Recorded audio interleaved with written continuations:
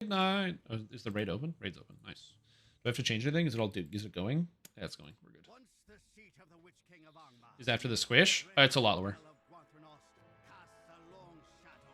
I have to change up the volume as well because I can't hear anything. All right. Well, you're almost there at least.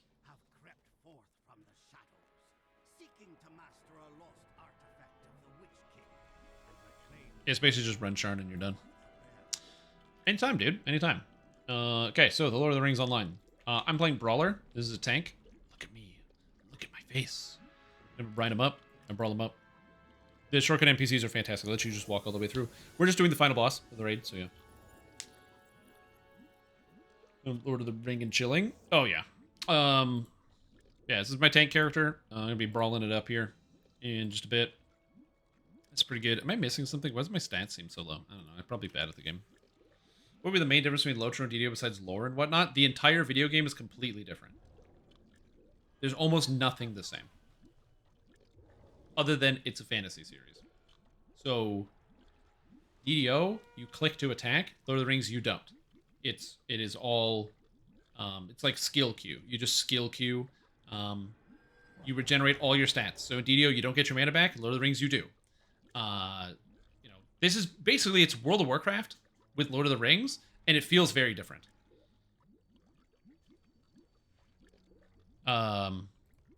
Like, you can't just go from Lord of the Rings, or like World of Warcraft, and then play Lord of the Rings online. It's very, very, very different. Like, if I click, my character doesn't attack. The only way to make my character attack is to actually press the skills on the keyboard. So it's all keybinds all day. So I have a lot of keybinds. So there's that. I have to jump channel. Take care, Kentos. Sleep well. Go. But yeah, so it's all skill queue. Also, there's clearly defined character roles. Also, there's no builds either. So like, there are builds sort of because you have trees to spend points in, but like, there's a right way and a wrong way to do this every time. So, just so you know, like it's not like oh, this is like the build and this is all you do, like in this, like, or like there's multiple different ways. There are like some variations, but it's not like DDO. There's no multi-classing. You can't play. You know, if I'm a brawler, every brawler in the game is identical to my brawler, other than this tree. Everything else is the same. We all level up the same. We get the same skills. It's the same. Everything else. Hey Strim, Brian here. I took my family out to dinner. Yep. When I walked into the restaurant, the waiter asked me if I had any reservations and I told her no. Yep. I definitely want to have dinner here. Yeah, exactly. Later that night my wife told me she wished I performed better in bed, but you know what? I disagree. I thought my rendition of Hamlet was spot on. When I went honestly, to the supermarket at the checkout line, the cashier told me strip down facing me. She was talking about the debit card, unfortunately. Yeah, unfortunately. Sometimes you don't realize that, and then all of a sudden you're naked in the cash line, and you know, people are calling the police. It's a classic move. All right, I'll be right back. And then I'm going to explain more about the game, but I really have to go to the bathroom. I drank an energy drink and then a bunch of water.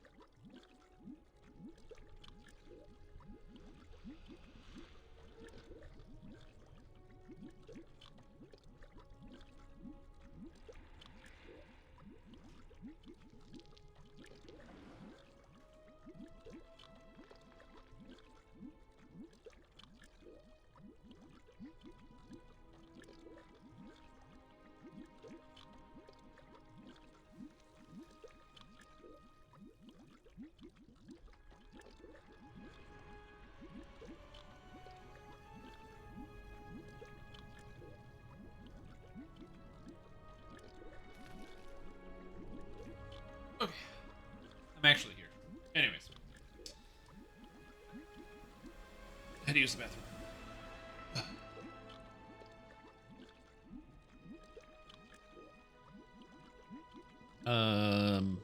Crocodile Dundee is in your raid group. Is he? Oh, here? Yeah. Anyways, so as I said, this is a I think a click skill MMO thing. Also, this is the final boss of the newest raid that they added to the game. So this one's... Is it the most mechanically complicated boss in this raid? It's not terribly difficult, I would say.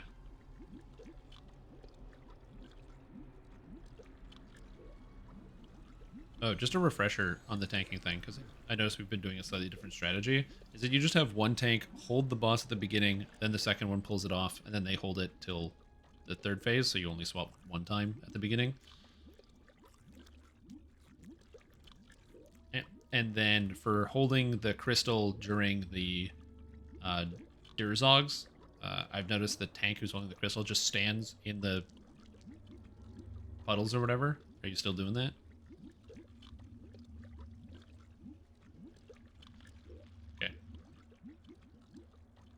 Okay. And I have nothing, I don't think of anything more to ask. I think that's it. Base clothing design. I said, I like a lot of the clothing design in this game. Like I said, when it comes to like the armor pieces, a lot of times, well, it's not great. Also, my textures are a little texturous. But a lot of the armor pieces, like this is heavy armor, right? So it's not actually plates. It's like studded leather with maybe like a little bit of like spiked chain on it. Same thing with this, right? There's chain mail, but then it's got like the hauberk and tabard over top of it. So very, very rare. Like heavy armor in this game is like chain. So like the chain is heavy armor. Is a good way to put it. Whereas leather armor is considered medium, and light armor is like clothing. So it's like clothing is classified as light armor in this game. It's supposed to be the other way around. My character, though, however, looks like I'm wearing a clown costume, which is why I don't look like this. Because I do not like the way this armor looks. So I have a cosmetic, which looks like this. Because I think this is more Brawler adjacent. I could also turn my weapon off, so then it's just me with my hands, and I'm punching people. But, you know, it is what it is.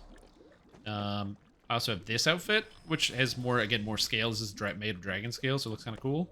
I have the Gundabad outfit. This is the one of the stone bits that you get. You look like you're some type of stone avenger.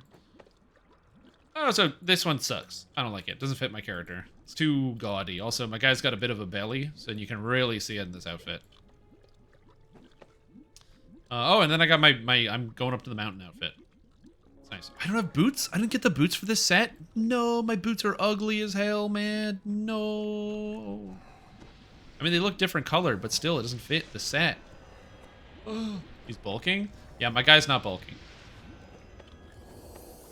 Oh, man, look at that gut. Hell yeah, dude. Going to the kegger. That's about it. Are you looking forward to the stat squish pending? I mean, I don't really care.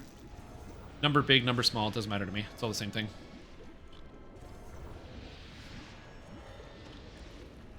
I literally don't care about the stat squish.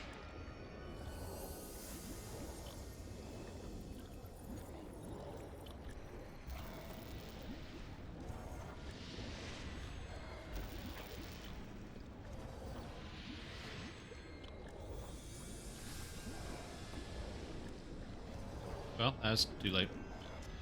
But yeah, the stat squish, all it's going to do is make the numbers easier. I think the thing I'm most excited about is the transition from one expansion to another. So it's not like you hit 105 and now your gear jumps in like 100 levels, and then you get 150 and your gear jumps another 100 levels, and you get 120 and your gear jumps another 100 levels. Instead, it's just, as you level up, it'll be more linear scaling for the gear, which is cool. I don't know how they're going to do it for the new expansion, but I'm sure it'll be fine.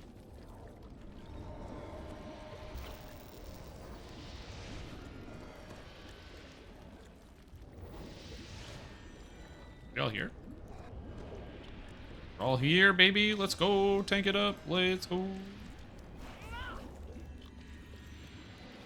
Feel good.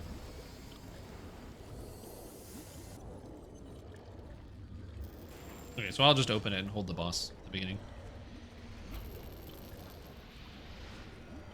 Okay, and I have a new cooldown. I got this portent. I gotta remember to use the portent. Negate 35% of damage. Remember I have this.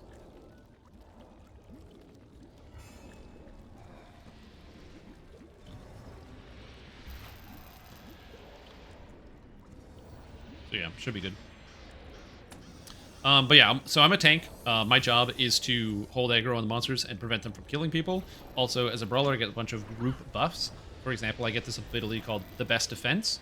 So your will is nowhere let me force, driving you and your companions towards forwards to victory. The best defense is a good offense, so it raises everyone's damage by 20%. And then one for all reduces damage people take.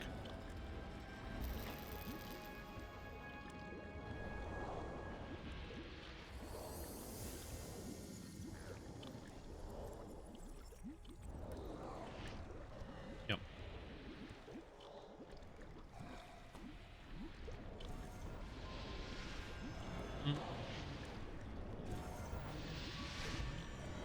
It's pretty good. There's a lot of really good buffs in here.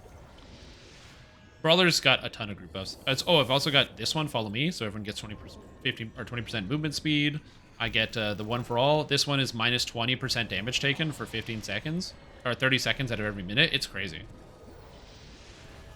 Lotro to DDO. The ready check? Dude, I would love a ready check in DDO. I don't know if they can make that function, but the ready check code, maybe they can just literally copy paste the code, because the ready check functionality is awesome. We can just make sure everyone's ready to go.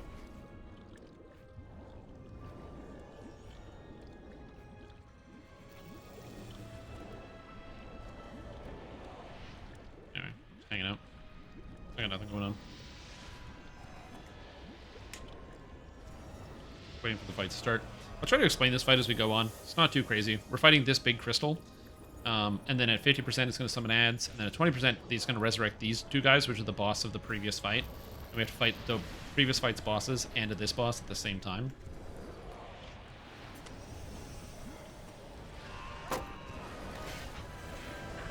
So we'll see how that goes. Also, there's going to be a bunch of shit on the screen, so it's going to be hard to see. I know, it is weird, isn't it? No ready check in DDO. It's bizarre.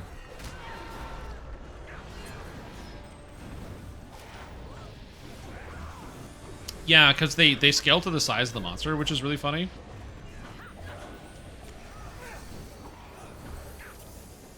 It's not the smartest thing ever, but, you know, it is what it is. Oh, this is going so much slower. Alright, taking the boss.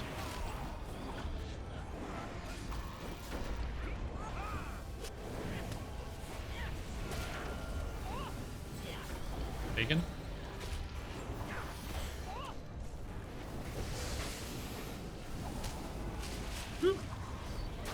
Boss has 1.3 billion HP. Yeah, they're doing the stats push. It's going to come down. Well, it's 1.4 billion. 1,481,000,000. Okay, anyway, so I'm basically just going to fight this boss here and kind of move it around. It drops these squares. See these squares? These are basically death squares. So if you're inside of it, you start taking a huge percentage of your health. Thor.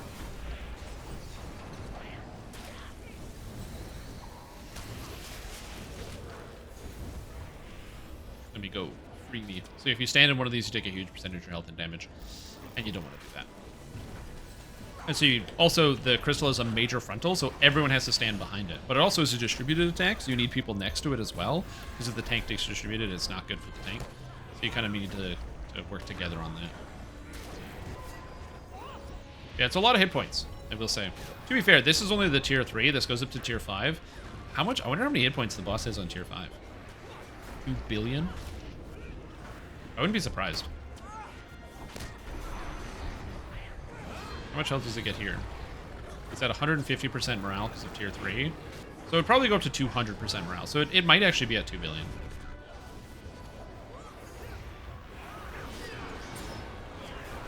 I'm actually not sure.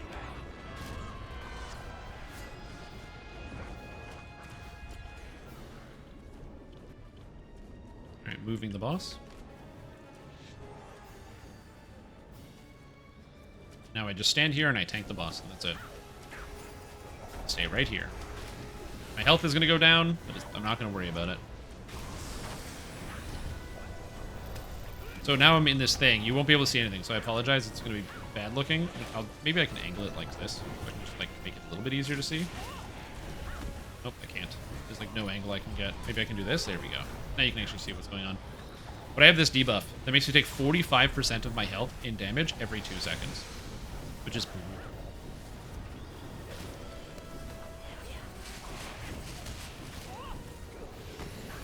Oh my god. care.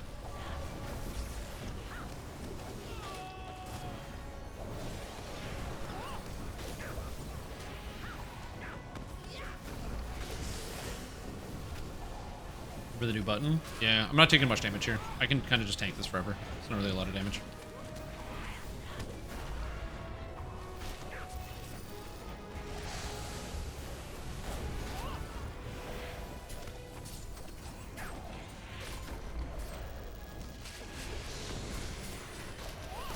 I'm just standing here. I got nothing else to do. Even though I'm taking 45% of my health and damage, you would think that this thing would kill me pretty quickly. It surprisingly doesn't. Because I can actually reduce the damage I take from all sources by a large percentage, so I don't have to worry about it as much. Back into Mount Doom. Because we already threw something into Mount Doom, and now Mount Doom is cold. Actually, I don't think that's true. I think the Mount Doom is still on fire.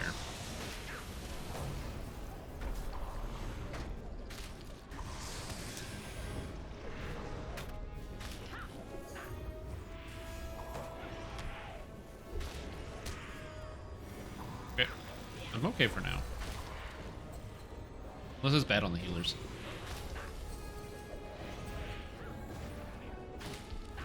Oh, sorry. I'll inch forward a little bit.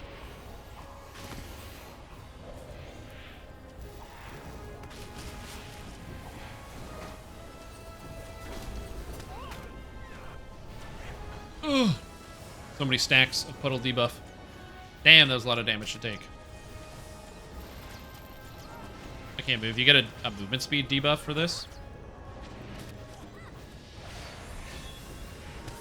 Oh, strim pinned. You can see 5% of the screen. Really? Actually, I don't see it that bad, but... Yeah, I could probably stand to move some of the stuff down. The health bars are a little bit higher than usual.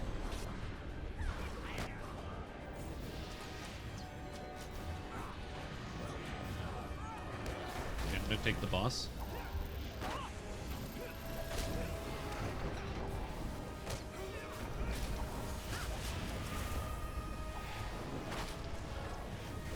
And then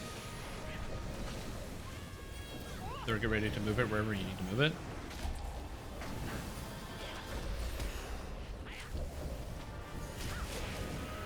I'm trying to move out of this.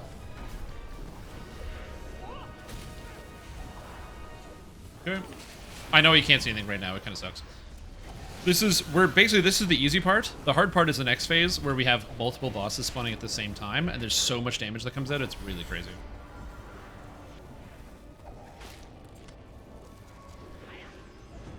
Okay. Now I can get to Clag Horde. Hello, Clag Horde. Come to me. Good.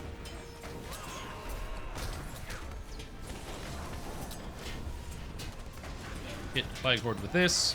Hit him with that. Our research shows that we can sell 85% of a user's visual space with ads before inducing seizures. Probably, honestly. There are a lot of ads in this game. Stinky, does rapid shot indeed affect thrown weapons? Yes. Asking for a friend. Puddles?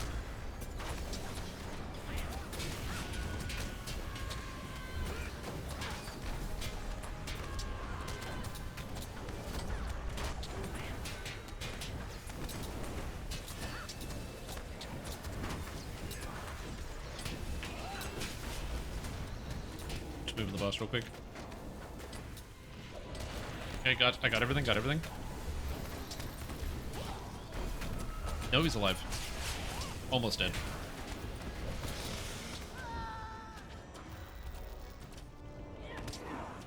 Okay. So what happened is basically the other tank died, and because the other tank died, everything disconnected. So we lost. Basically, so what happened there is there's the two bosses, Plague Horde and Axis Shell, and they have to be separated. Also, they both hit, like, really, really, really hard. Also, someone named Integrity, which is funny. So they both hit really, really hard, and you have to separate them, and you have to kill them. And so one tank tanks Axis Shell and the crystal, and then the other tank tanks Clycord. And you kill Clycord, and then you pull SSL off of the other tank. SSL is the dangerous one because she basically is like, they both SSL and Clycord, these two guys have a stacking damage effect that goes up the higher you have them, and so it becomes super dangerous. And the other tank's not supposed to die. There's a bit of a miscommunication which caused them to die between tank and healer. It's okay, that happens sometimes. We'll try and, we're gonna try to work through that, but yeah. But here's this is tier 3. But yeah, rapid shot does affect thrown weapons. In fact, yes. There's just a 3-piece sets need a 4th slot option, and they cannot realize the majority of 3-piece sets overlap the chest slot for balance reasons. Yes. I don't think that I think it's fine to have the sets the way that they are. I just wish there was a bit more customizability. I really don't like the number of sets where there's like an item that just really sucks for it, and you wish there could be another item for it. I think Isla Dread did a good job with the sets, where they're still like the same set spots. They're...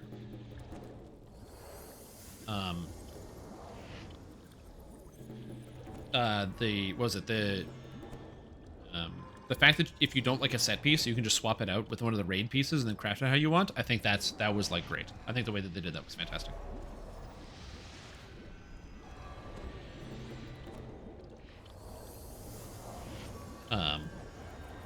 Because there's the tank set that's like, or it's like tank sort of tank DPS set. It's like tanky DPS, and it's got strength on it. It's kind of cool, but you might not want all of the items that go associated with it. So. Oh.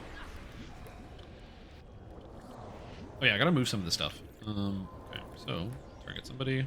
Now you can't see anything. There's so much stuff on screen. Move the vitals down a little bit. Over there a little bit out of the center. It's not too bad. That bonus regardless of theming a piece. Friend of mine is putting tanks out on the caster pieces. Yeah, I actually really like it. I think it's great.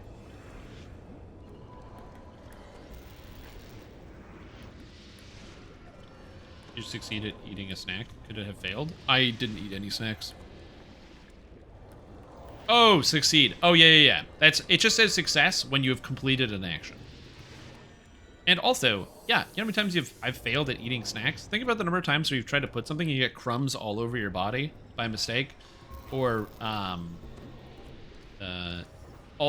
you eat snacks, but then your stomach hurts afterwards because you bought a whole bag of chips because you wanted a whole bag of chips.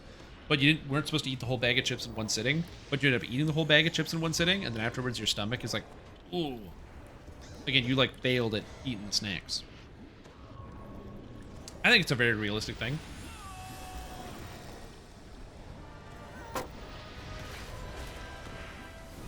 Not for me, but maybe some others.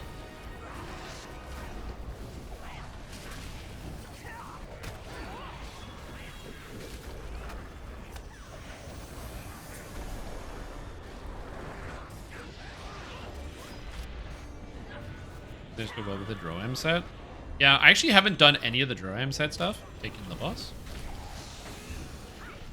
I haven't done any of the Droam set stuff because I just don't care about it that much.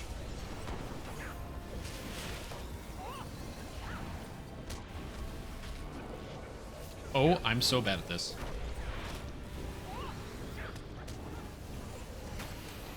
Oh, God. How did I get the boss back? I didn't taunt it. I actually made a mistake and I didn't have my taunt. Aggro? Oh, it's champ taunt. Because it only lasts 5 seconds. Good.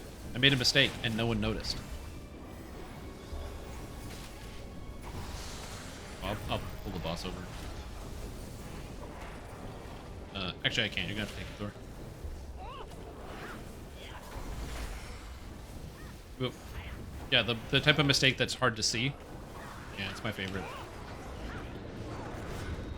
But yeah, I really need to go over the Vecna gear and actually just sit down and stare at it for a little while and see how it works. How we doing has sent me several different gear sets, all of which look very, very good and compelling. I've been looking over them. They've inspired me to make a new set for my Barb that has way higher DCs than what I'm currently doing. I lose like 6% crit chance, but in exchange, I get a bunch of other stats. So I keep fast ringing in the wrong keys. I'm doing a bad job. Breatharian. I haven't eaten anything in like 7 years. I know a lot of people that would probably love to be able to just sustain themselves on big gasps of air. only that was true. Okay, pulling boss over.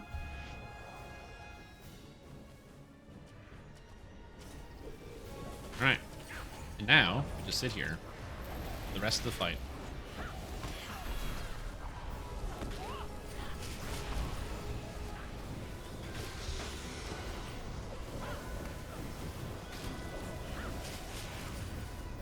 And I just sit here and watch this. Watching stuff.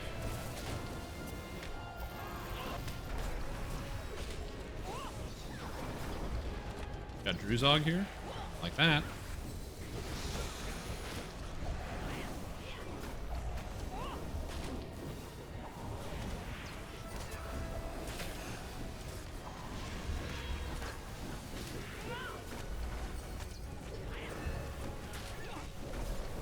Yeah, I'm saying it here. Sorry, I'm listening to call-outs. If sometimes I get like really quiet, it's because I'm just listening to what other people are telling me.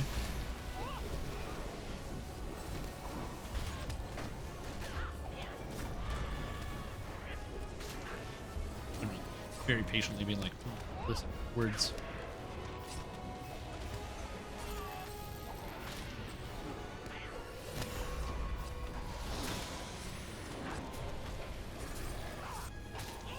This is Bobby calling out to you. Hi. Hey, what's up? I don't think you're in my earpiece right now, but that would be interesting if I did have you just in my ear telling me stuff. Well, I was talking about this before, the idea of having a separate Twitch chat. It's not actually Twitch chat, it's Discord chat. So it's just a channel that I'm in that I can hear you, but it doesn't come through the stream. So you can just like, you know, we can all chat and hang out together. And by chat and hang out, I mean people can scream at me if they want. What an idea, you know?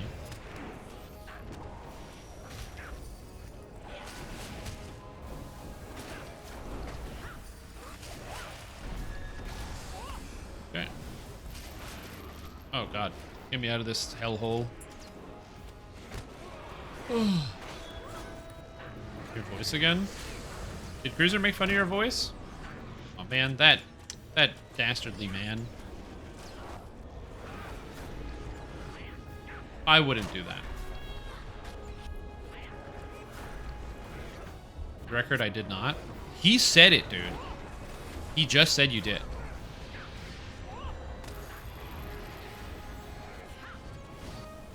Right, I'm taking boss. You can go where you need to be. That was not gravelly trucker enough. Yeah, I can believe that.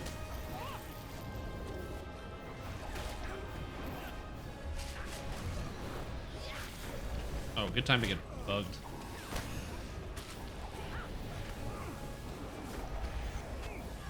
Yeah, this angle sucks, by the way. I know I can't do anything.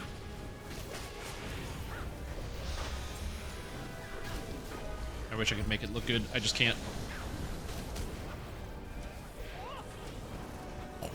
Get him. Get this guy dead. Going for a gravelly trucker. You would think of that. To be fair, I will also admit, hearing your voice, it did not sound very Arizonian. I don't know what an Arizonian sounds like, but it did not sound... It just didn't match with what was in my head. I'm just going to say that. That's all I'll say. You know, it just didn't.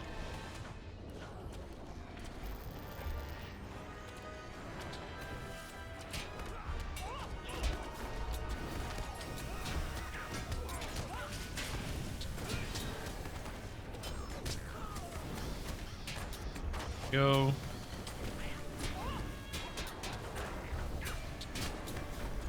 I didn't use the word exotic, just that I don't know.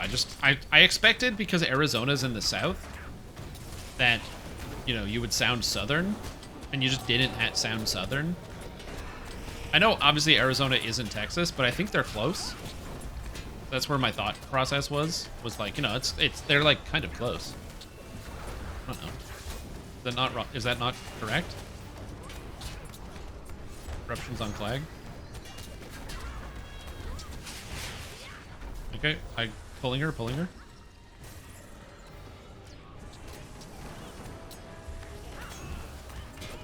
Shard's coming across, watch out.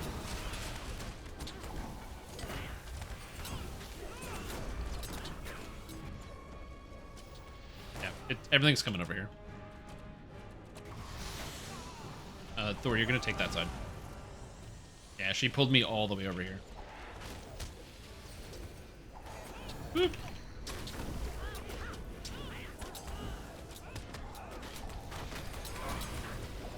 Sorry.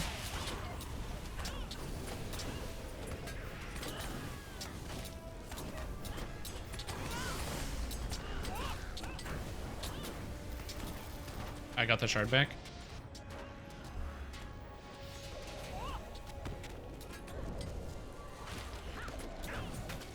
Okay, we're good.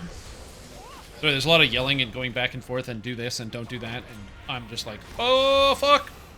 What happened to me? Oh, it's because of all the overlapping fucking puddles. I'm up. It's because of the overlapping puddles.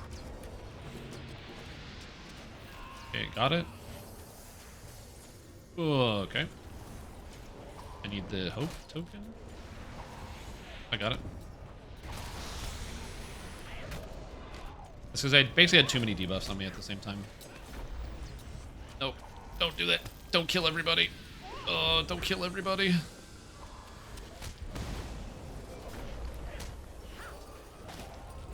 Yeah. I'm not exactly sure what's killing the other tank, but whatever it is, we gotta fix it. It's southwest of Colorado. Arizona is not the south. It is the southwest. But it's on the same... If it's on the same latitude...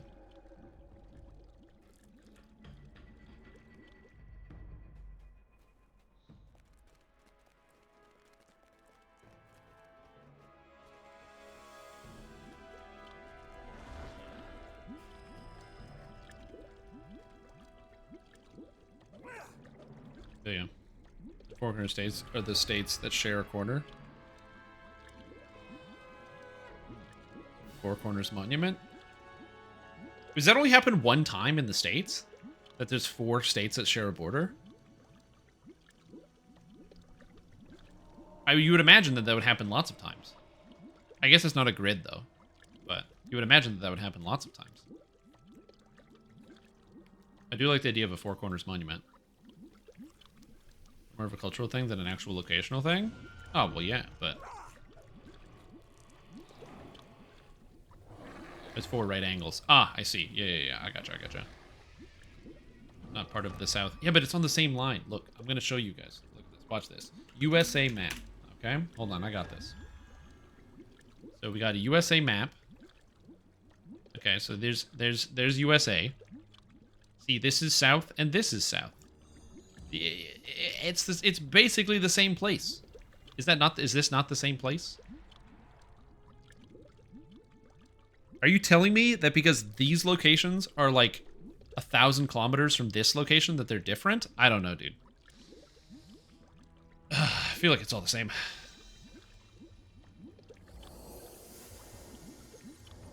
It's all north of Florida. There you go. See? They're saying Calgary and Ottawa are in the same region? They're not on the same latitude. Not even close. Way more south. Calgary's way more north, I think.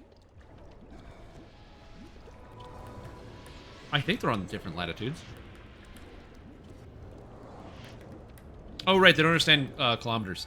Sorry. It's about, 12,000 acres. Sorry, guys. I gotta talk American.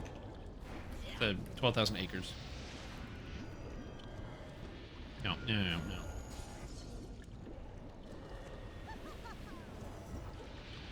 Is USA even real? US America? I'm not sure.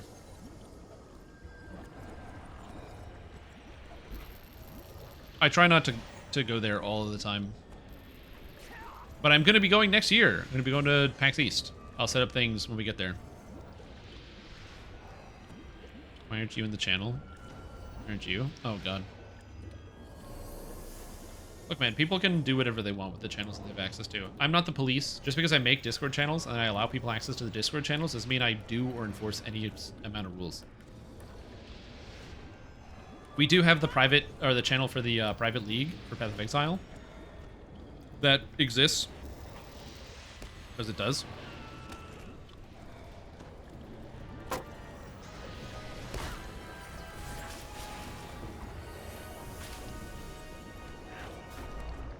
That's a wipe.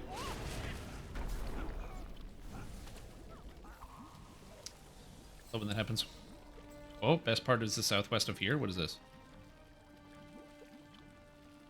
Oh. Wait a minute. That's not real. Is that real?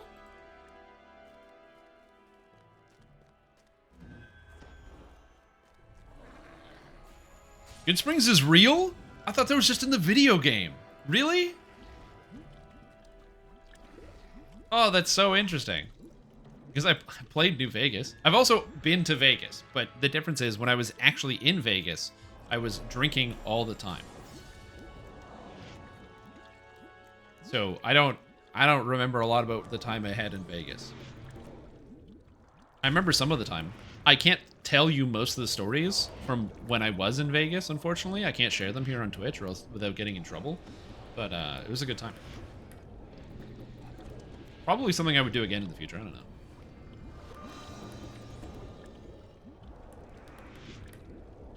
Was this a picture of the actual saloon?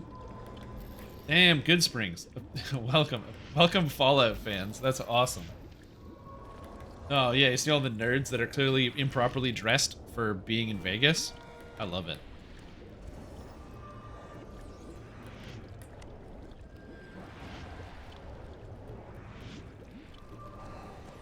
So the Fallout 76 are real place too, including the Mothman Museum? Well, yeah, because it's based off the old US of A. Are you about to go to bed? Just stay up. Oh my god, what are all these pictures? Almost heaven. Your Reddit link isn't loading. Oh, is that the joke? We install too many mods because this picture doesn't load? This picture ain't loading, man. Pete's Rider's difficult Peter. Well, yeah, that's Peter Pipega. That's his song. He's a very difficult man. Anyway, we'll be fine. We'll get through this. Yeah, I can't get nothing's loaded. By Sailor Moon cosplayers, amazing. Oh, Peter of the North. What a classic character.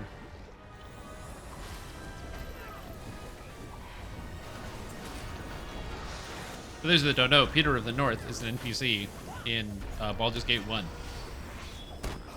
He's very funny. He's just out there living his best life.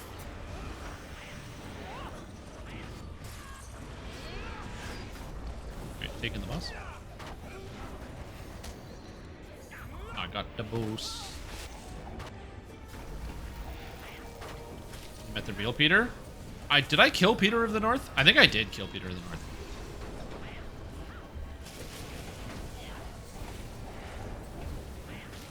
Got it.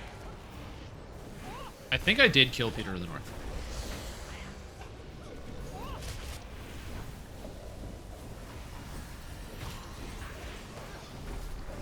Is the duality of Peter where Peter sings, the North dies, Peter Pipega sings? Oh, 100%. Well, that's the same thing as, like, as Dildo. There's, like, a town in, there's a town called Dildo, and they haven't changed the name of the town because it gets them too much publicity. It's in, Eastern Canada. Just the fact that people will go. I love Two-Handed from Dildo. I mean, hey, man. You like what you like. That's good, man. Yeah, absolutely. Sometimes some tasks require two hands. Some tasks requires two hands. You know? I'm not a... No judgment here.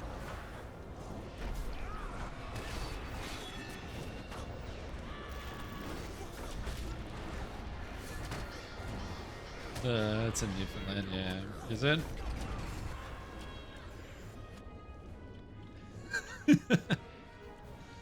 Yeah, I'm being funny. You pulling the boss across? Why is this thing too slow? Giant crystal's so slow, man.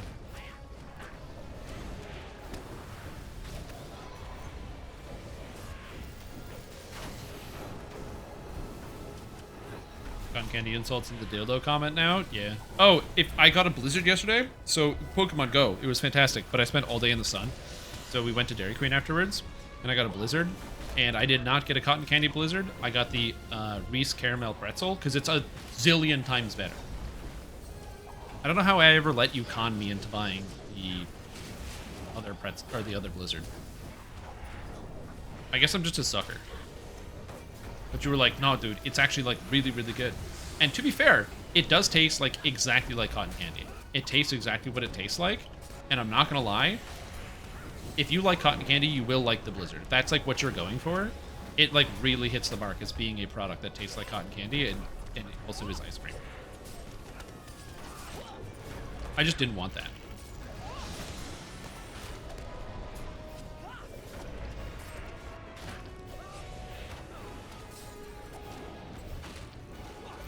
Yesterday, actually. The cotton candy blizzard or the Reese caramel pretzel?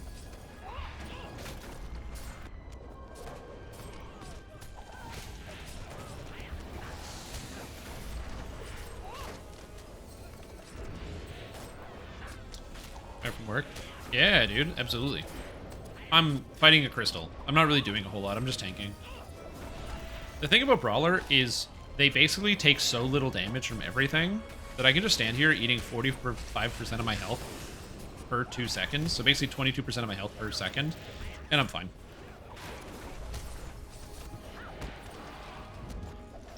Like, yeah, whatever. And it's health damage. It is what it is.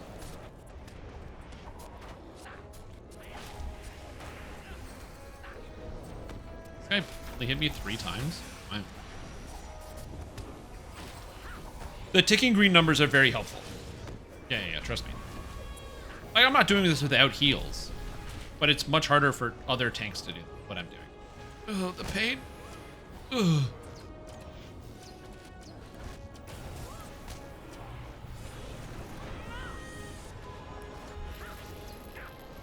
God, the corrupting influence, minus 70% movement speed. My guy's so slow.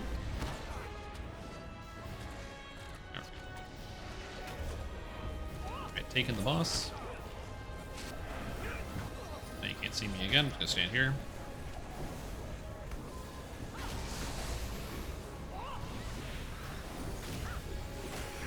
I like how lore inaccurate Lotro-wise is. Lore inaccurate? This is the most lore accurate Lord of the Rings game you'll ever play. So I am... What do you mean by lore inaccurate?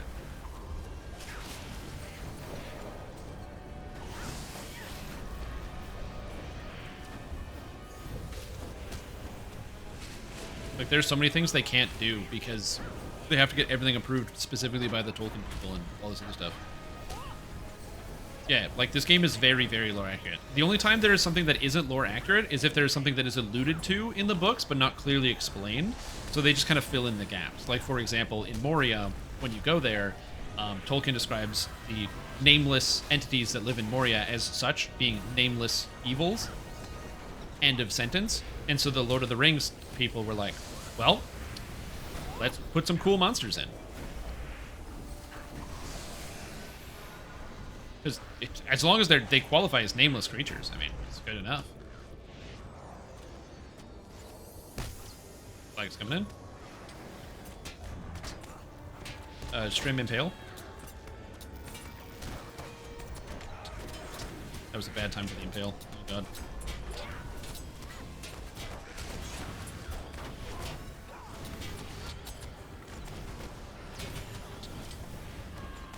So I'm just curious as to what you mean. Like, I also, a lot of this is hearsay.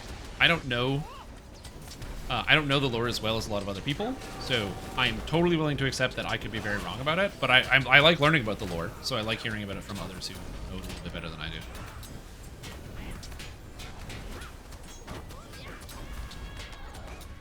The title I played, it was a bit further than what I read in Silmarillion or Unfinished Tales. Oh, the Lord of the Rings Online doesn't take place with the story of the Silmarillion and stuff. It's very much a story about... Okay, dot SSL.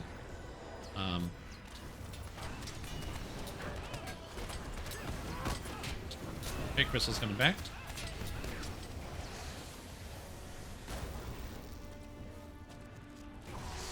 Take her. Fuck! Dude, how did I take so much damage? What happened? Why did I take so much damage? What the fuck was that? What happened? What the fuck? I literally took my entire health bar and damage in like 1 second. What happened? I have no idea what killed me there. I'm baffled.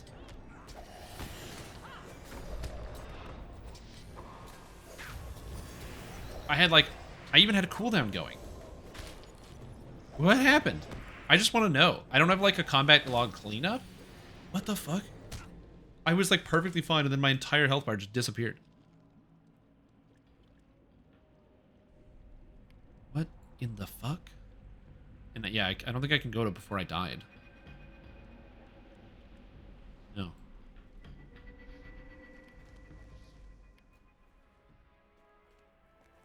Yeah, instant death. What the fuck? Okay. Not even paying attention? I am paying attention. Okay, then you were paying attention. How'd I die? You know, you were paying attention. If I wasn't. I had the buff, the debuff from her. I wasn't in a puddle. I wasn't taking the damage from the spikes. No puddle. Wasn't taking damage from spikes. It probably was just distributed with no block, parry, or evade twice. But even still, I had one for all going.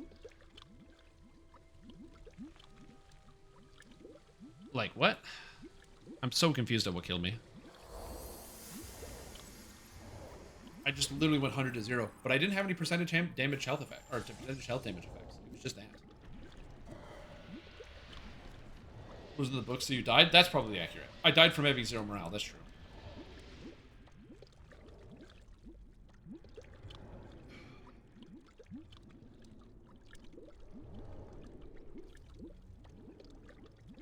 I had the shard. Shell got pulled off of me after Thor got resurrected, so she wasn't on me. I had 2 stacks of the debuff, not 3. If I had 3, it probably would have been dangerous.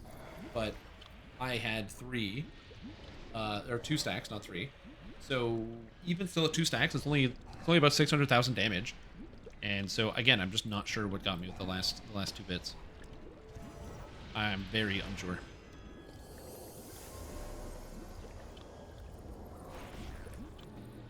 Because I want to avoid whatever happened, but I don't even see it. It was right at the end. Even if I had a recap, like most of the damage that I took was, because this was here. Did that count as one fight? That counted as one fight, interesting. Oh, it's here. Yeah, because it was all the morale damage that I took, but I think it was at the end. Devastating Sweep still only hit me for 330. I have no idea.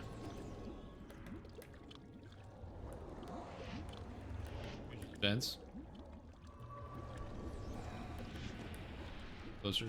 Make sure it spells magic that deviate from the Tolkien universe to one closer to a mixture between it and Forgotten Realms and D&D setting. I mean, here's what I'll say about this.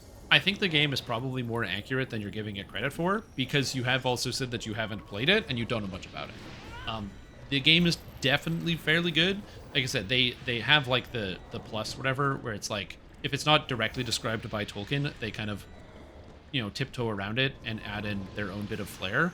Like, for example, like this storyline that's happening here with the second Oathstone and the Angmarim trying to reclaim the kingdom or the Witch King after the passing of Sauron. Obviously, that doesn't happen in the story, but, you know, the book stopped telling the story after that, so they're doing whatever they want. But for the most part, it's, like, fairly good. And I say that because, what's his name? Corey Olsen, who's a guy that has a PhD in Tolkien studies, because he's that big of a nerd, who actually has, like, a school where he teaches people about Tolkien and his writings and stuff. He uses this game as an example for, like, describing the lore and elements of the lore to, like, show people what some elements look like. His streams are pretty dry whenever he does it, because he'll basically stand in a building and explain the significance of the building for 2 hours while cross-referencing the building with text from the books, which is a little much for me, but I'll tune in every once in a while.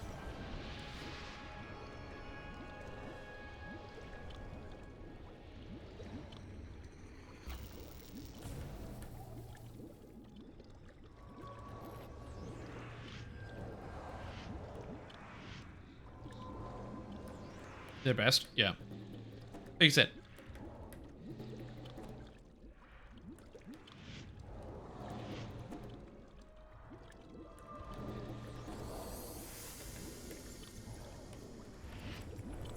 Shadow of Mordor?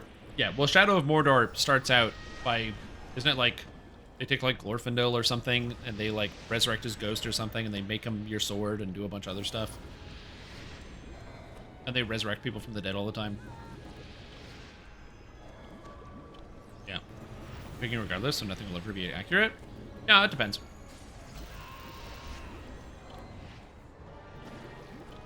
Yeah, that's why I find like those types of games, like they know their target audience, right? Like Shadow of War and Shadow of Mordor are just like cool action games. You know, they're not really concerned with making like something super lore accurate because they were more concerned with like making a cool action game in the setting of the Lord of the Rings. Which, like, fair. It looks very cool.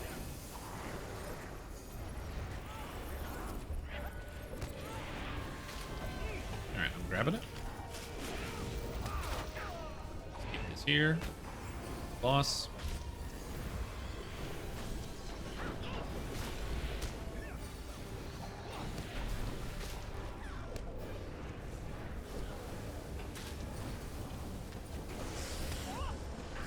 Here we go.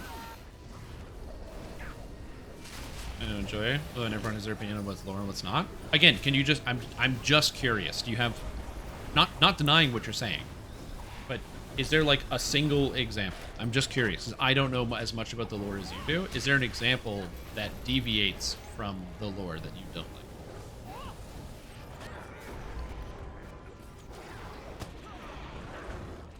If you can't think of one, that's also fine. I know obviously everybody, it's difficult when you're put on the spot because it's hard to come up with like an answer to something like that. I was just curious because like for me, as I said, I don't know it as well as a lot of other people. So usually it's one of the reasons why we did the watch along with the Rings of Power TV show. You know, I don't know the lore as well as a lot of other people. And so it was cool to have people kind of fill me in on some of the details and things that were accurate or weren't accurate and stuff. And I always appreciate that because again, I just don't know it as well. Like I said, I know the video game better than I do some of the other pieces, so that's why I'm always curious. If you don't know, that's fine. I was just curious if you can think of something where it's not accurate, or it's not accurate the way that you would like. Oh yeah, yeah. Obviously that element, yeah, was with Shelob. I think Shelob looks pretty good in this game. And I'm grabbing the boss. By looks pretty good, I mean is a giant spider. But, like, you know, is a cool-looking spider.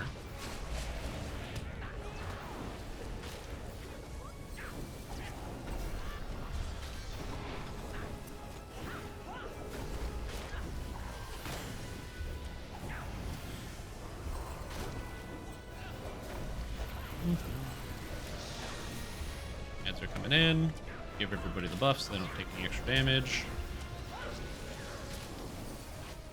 There's Thor coming down. I'm basically watching the map to see what's going on, see where people are. Yeah, I'm also like, one of the reasons why I didn't get really upset about the Amazon TV show is because it is what, you know, the way I imagine it is it's like this is, you know, Amazon Studios' interpretation of a story, and so they're basically writing their own version of the story. So it's not going to be like lore accurate to the books, which is just straight up true. But it's meant to be like, or like I think of it as like its own separate interpretation or canon from like the main series, if that makes sense.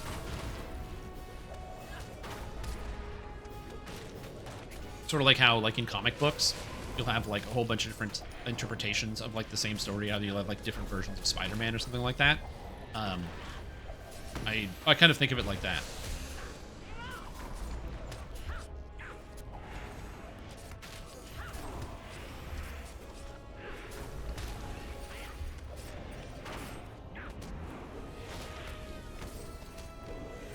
This guy's hitting really hard today.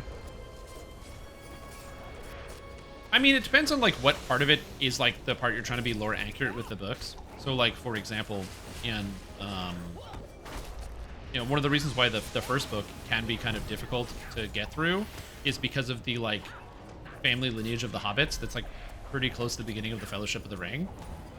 It's like, it's maybe a little bit more than necessary.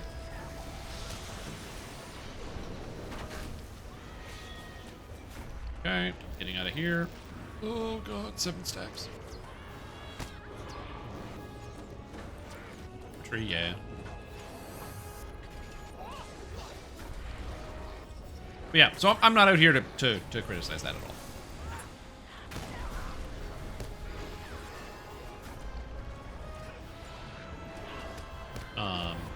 As I said, for me, it's just like a learning thing. I like talking to people who are like experts at stuff, so I get the chance to learn about it and from them. Taking boss, because it makes it, you know, it just saves me time. Like, why would I take all the time to learn something myself, or like to, you know, decipher something from scratch when I can just talk to somebody who already knows something about it. Also, this boss is very low.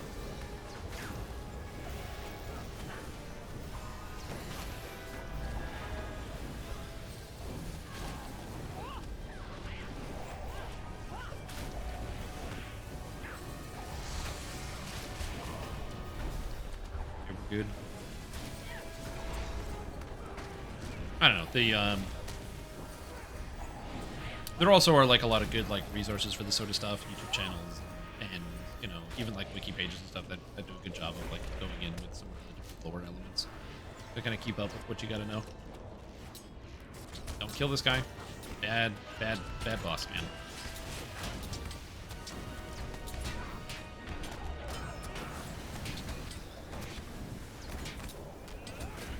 That's a shell next to Clag.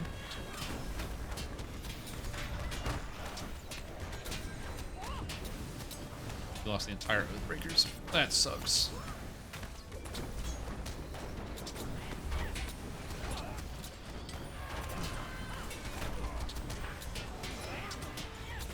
Not good.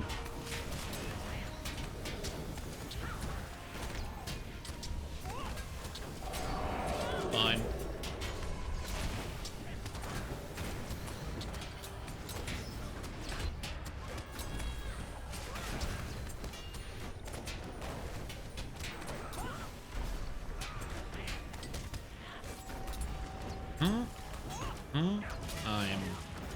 I'm in danger.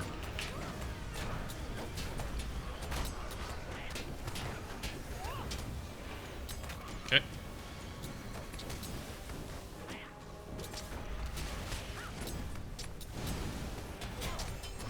I got nothing left.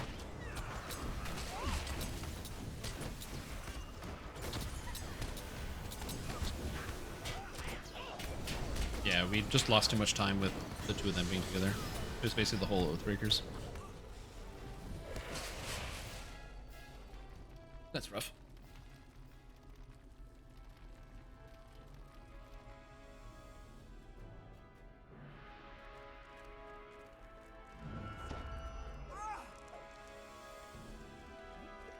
Anyway.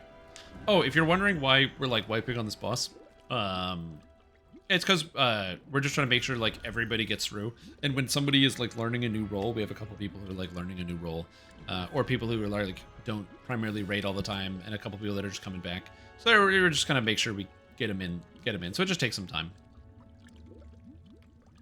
So to me, it's not a big deal. I do find it very funny that almost always whenever I raid on stream, it's like string of wipe night, where like we're just wipe into wipe into wipe. And when I raid off stream, it's always just like we just come through and one shot everything. I always find that very, very, very interesting. I don't know what it is. There's just something about it. Like probability wise, it's sort of like how we wiped like 1,000,000 times on Hidden Horde on stream, and then I like off stream we just got it like first try. It was very weird. It's not DDO. I'm sorry.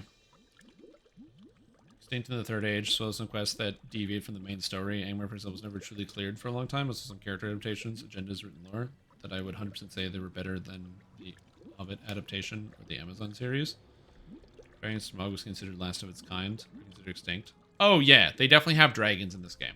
Yeah. So there's like, because you have, they have a bunch of dragons. The main antagonist of this expansion, the Gundabad expansion, is Freemill Iceheart, who is the last dragon. They had this whole storyline in Mordor about Harazgar, who's a character made up for the video game. How do we tank these bosses? Well, I'll tell you. more sharpshooters, tombstone pile drivers, RKOs, figure 4 leg locks. Absolutely. Yeah, if we get him with the RKO, we'll be good. Learn his role? True. Somebody should yell at this Brawler. Yeah, they added, what were they called? Harask. Oh, what did they call them? What's his name? What is he? The Gearzeal. Gurziel, black speech for deathless, are powerful men and women who served Sauron, each personally selected by the Dark Lord, with their master's ultimate defeat, resulting in destruction of Nazgul. The Gurziel remain the greatest threats of the enemies in Mordor. So the concept of the Gurziel are entirely made up for the video game. It's basically what did they do when Sauron is gone, and it's his most powerful henchmen, basically, that just continue to exist. And each one plays a pivotal role in a part of the story that you don't see anything about. And so, for example, they had, like, Hrazgar, the Reaping Warrior, he's the tamer of dragons, and so Sauron had a collection of dragons that he had because the dragons were servants of Morgoth initially, and Sauron wanted to be more than Morgoth, and so he wanted to have dominion over Morgoth's dragons that still existed. Again, this is in the game, and so Hrazgar was his servant was Sauron's servant who basically went out and then caught and tamed dragons. And basically stowed them beneath Barad-dûr, and basically kept them all in chains as pets, basically. So all of the dragons that were out in the world, were all kept under lock and key, which technically doesn't go. And again, this is why I think the writing in the game is pretty good. It doesn't go against what Tolkien said, which is like, if that's correct, that there were no dragons in the Third Age. Because there were no dragons. The only dragons that existed were in Barad-dûr, and no one knew about it because you'd have to be part of Sauron's inner circle, and people aren't going over to Mordor and popping over for a cup of tea and shit in the chat and hearing about the, what's going on in the depths beneath the big castle. They're not doing any of that, and so it would make sense that the men of Gondor and the men of Rohan and the elves don't know that there would be extra dragons just chilling in all these places. Or that, something like that. It's like, it's not known that there are extra dragons because they would assume that they would all be dead. So it's one of those, like, it can fit because it fits with the interpretation that something is extinct, but it's like, it's your knowledge about what it is. Exactly. It's true, right? It's like how, it's true because it's as much as they know. It's true to them. Like how, what is it? Like the coelacanth is a fish that was thought to be extinct, and then they found one, and they were like, wait, this thing's not extinct? And then they were like, oh shit. And then the fish is there, and they're like, well, this ain't extinct. Dagor Daggerath? That's a bad name. Dagor Daggerath? Bro. Not a good name.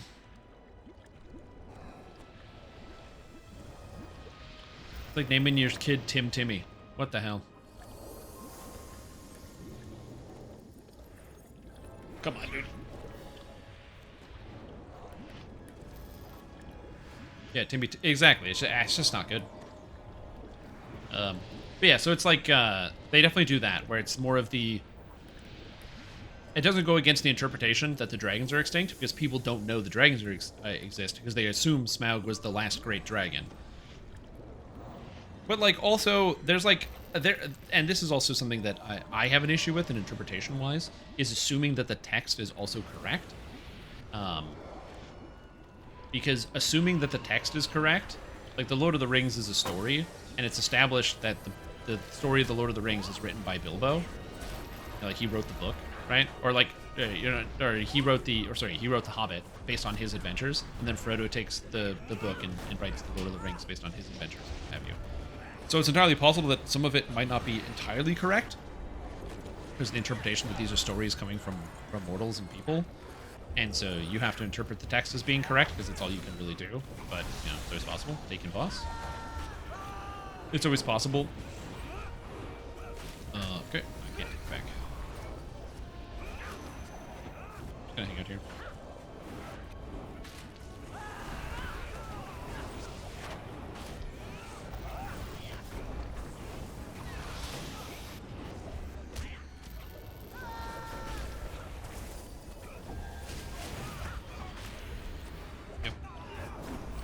Where is the Battle of Battles?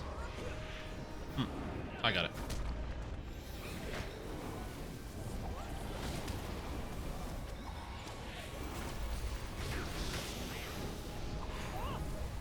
What a interesting name for a battle. The Battle of Battles. The be-all, end-all.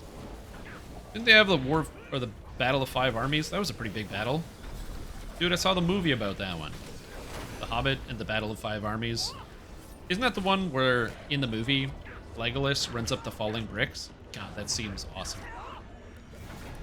I still remember, I'm pretty sure I went to see that movie in the theater, and I still remember, like, being like, this looks so dumb.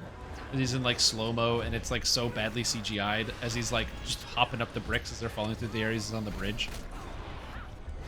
Ugh. Ugh. What a great movie. Very bad film. Yeah. The Hobbit movies are, like, surprisingly bad. They spent so much money on them. Again, not a lore guy. They're just really boring movies. Take the boss. Like, they might be bad because they don't follow the story of the Hobbit. I don't know. I ain't read no books. But, yeah, they're just, like, really boring films. Like, not a lot happens for a really long time. And then there's, like, that silly love interest plot, which is just not what people go to see these types of movies for.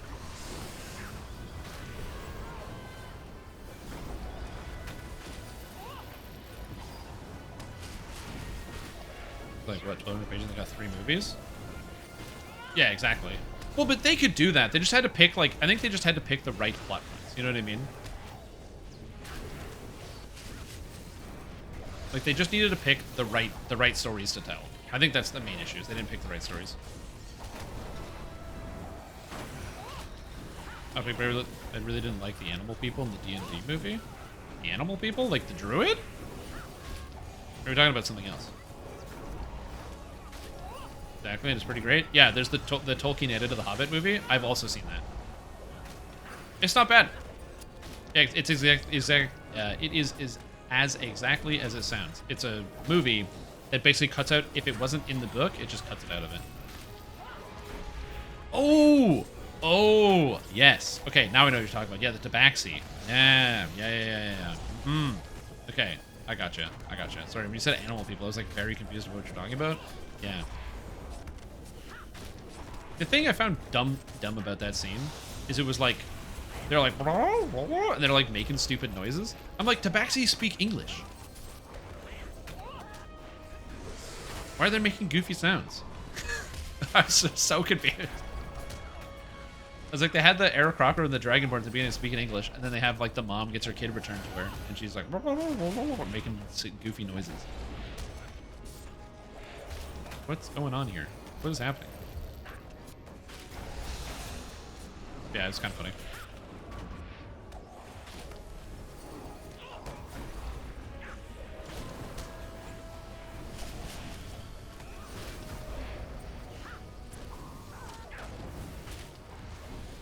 Okay, let me get out of here.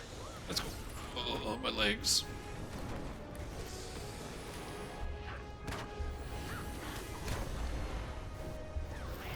Common? Oh, yeah, sorry. They speak common. Yes, of course.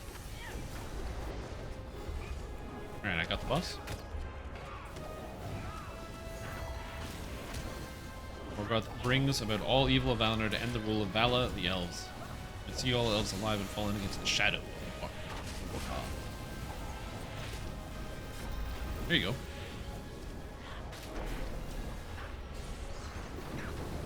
Well, maybe you should have won the war then, huh? Should have thought of that one. Dumbass Morgoth. Not just winning the war.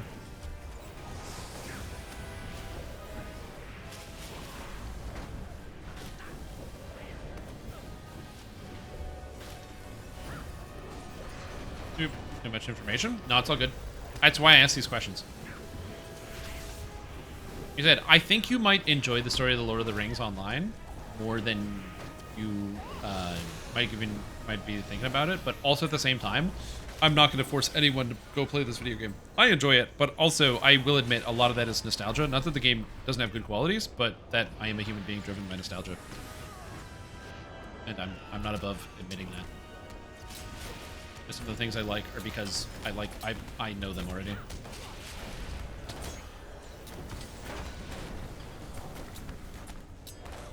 Thoughts on hardcore and Lotro? I would never want to see that.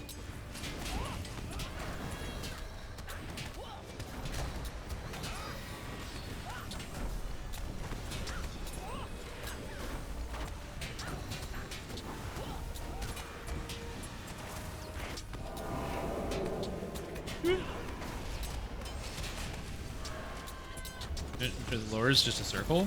Yeah, a lot of people like hearing about the lore. Just a lot of people don't have the patience to read books. I wouldn't say I don't have the patience to read books.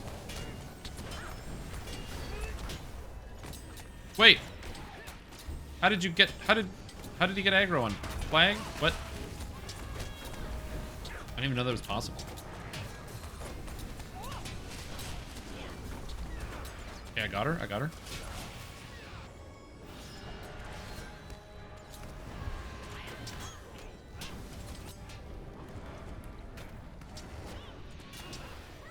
Don't stand next to Shrimp. Do not stand next to Shrimp.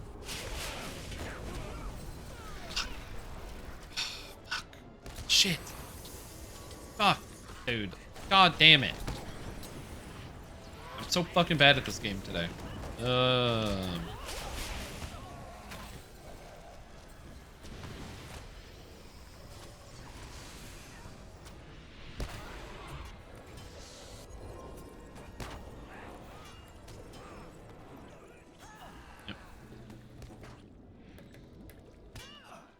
Anyway.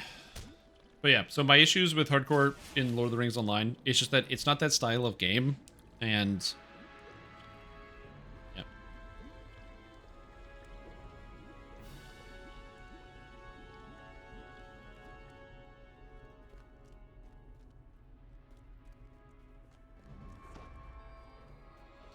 I saw a lot of his lock behind a paywall. They actually made a huge change to this game, so all of the content right up to the gates of Mordor, so basically the entire story of the original Lord of the Rings is free.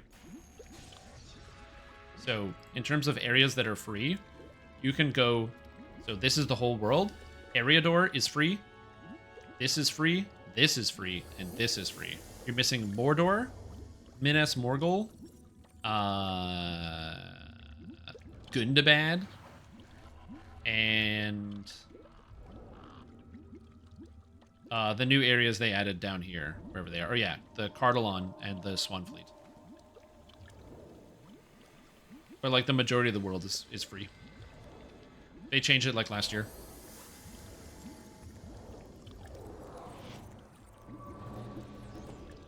Bosses into the instant death fire? Honestly, great question. See, this is why MMORPGs don't make any sense. Because it's like, oh, if you die when you touch the lava, why don't you put them in the lava? I don't care about the loot. Yo, just shove them in the lava. Agree with the paywalls? Absolutely, yeah. They changed it like last year. It was actually kind of shocking. It was for the anniversary. They basically made the entire game to level 105 free, and also gave a bunch of extra features away.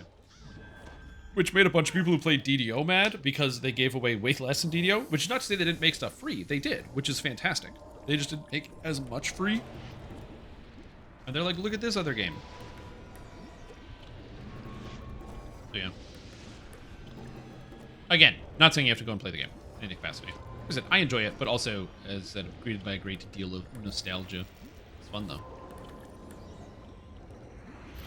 Can be fun, anyway. When I get to the last phase of this boss fight, I'm just going to shut up entirely.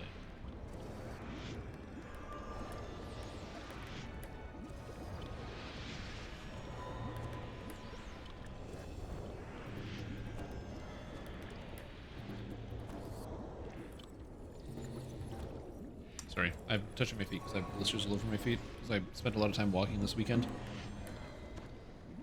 And I have blisters on my feet. I have no better excuse than that. Yeah, also, I wouldn't say that Lotro leveling takes ages. It can also be pretty fast. You just have to know where to go. If you know where to go, it's not too bad. I can level pretty quick in this game.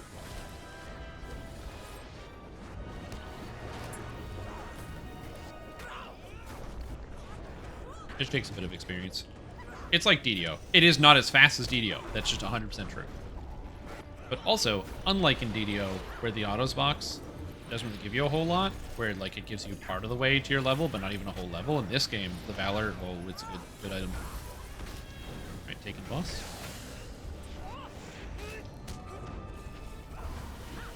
Takes ages. Yeah, well, you guys are doing every quest in the whole game and every dungeon on level, so that is definitely going to take a lot longer.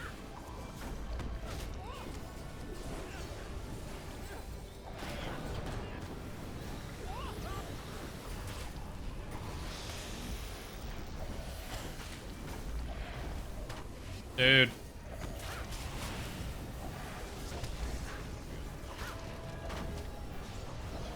Where's our Reign of Splinters at? Right one. Okay, it's not that bad.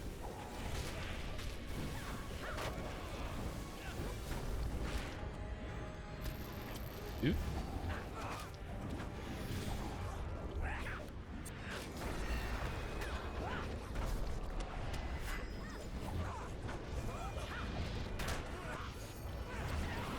Yeah. What was I gonna say? Oh yeah, world.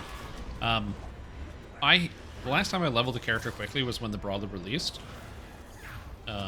Where I leveled Brawler as fast as I could through a good chunk of the game. And got to like level 54, I think, in the first day. It's not bad. You just, again, you have to know where to go and what you're trying to do. That's where it becomes honestly difficult, is just the routing. Just knowing what the next quest area is to go to.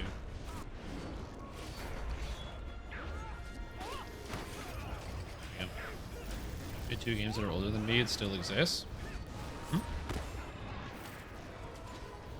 People talk about video games being dead, but being dead, or like the perception of being dead, and actually being dead are very different. Took the boss. So like what I mean by that, it's like DDO and Lord of the Rings Online are not dead video games. They're not the most expensive, profitable video games out there on the market, but they're no capacity dead games. Can you get closer? And so, they're just not, you know, they're no World of Warcraft, but they're not bad. But I agree. It is kind of shocking that both these games are still around. It just shows you what you can do, even if you have a dwindling player base, as long as you have people that still want to make the game. Yeah. Monster Player. Do they still have that? Yeah. So Monster Play is just PvP. So they can't... It was an MMO in the mid-2000s, so it had to have PvP. But the problem is, you can't have PvP in the Lord of the Rings, because it doesn't make any sense. The free peoples of Eriador have no reason to fight against each other. Maybe they'll have squabbles about, you know, land disputes or whatever it is, but they have no reason to actually come to blows. And so the solution was Monster Play, where they would have a contested zone, and then you could either play as a monster and fight the free peoples, so the people's classes, or you would play as one of the free peoples and fight the monsters. That would make sense. Yeah, a lot of video games don't update anymore. It's called the maintenance mode. But not this one, these two. Lord of the Rings and DDO still update. Pretty regularly, actually. The updates aren't as big. So, like, for example, a Lord of the Rings Online expansion is not going to be as large as, like, a WoW expansion, for example. You get way less content, right? It's also less expensive, but that for some, that doesn't mean much.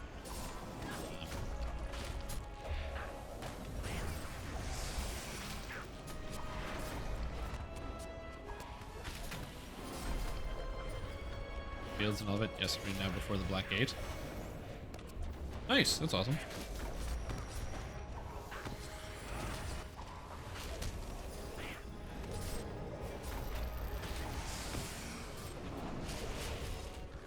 I thought the Battle of the Black Gate scene was fantastic. That whole scene was amazing.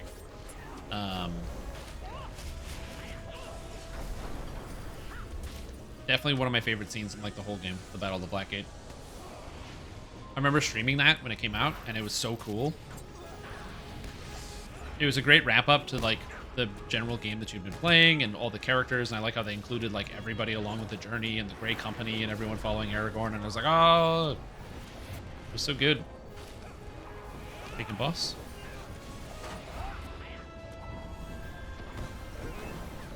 That's okay.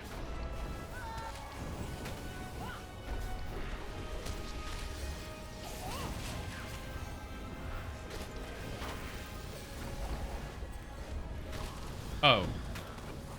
Neverwinter Nights is... I'm assuming you mean Neverwinter, like the game. Well, Neverwinter just had their big expansion, Menzo Berenzan, which released earlier this year. It was part of like the D&D showcase. There was actually their showcase was actually sponsored by Wizards, or like they showed it off at their like official show for Dungeons and Dragons, which is kind of cool. And then DDO gets 4 content updates a year. So an expansion, and then of some kind, and then usually like quest packs and other things. Yeah, Neverwinter Nights is not going to get updated because it's not a live service game. It's just a video game you buy. Yeah, so it's not going to get updates, but that's because it didn't get updates because it's not a live service product. It's a you buy it at the store and then you play it. It's a good game. Like, come to me, Whiteboard.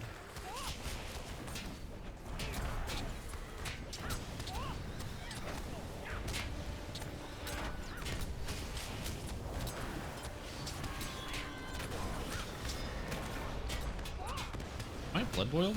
Oh.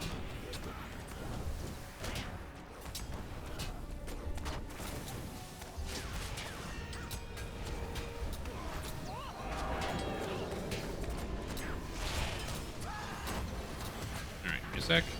I am going to... I'm now not reading chat for a sec. I just don't want to fail this raid.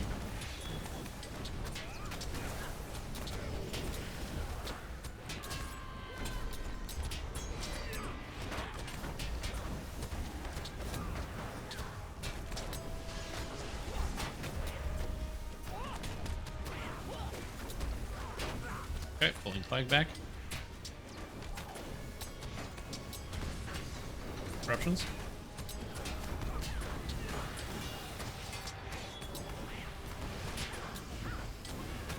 Gotta get 4 stacks, this sucks. Okay, pulling SSL. She's coming across.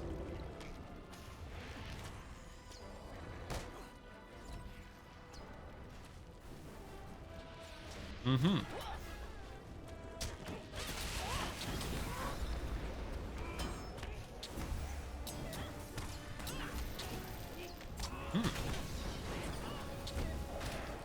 Okay.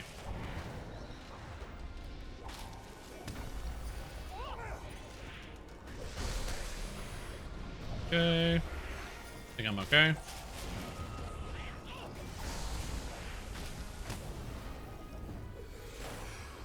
I can actually keep this here. This is okay.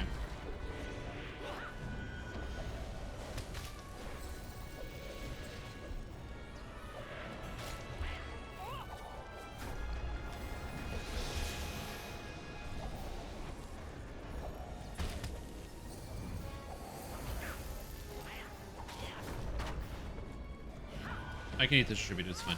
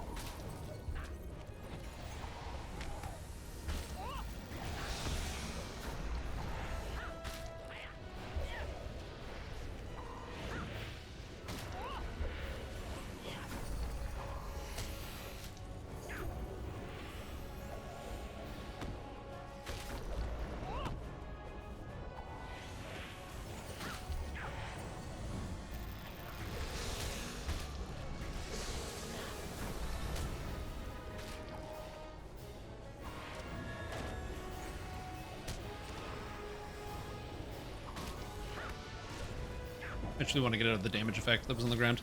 I can't see anything. Fuck. Ugh. Okay, we're good. Everything's fine. I have all my cooldowns back. Fine.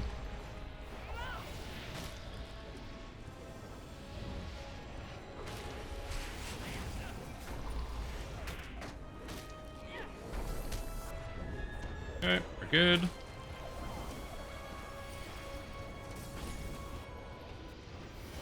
Okay, fight's over. Maybe.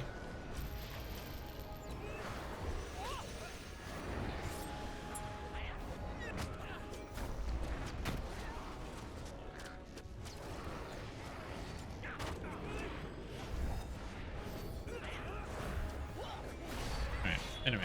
Um,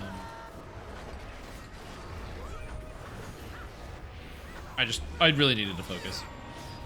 I stayed quiet. We had dinner yet? No, I haven't had dinner. Dinner is for suckers.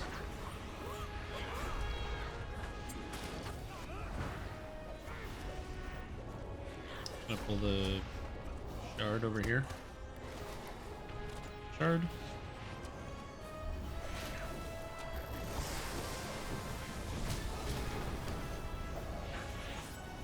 Fine. Okay, good. I had to focus.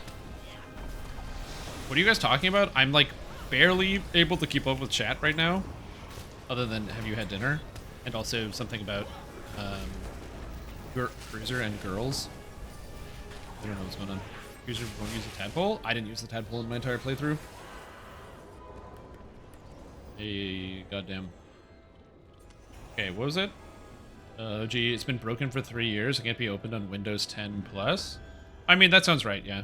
They're probably not going to update it, though, because they don't need to update it, because you can just buy Neverwinter Nights Enhanced Edition, and Enhanced Edition works, and also it's like $10, so most people probably don't bother buying it.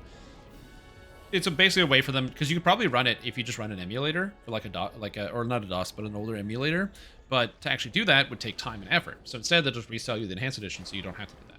They're not updating it because they don't want to. They're not updating it because it makes them more money.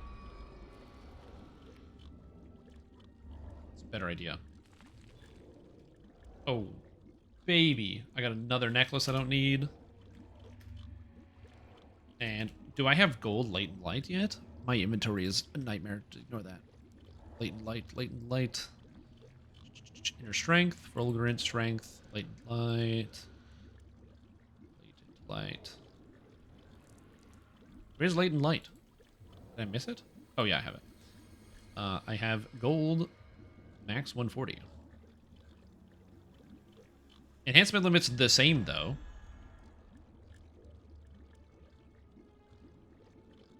So, but I still think it's better to upgrade this because this will let me reset the thing. So I'm just gonna keep that. It's fine. It's the old one. Okay, it's just whether if I ask Tadpole thing about to chat, yeah, it's fine. I have a chance to embrace potential if there's a story thing if I choose to ignore it. It's an impact either way. Yeah, stick to my guns then. Like eating bugs will save them for my Dark Urge run. That's what I'm thinking, is I'm going to ignore the Tadpole for now and we do a second run where every single time I'm just going to shove every Tadpole in my mouth as fast as I can.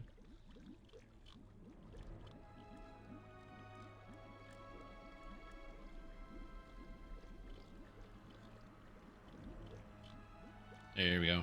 Drink the tequila with a worm? Yeah. Got Diamond Edition on Steam. Diamond Edition. Is that not the same thing as the Enhanced Edition? Because I have Neverwinter Nights on Steam. I just don't know.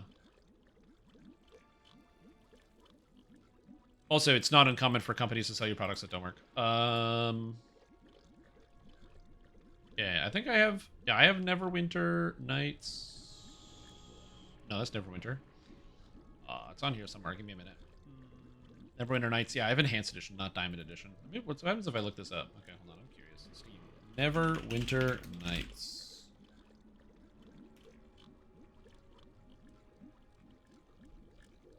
Yeah, you can't buy the Diamond Edition, so they probably just phased it out because you can't buy that. As far as I can tell.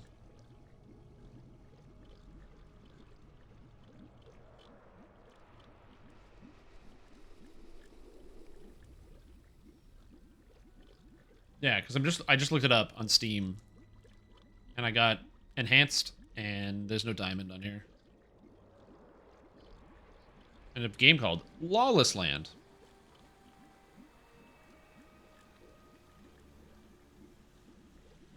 I don't know.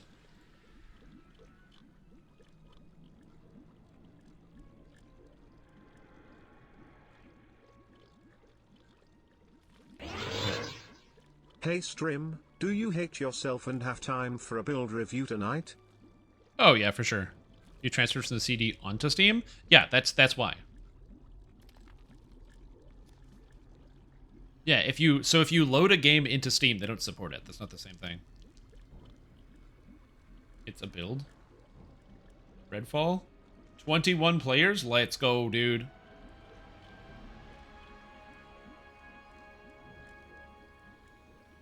Yeah, I can do a build review. I'm down. Is it a good build or is it a bad build? I will do a build review if you want.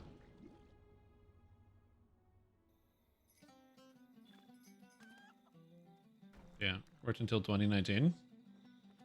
Again, but that's not Steam's responsibility. That's BioWare's responsibility. And BioWare doesn't own it. It's Beamdog. And Beamdog only manages the Enhanced Edition.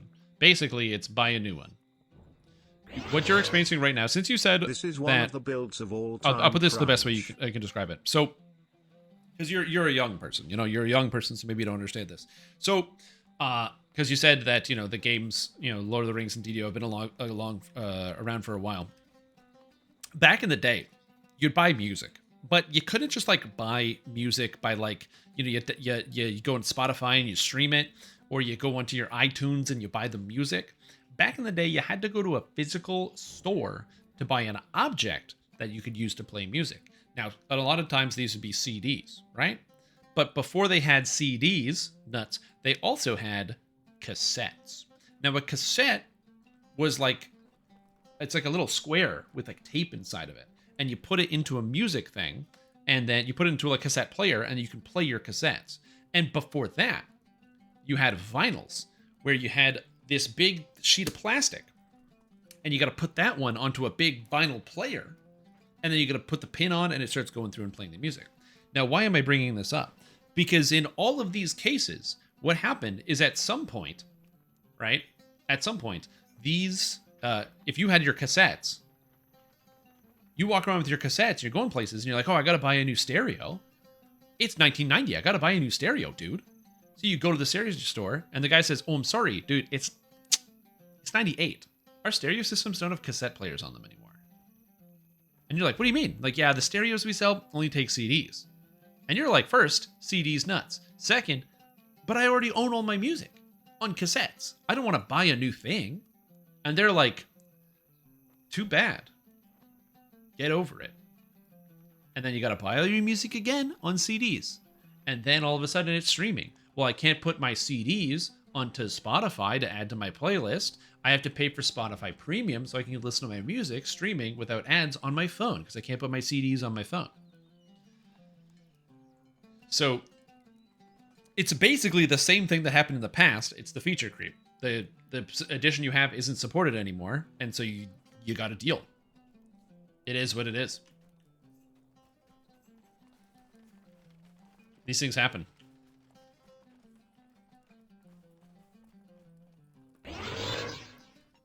Help stream, please. Yo. Horse has held Lou and I hostage making this build. Oh god, I'm starting to develop Stockholm Syndrome at this point, thinking this build might be okay. It hurt and I love it so much. Okay, fine. I'll go look at the build. Just give me a minute. I don't know what is going on in there with you young people, but we'll figure it out. Just encode everything yourself for music and then stream it? I don't know. But yeah, it's basically the fragile nature of technology is that it takes probably some amount of work to make things functional. And so instead of making it so that you can just update everything and it doesn't cost anybody anything, companies don't want to do that because it doesn't make them any money. So instead they're just going to resell you the same crap but a new version of it. It's the way it works. Which servers the Aussies play on? I know 3 Aussies that play on Crick Hollow. That's not a lot of them, but I do know 3 different Australians that play on Crick Hollow. So does that count? That's 3 is a lot. That's more than 0,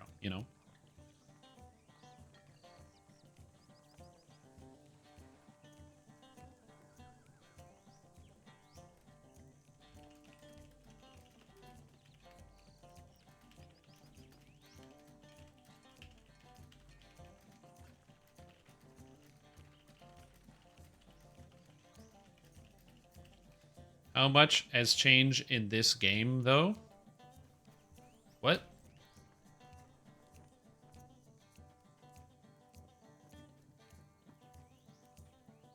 You paid for using, old content from level 1 to 60? So that means you would have played the game in 2008 or 9? So the game's changed a lot since 2008 or 9. Let's just say it's basically a new game. basically a new game.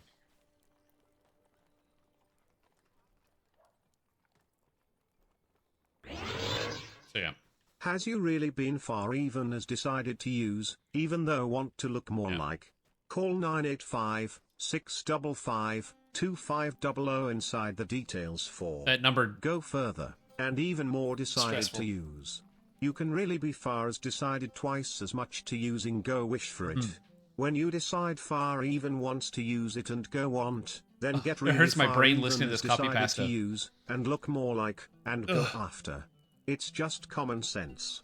Apply today. Oh god, that copy pasta always gets me. It's just because it says it with such rapid fire, but then it hurts to think. Yeah, 60 was Moria. After Moria, there was the Mirkwood expansion. Then there was the Rise of Isengard expansion. Then there was the Riders of Rohan expansion. Then there was the Helm's Deep expansion. Then there was no expansions.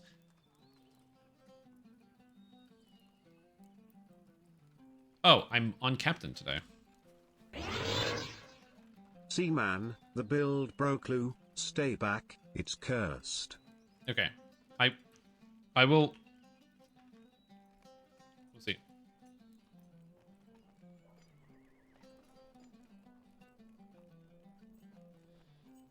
I will do it. We're doing one more raid. Do you a question? Do you know the fastest way to get 8k XP at level 17? Go do Slayers. Go into like the Veil of Twilight and go do Slayers. Or like load up any Slayer zones like Veil of Twilight or like Sharn Cogs or something and put up like a map of the zone on your second monitor. And then just go pick up the Explorer things, like the little books and stuff you find for the XP while killing everything along the way, and you'll get XP pretty fast. That's usually what I do when I'm just off. I just go do some Slayers real quick. 8,000 XP? E-Star challenges will give you like 30,000. Make so you'll sure get to it, but use it's going the to take a while. newest version of the builder when you look at it since it uses Vecnagiro Cage. Yep, I will. Did you submit a build review? I didn't look. And yes, I did do the ad break, by the way. I'm not saying you have to. I was mostly just double checking. Oh god, I'm loading everything. I should definitely reset my client.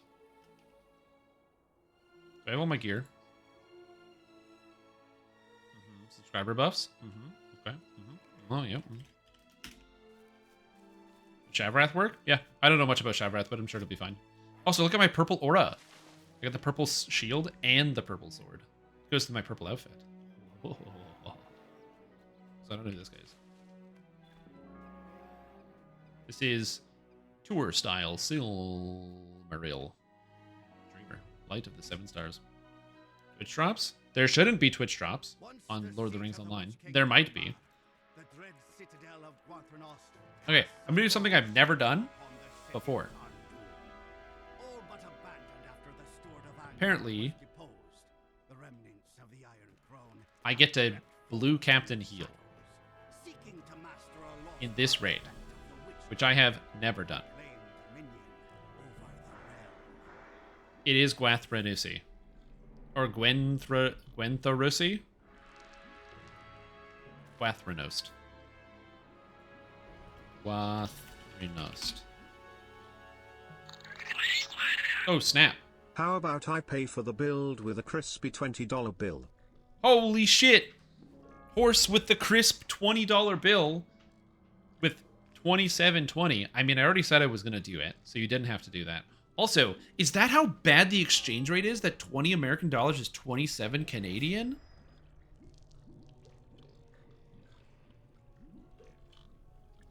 Oh my god. Also, thanks for the $20. You didn't have to do that, but I appreciate it. I was already going to do it for the record. I was already going to do the build review.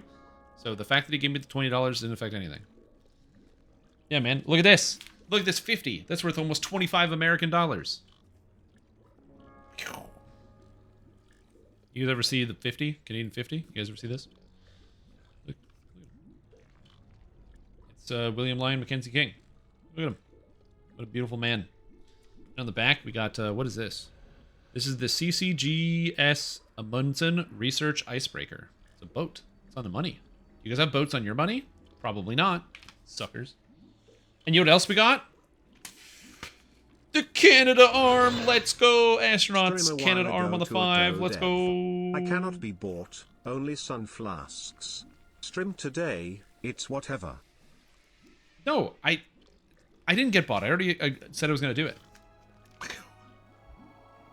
I am streaming on Twitch, so you can always check there. Yeah. I'm currently waving money on screen. Oh yeah. Oh god. Oh god, the money's... Oh, the money goes away.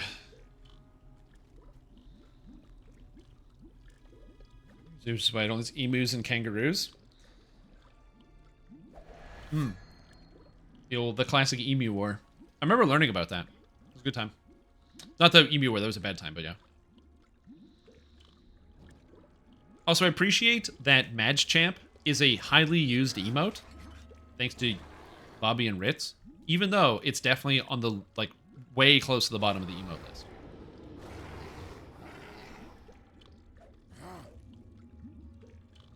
This is one of my favorites, though. This one's pretty good. Scorpions and cactus on it, and I like printed on it. Just sort of gets everywhere. I can imagine. Yeah.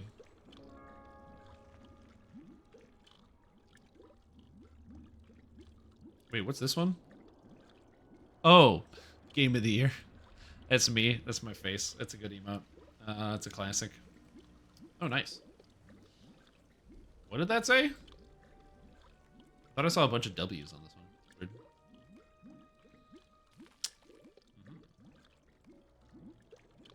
I don't know which group I get to be in. Wait, am I healing the DPS group? Oh, it's just the triple captain raid? Oh, shit. There we go, the legendary 3 captain raid. This is gonna be madness.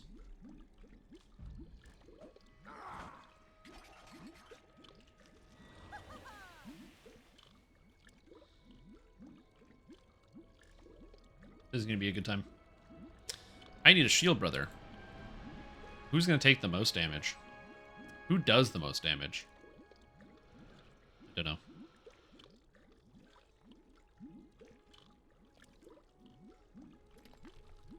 See how this goes. Invalid target. Oh no, I am in the tank group.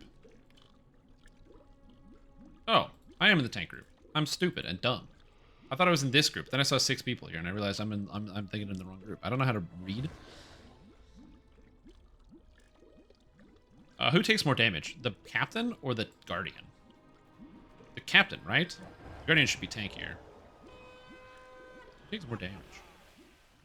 I don't know.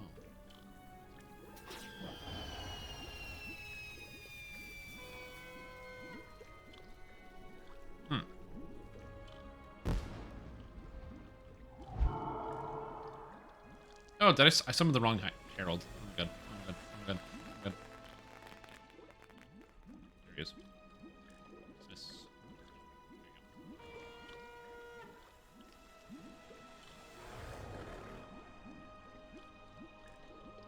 There you go. Anyway. Diablo 4. It's a good emote. I like how they're the same ones. Don't know who should have it, so I think I gave it to the captain, because I think the captain's going to need more healing, but we'll see how it goes. What's this? Blend Resolve. Your herald encourages you in times of battle, raising your morale. Sick. What's this? Your herald stands steadfast by your side, carrying on even through hardship. Does that heal itself?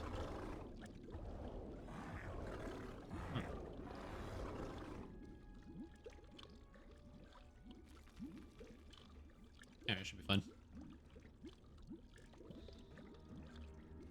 Yeah, like I said, I just don't have a lot. I've never healed this raid as captain. In fact, I've never healed this raid. So this is going to be an experience. Let's just say that. I've never healed this raid, so it should be good. I'm excited. It's a new challenge, you know.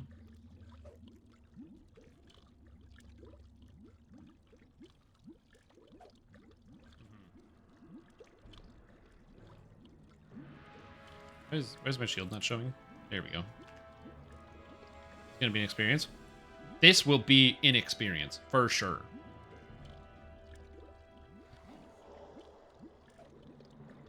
Blue banner time?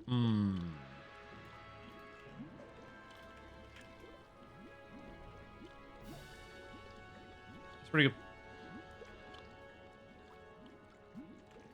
Has been clearing the raid tonight? Oh, no, we beat it once. Yeah, we beat it once. I'm just locked.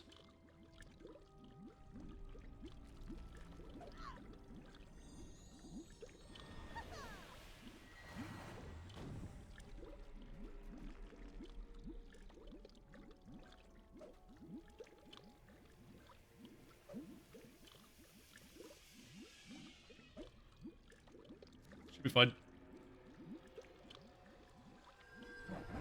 I have no idea what's going on.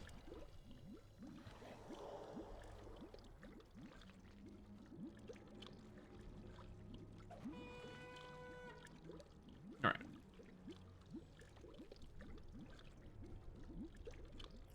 Yeah, no, we're clearing the raid. Like I said, we usually clear the raid every week. So last night, I wasn't streaming. I was raiding, though. And we smashed it out, like, first time. So it was literally, we just did the whole raid in one go. Yeah, I also got to play DPS, which I almost never do. And I got to play my minstrel. I've only ever done the minstrel in the raid like 2 or 3 times. It's so fun to play. It's so fun. It's like super high APM, where you have like a 3.5 to like 4 APM, and sorry, APM APS. So it's great. It's like really fun. So I enjoyed actually running through that. It was really fun.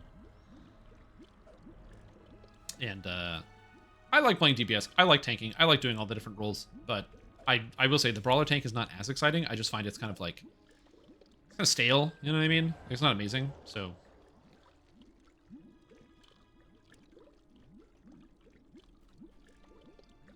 but yeah. So hopefully, you know, my plan for next expansion, whenever it comes out, I want to main the Guardian, Mariner, which is the new class coming out, and Runekeeper is the 3 classes I'm going to keep up. I'm ready. I'm ready. Let's go. This should be a good time. As I said, please give me a little bit of leeway. I have never healed this boss fight. So I think I know when the amount of damage that comes in is relevant, but we'll see. I'm also absolutely not the best captain healer in the world because I don't get to do this very often. I definitely need practice. But I'm excited. I'm excited to try. It's going to be good.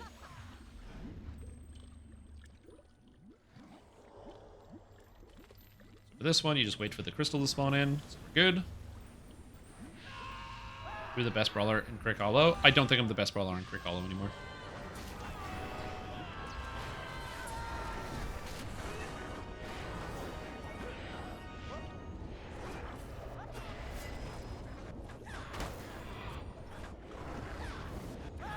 I actually have to manage my spacing, which is weird. I have so many buffs, I can't see anything on the screen. We have all the captain buffs at the same time. It's really funny.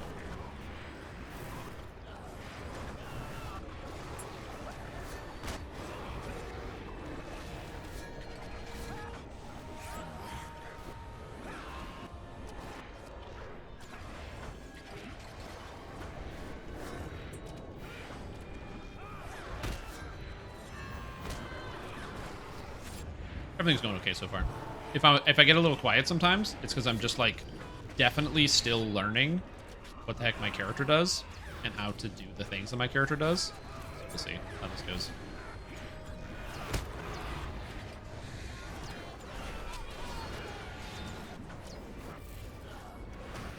One of the things I need to do way more often is like use my cooldowns a lot more. That's something I definitely don't do often enough when I play this character.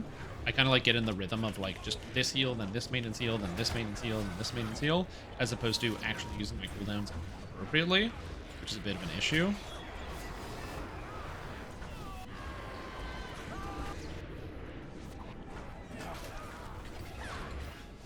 So this one might be a little bit cramped to see everything, but it's because I need to be able to monitor everything on screen.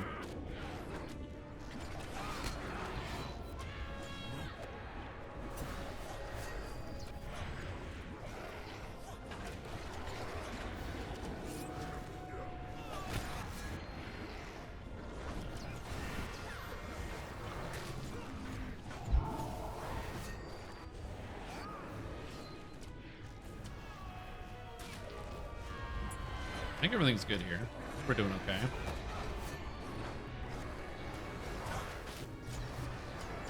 The red captain's taking a little bit more damage, but that's okay.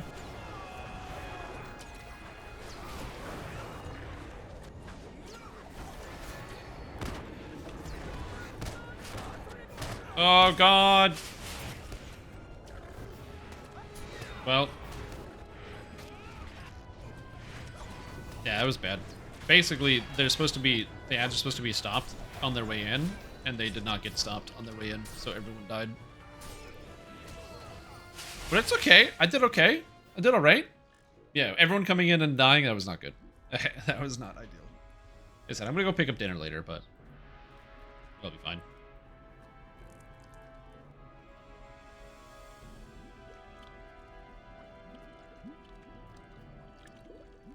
Nope.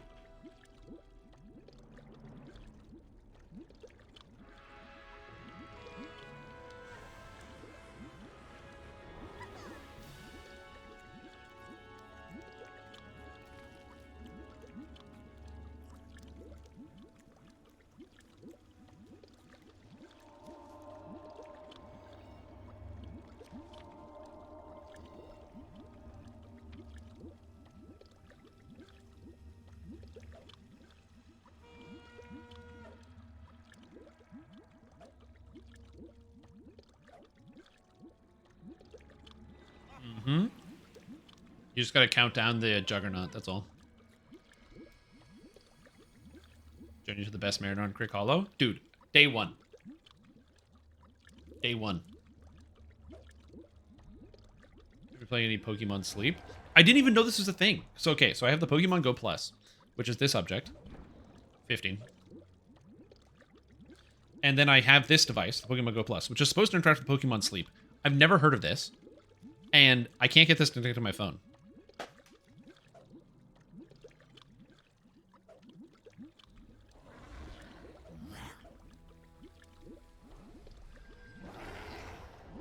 Yeah, after that, we all delete the characters.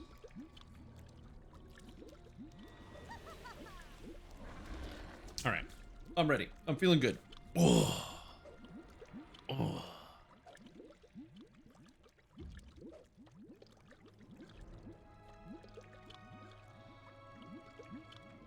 Hopefully we're going to be okay. I'm feeling it.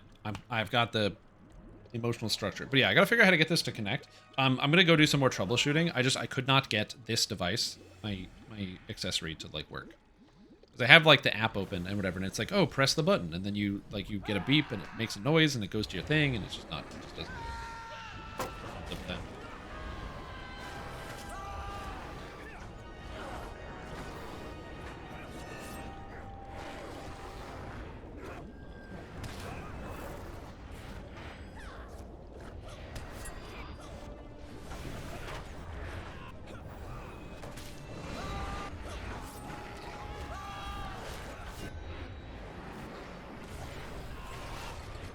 I have to move some stuff around on the screen.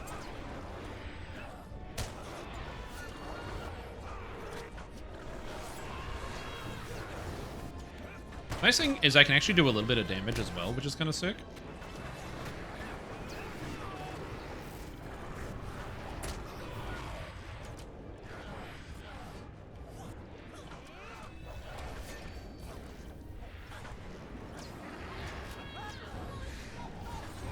This, I'm not talking a lot because I really need to remember how my mechanics work, because like this fight, or not this fight, but this character, it's not terribly difficult, but it is something I'm just not used to doing, and so I just want to make sure I don't screw up when possible.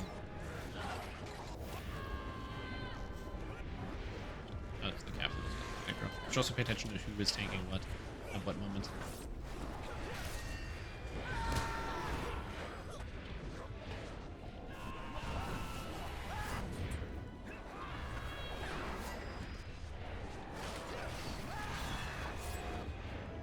Well, that just sucks.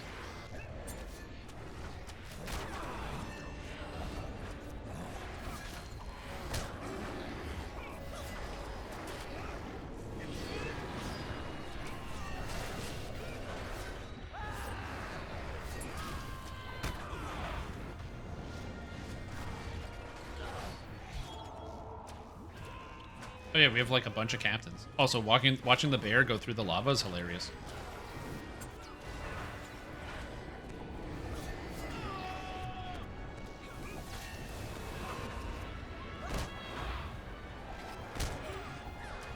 This is the newest raid added to the game.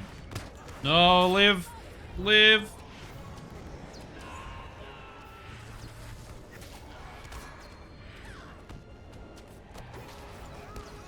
Got the SOD.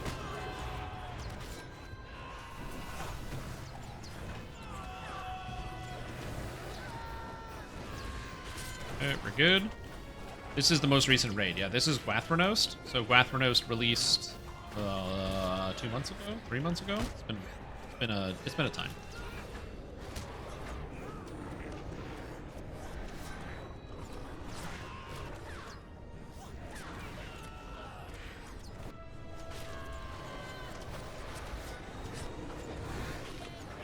That's bad.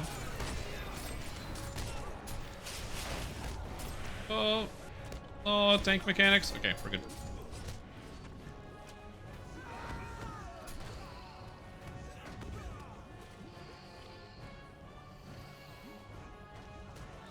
All right.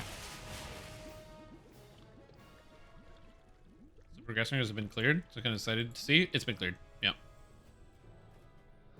The raid's been cleared.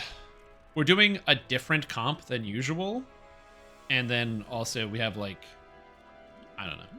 It's the sort of thing where, because it's later in the expansion cycle, so the new expansion's on the horizon, everyone knows it's coming out, everyone's excited for the new stuff. People take a break in between, you know, where they're like just not as invested in the game because they know the new stuff is coming out soon, so they're going to take their time to play Path of Exile or Diablo 4 or whatever it is, play whatever new game is on the horizon, and then come back for then. So we have like just a more of a mishmash of players, which is usually what happens at this time. So yeah. Just back accounted. Yeah, there's a new expansion that's going to be coming. I think it's later this year. I don't know how much of the details they've actually given out about it though. All we know is that there's going to be a new class coming called the Mariner.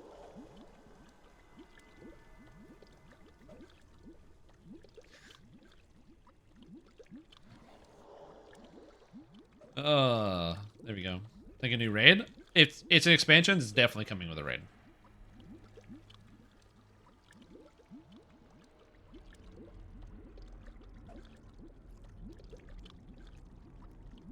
Oh, did they change the W? It's not loading on my screen. The width. Oh, it is. Yeah, it is.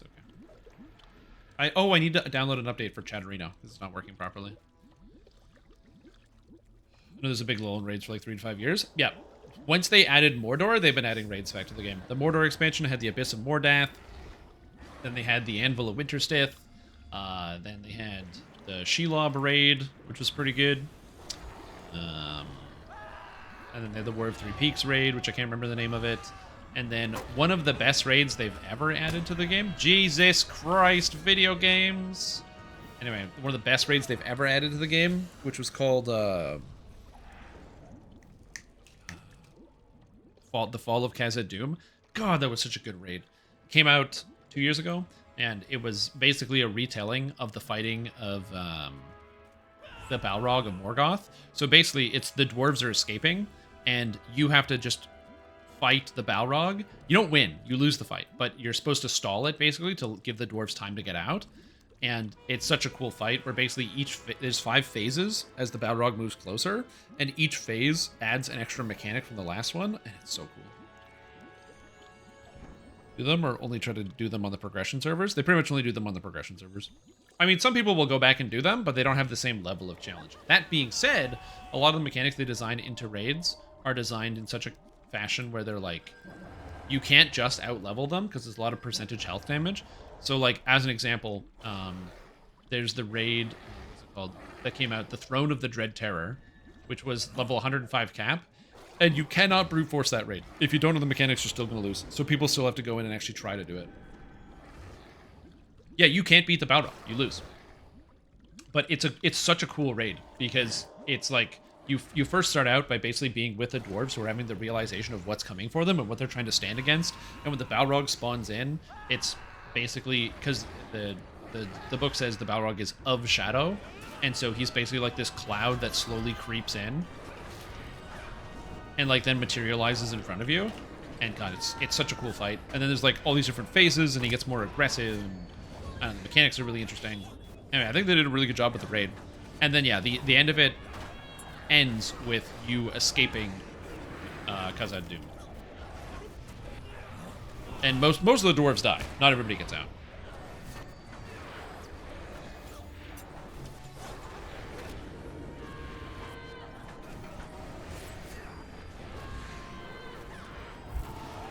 They're going to play co-op with Willow. Hey, that's a smart move. Spending time with the wife? Great call.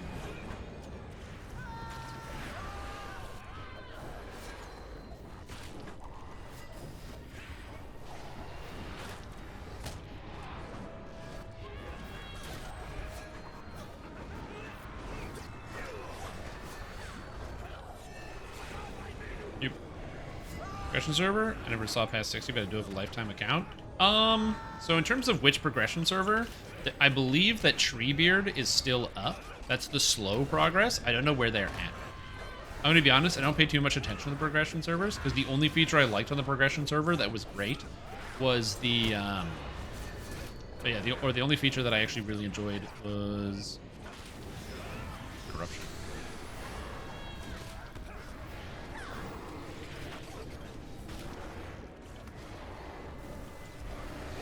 Sorry, the only mechanic I liked was the extra difficulty, and since they just added that to the regular servers recently, I don't really care too much.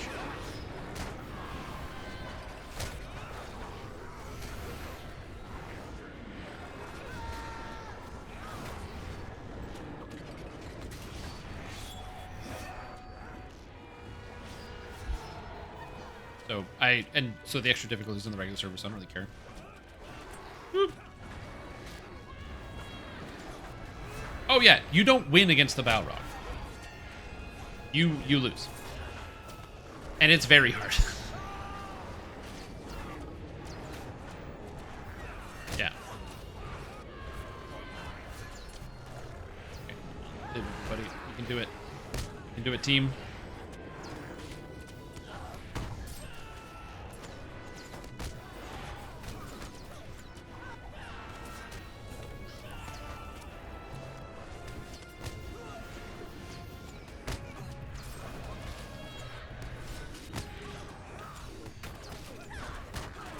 Live, everyone. I'm doing everything in my power to keep people alive. Holy mackerel.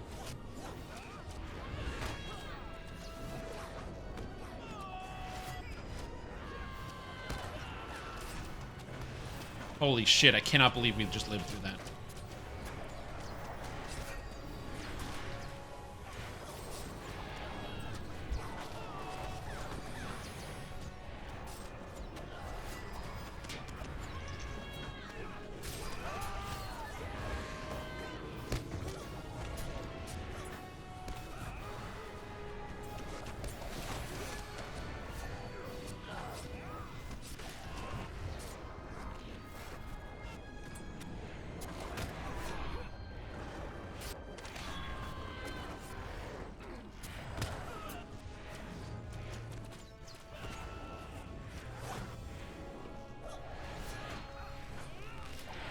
Okay, we're good. Sorry, I'm not talking as much because this is going all over the place. And I just need to, like, really focus.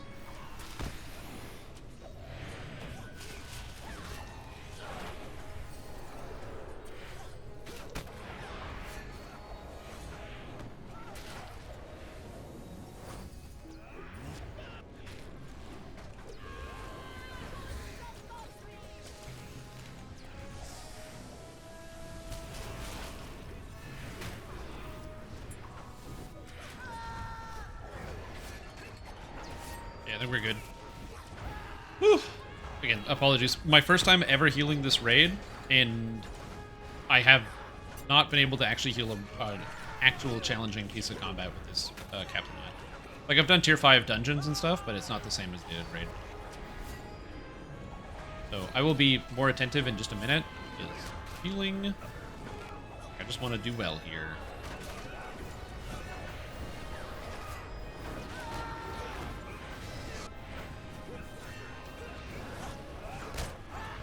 Okay. But I will answer your question. I see the question about Artificer or something. I can kind of see it at the side of my eyes.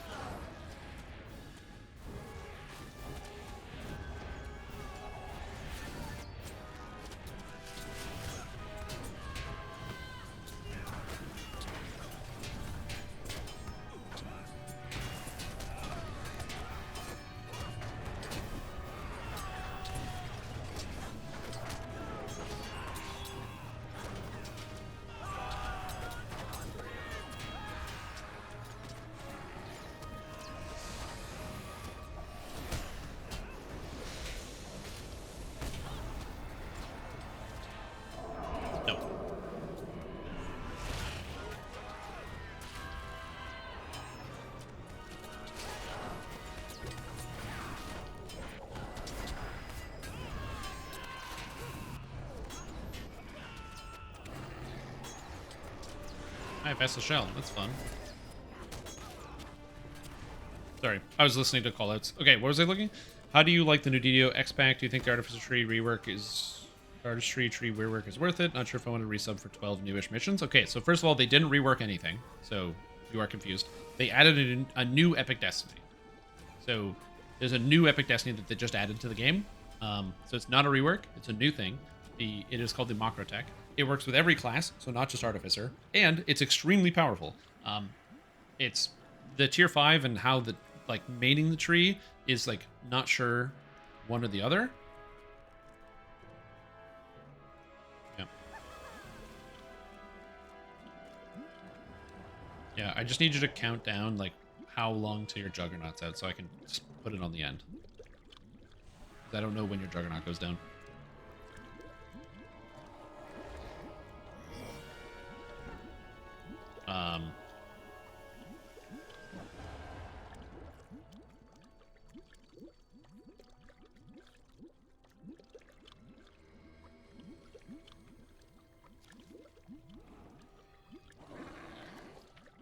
Yeah. Does it make Rune feel usable, or is it all other things from Epic Tree that make it powerful? Rune are fantastic. They're great for pretty much every single class in the game. A lot of melees like using the Rune Arms. It gives a lot of extra power. It gives imbue dice. It gives double strike, double shot. It gives health. It gives melee power. It gives spell power. It gives no fail reflex saves on a 1. It's very, very good. Should you spend 20 bucks for 13 quests, a raid, really good gear, the conclusion of the story, and the macro tech? It's a pretty good deal in my opinion.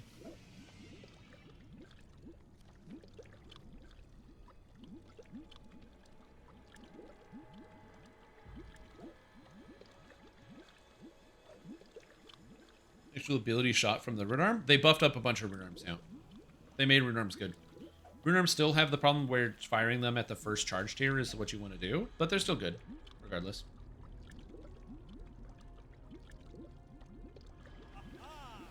Yeah, I think the reason that the story reason they explain away how the Balrog can kill, or how you can stand against the Balrog, maybe it's just not at its full strength because it's been hibernating for 1,000 years. I don't know. You can't kill it, but you're able to stall while the dwarves run away.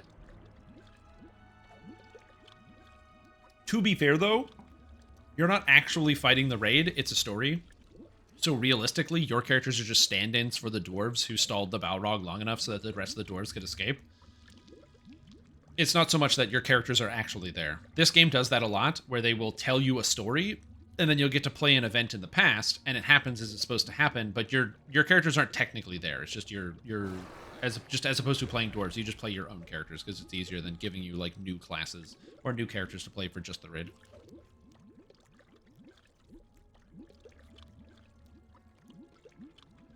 That makes sense. And they've done that a couple times for a few different dungeons and raids, where they tell it's like a story you're being told.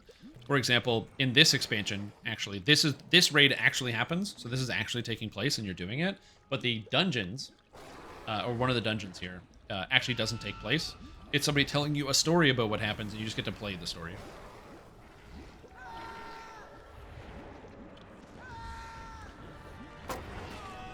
Oh god.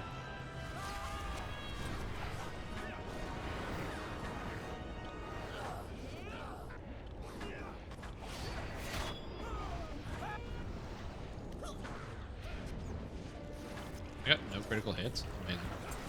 But yeah, so the rune arm shots actually do feel pretty good if I'm being honest.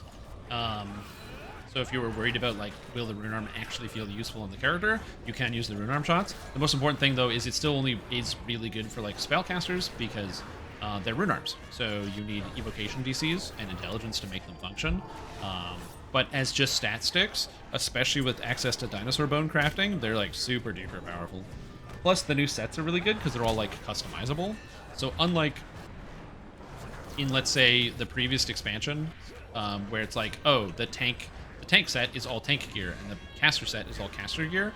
In this one, the set items you use, they just have like a set socket. So they just give you like a whole bunch of items, and then you just put the item in the set socket that you actually want. Which feels pretty good if I'm being honest.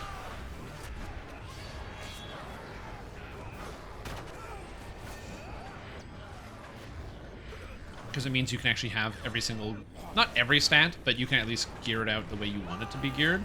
And so, for example, let's say you're playing like a tank, but you want to have like enough DCs to be able to cast some spells. If you have some spare space, you can throw in like one of the caster DC cloaks into your build.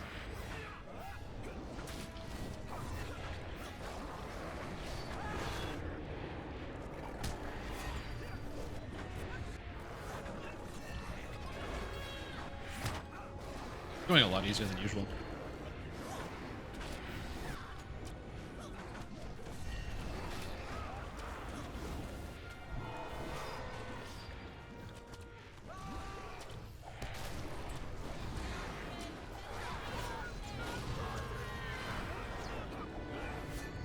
Okay.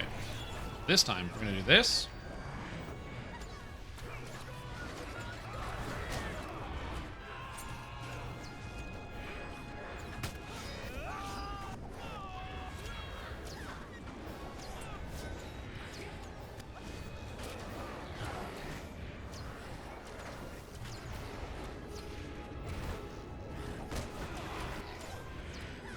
Holy mackerel. Everything is working as intended.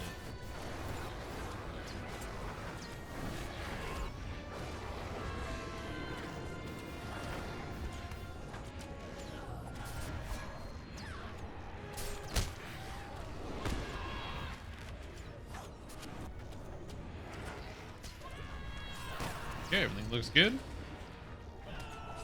Give me the heals here, please.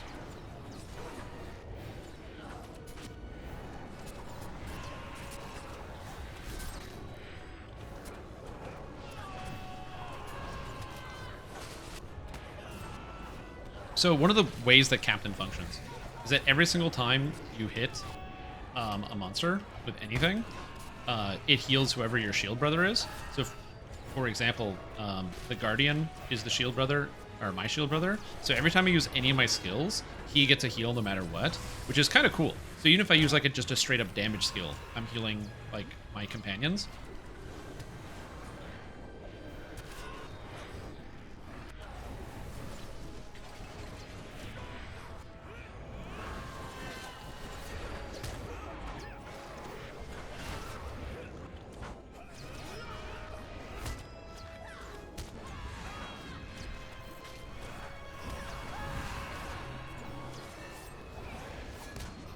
And it's sharded.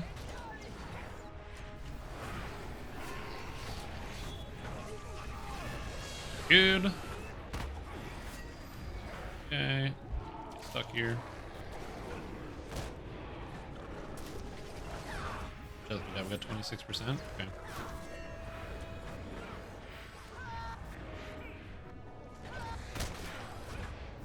The hardest thing is healing the DPS. Because I can't heal people outside my group that well, except for one of my abilities. So it's pretty much entirely on the bear to do that.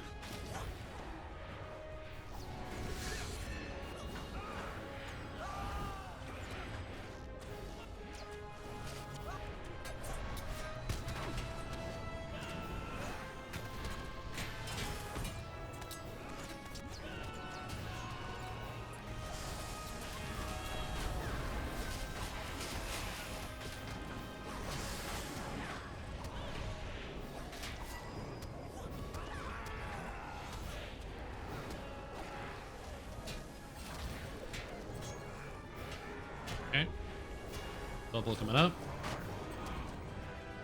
Okay. Yeah, reset.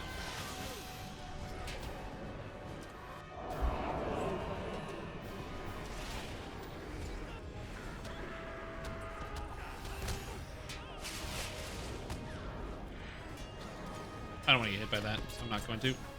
Oh.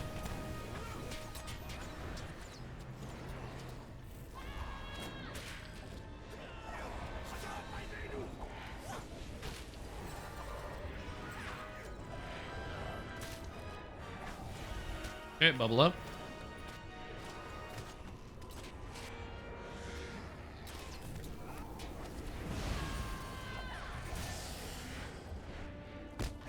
I got double.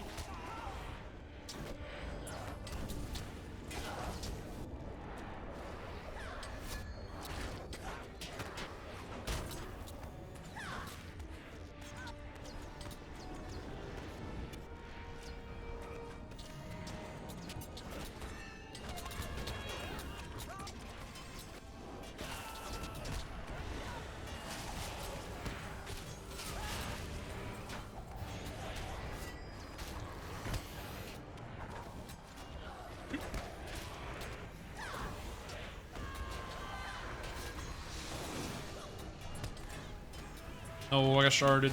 No. Yo, what's up, Monkey Rat? How you doing? Sorry, I was all silent. I was like really focusing on the raid. Ugh. It was tough.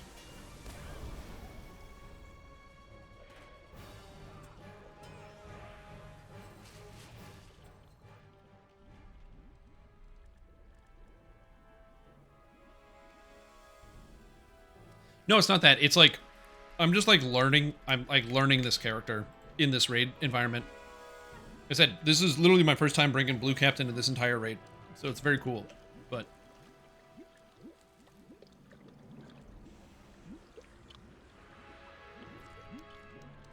It's cool though. Like, I'm having a lot of fun with this. It's very neat.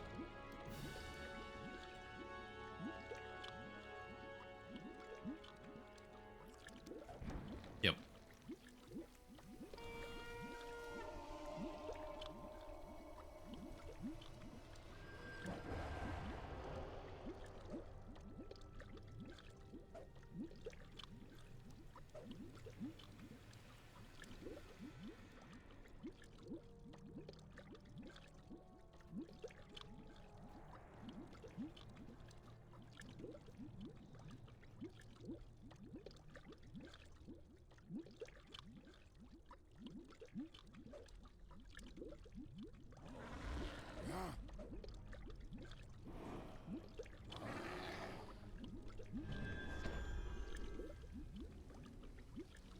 Yeah, I can also because if I'm only using the shield on Denny, I can save the other two. Love the content, Ty. Thanks, dude. Appreciate it. I hope you're doing well. I gotta talk more, but I'm just like talking about.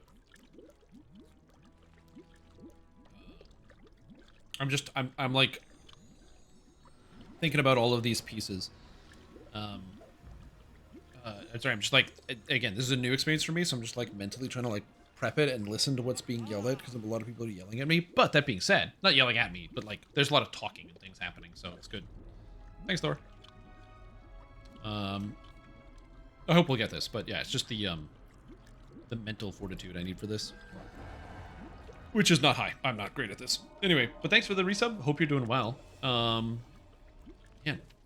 I gotta say, of all the Mondays, today is a pretty goddamn good Monday, man. This is a good Monday. After this, I got a build review to do, apparently, which is probably an hour later than the people who made the build want me to do it. They probably wanted me to do it an hour ago, but life is pain, so they're not going to get it yet. So yeah, I'm excited.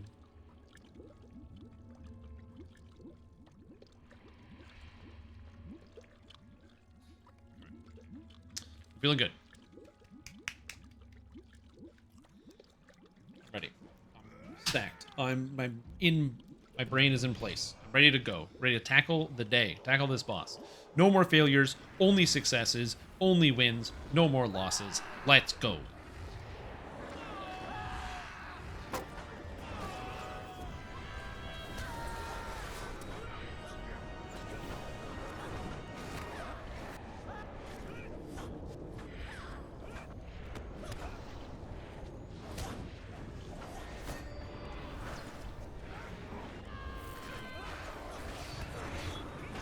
So when he gets to 86%, drop the flag. That's what I need to do. When he gets to 86, drop the flag. At 90%. Keep the flag. Hold the flag. Don't let that flag go down. 87. 86, drop the flag. Okay, I'm glad I put the flag down. Now people be healing.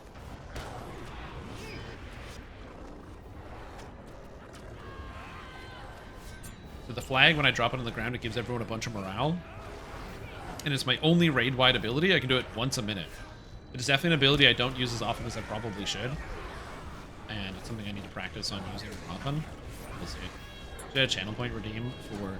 Oh, for C Kona time when I put the hat on? What if I'm trying to look good, man? What if I did my hair? I'm looking all nice. Also, it devalues when I just randomly throw the hat on. You know what I mean? And that hat can't just be like a special moment. Now it just becomes programmed. It's generic. It's regular. It's something you see every single day. Is that what you want? You want the hat to feel like it's normal? No, you don't. I want it to be special. Or I want it to be special. Or I am special. One of those things is correct. Stop taking damage.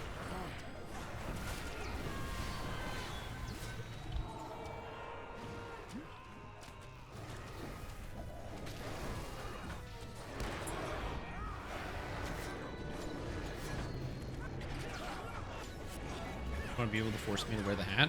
I have the hat on my desk. Here. I'm just dealing. It's not that much work. Is that what you want? The moral implications. But what about the content, dude? It's gonna fall off of my head.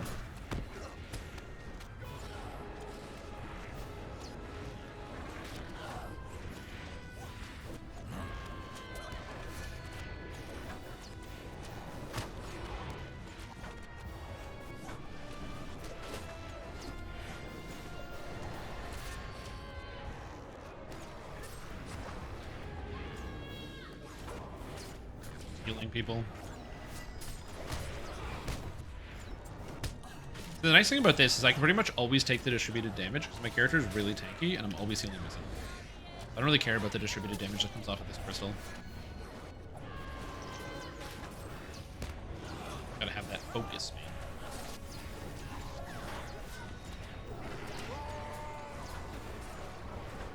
You gotta live.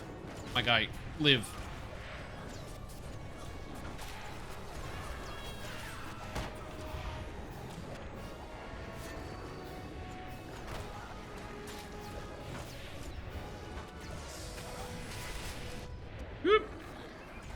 Have you ever heard of a glizzy overdrive? I mean, this sounds like hot dogs. And Cruiser's a hot dog no one sort of feller. We talk all the time about the annual hot dog eating competition sponsored by Nathan's Hot Dogs.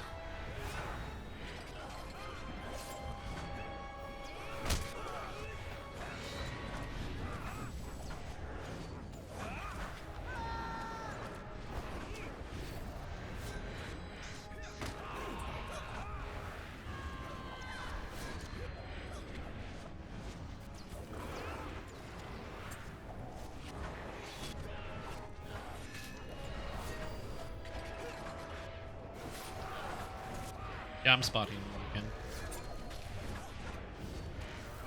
Yep.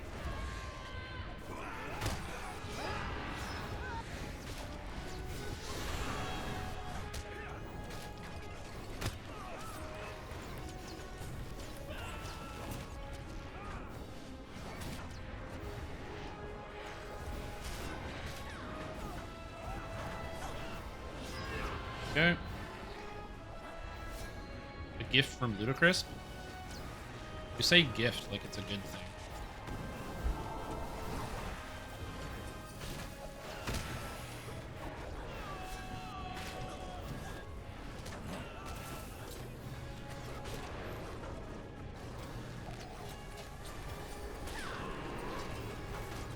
Okay, shields up.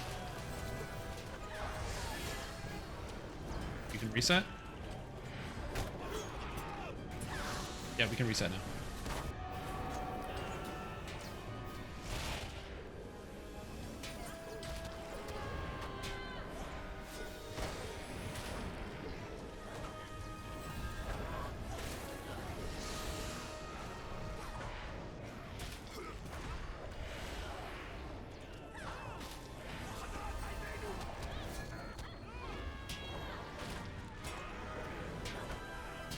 Okay, bubble up.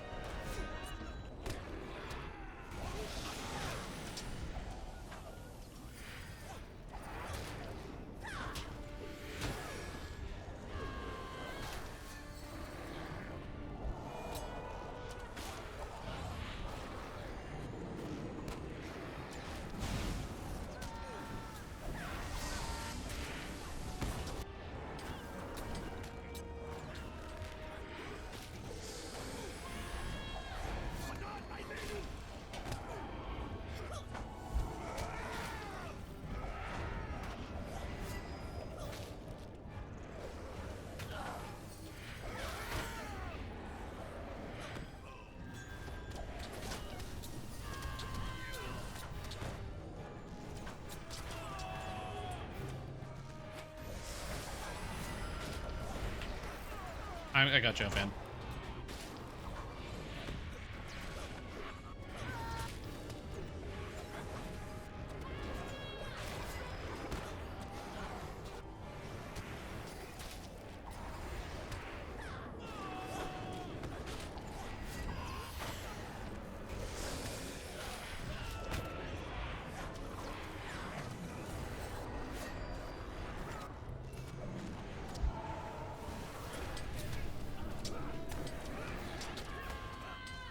It's okay.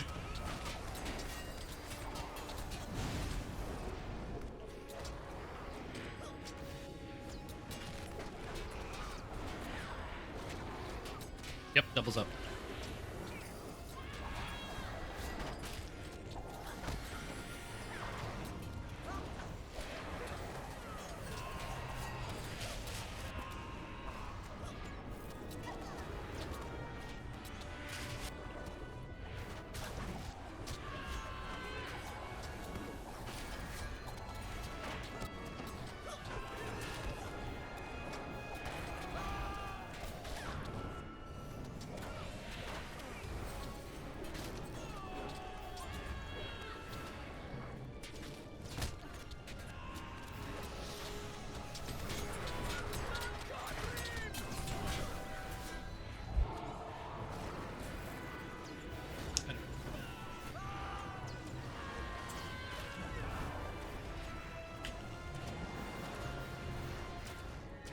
I got it, I got it.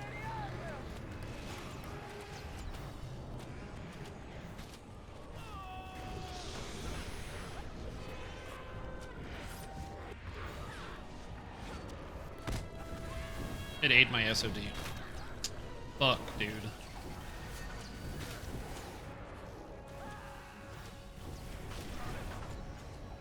Oh, maybe?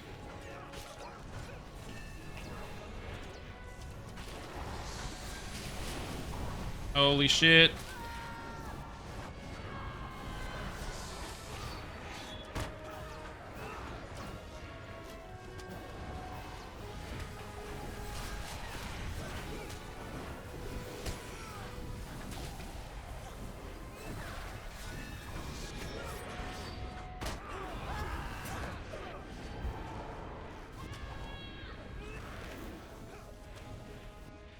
Hunters are so far away we can't AoE heal you.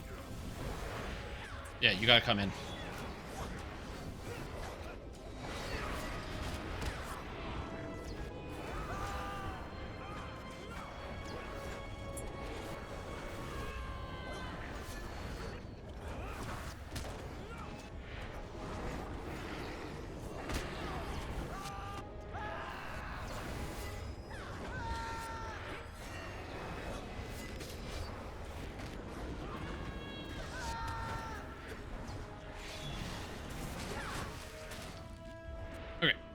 Okay, we got it.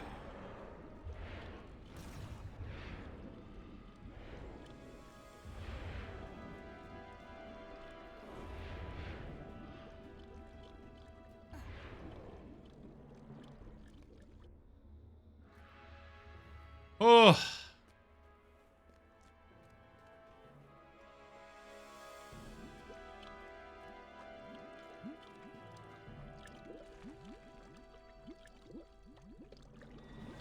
We did it. That was very unexpected.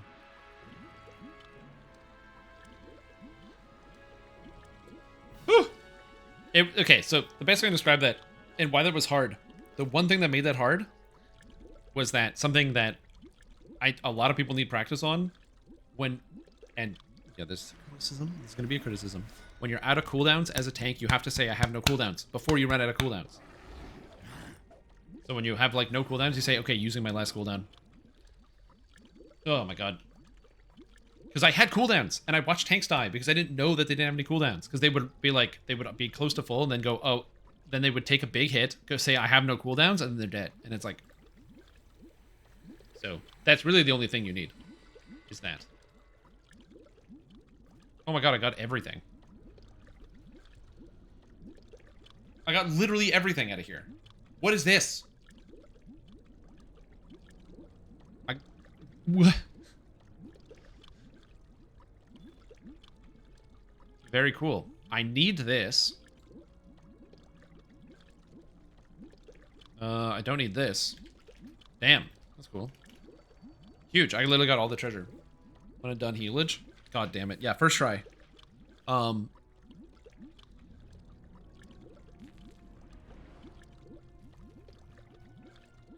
healer next time, suckers. That was fun. That was very fun. I enjoyed it, but it's communication is really key. I don't even know how much I was healing on that. I have no clue. 522, apparently. So, it's kind of fun.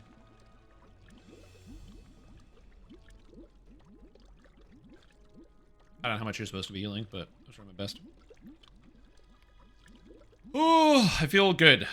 I feel good. Oh, chat's over here, too. It's not supposed to be over here. There we go. That's where everything's supposed to be.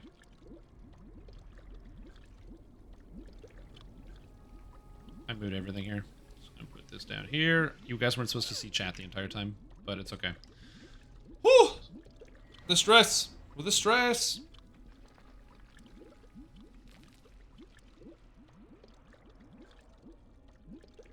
Yeah, that went better than I was thinking, but also, like I said, communication is key.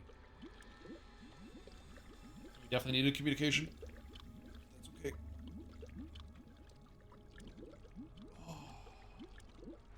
All right.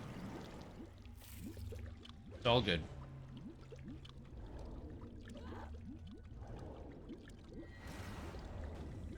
A lot of illicit TOS breaking conversations taking place. Yeah, that's the chat here.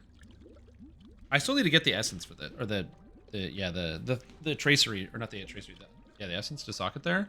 I have the class essences, I think.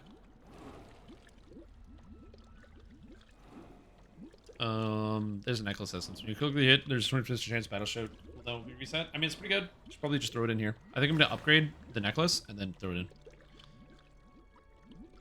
But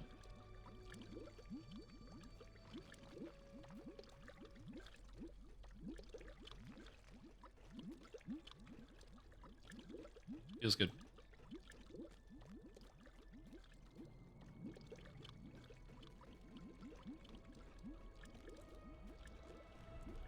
Whew.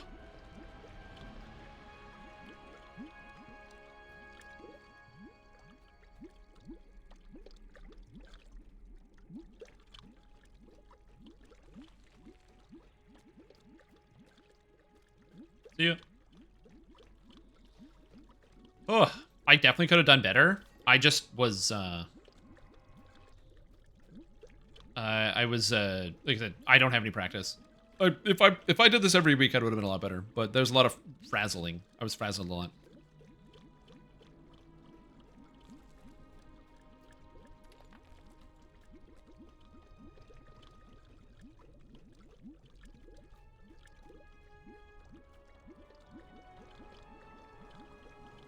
Yeah.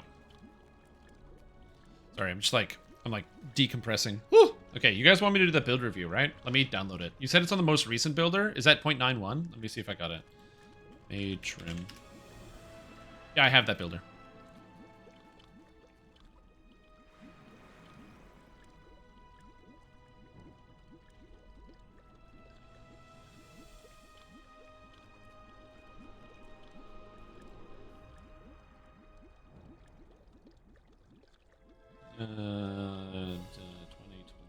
Okay.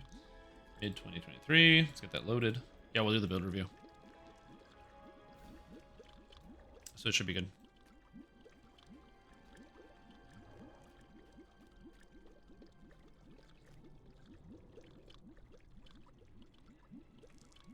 Okay. Okay, downloaded. We're good. That's all set. I'm just making sure everything's loading. Let me pull it up here. We'll do the build review. Okay, so where barbarian you said?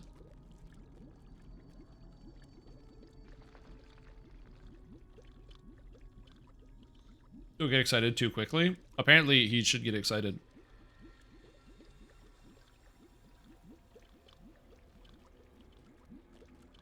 I'm just waiting.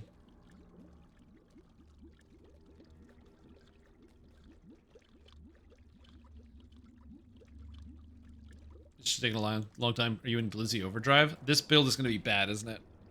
This build's going to be bad.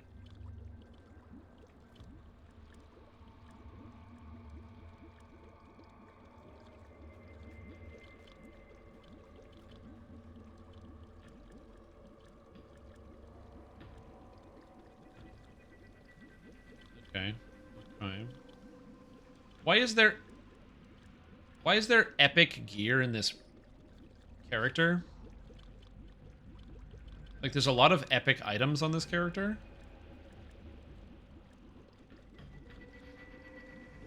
Did you send me the wrong one? Because this has no new items and they're all epic. Okay. Okay, sounds good. We can definitely do that then. Alright, that makes sense. Okay.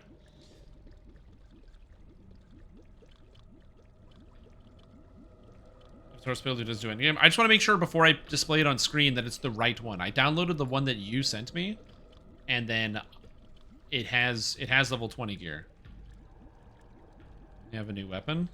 You have a level 32 weapon. Okay, cool. All right. So I'll get this going over here. This should be good. I gotta change the category. I don't know what to change the category to right now because we're gonna be going over a build review, so that's kind of weird. So I don't know if I should go back to DDO. I don't know what to do about that actually. It's like kind of. Are you telling me? Yeah, we'll just go to just chatting because I don't have a good category for this. Lou and horse is going to be just chatting. bad. That's pretty cringe. Yeah. That is pretty cringe. Yeah. Okay, we're just going to go to just chatting because I feel like that's appropriate. So, but we're going to be going over a DDO build. It's just because I'm going to be, I don't know. I just don't want to like swap into DDO for just that one thing. Yeah. Yeah, time to get out the hot tub. Exactly. Oh, chatting is there. That's so funny. Wait, how did it do one emote but not... Oh, I think it's the question mark that stopped it? That's interesting. So, that makes sense. Okay. This build looks like my brain is hemorrhaging. Yeah. Yeah. Yeah.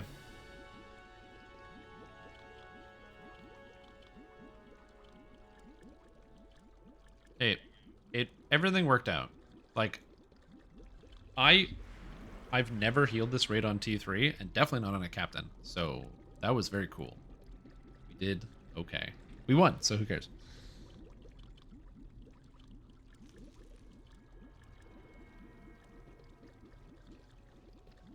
Yeah. The only... Like, I have no practice, so I was definitely doing a lot of things wrong, hitting the wrong keys, not being optimal, all that nonsense. The hard part about this one, though, is because I have 3 external cooldowns. So I have the SOD, and then also the Reform the Lines, and then also the 2 arms. And all of those are pretty big. Is just like the communication. So like the number of times where it's like, I'm out of cooldowns as somebody's at half health. I'm like, I don't have time to give you a cooldown. I needed to know that before you were at half health. And there's a lot of screaming, but... yeah. But that was good. Sorry, I'm just yelling at other people, yelling at the tanks. I'm trying to get rid of their bad behaviors. That's all I'm trying to do. Alright, I'll load it up. I'm going to get out of here so I have some nice music. I'm just going to go to Rivendell or something, and then we'll get some nice music set up here. So it should be good. And then we're going to talk about the build. How about you show the build? You guys can't see it just yet. If you can see the build right now, it's going to kill the suspense. I need the suspense to be high, like a bridge. Okay.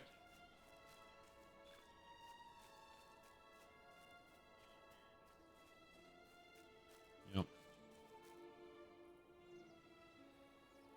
Anyways.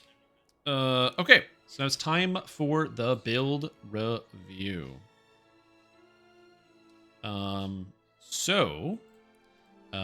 Let's go with build review. And now you have the sound of Rivendell in the background. How weird is that? Let me just move me over here, make me nice and big. Get the chat.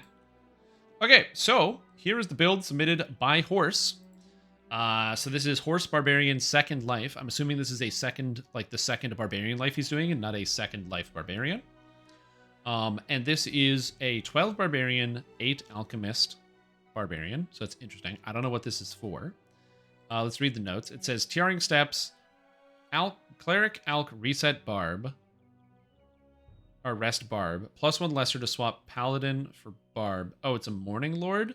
Oh, this is a Morning Lord. Okay. Vecna Unleashed items would all be level 18. Gear set is planning for 20 to 30 leveling. Okay. Sounds good. So the idea is to have a Morning Lord Barbarian. Okay. Sounds good. No problem. So we're a Morning Lord. We're playing a Barbarian. You start at 15.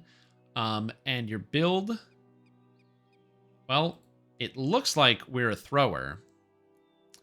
But you didn't take anything good for throwing. So this is going to be interesting. So we'll see how this goes. So you're a strength build, right? You have Brutal Throw, which lets you use strength to hit and damage. And you can rage because you're a barbarian. How cool is that? You have the dex for all the ranged feats, which you did take. You didn't take all of them. You missed Multitude of Missiles, which is the best feat that you get. So you missed that one. So we'll have to put that one in there because Multitude of Missiles is pretty good. You've also, let's look at this. We got Vile Chemist here. Why did you go Vile Chemist? You get it from 6 Alchemist. Oh, I see. You thought about this ahead of time. I see. So you go for tier 5 of Vile Chemist, which gives you +1 to hit and +1 to damage. +2 to hit, +1 to damage. Okay. And Chemical Weapon for 15% attack speed and Contaminated Strikes. Well, you actually hit the attack speed cap with throwing weapons. If you take, in the Epic Destiny and Sharadi Champion, you take the Sharadi Champion ability, gives you attack speed cap. You didn't take that. Instead, you spent your points...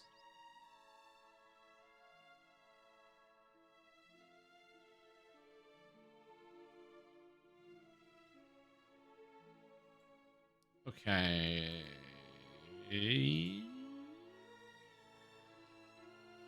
So what does this character do? It doesn't do damage, that's for sure. It doesn't have crowd control. It doesn't heal. It takes damage. I think it does that.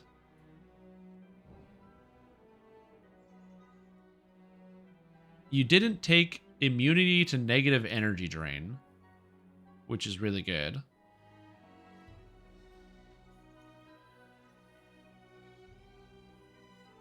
It's a thrower. Okay, it is Imbue Dice.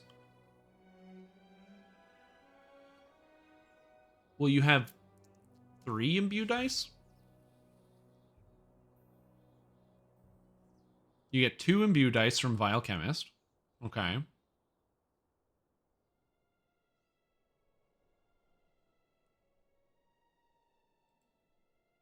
Okay. Let's see here. Let's look at the breakdowns. So you have 17. So you get 2 from your class. And then the rest of them are all in epics. So leveling from 15 to 20 is going to be borderline impossible. So I guess the question I have for you is like, Vistani Knife Fighter is pretty good.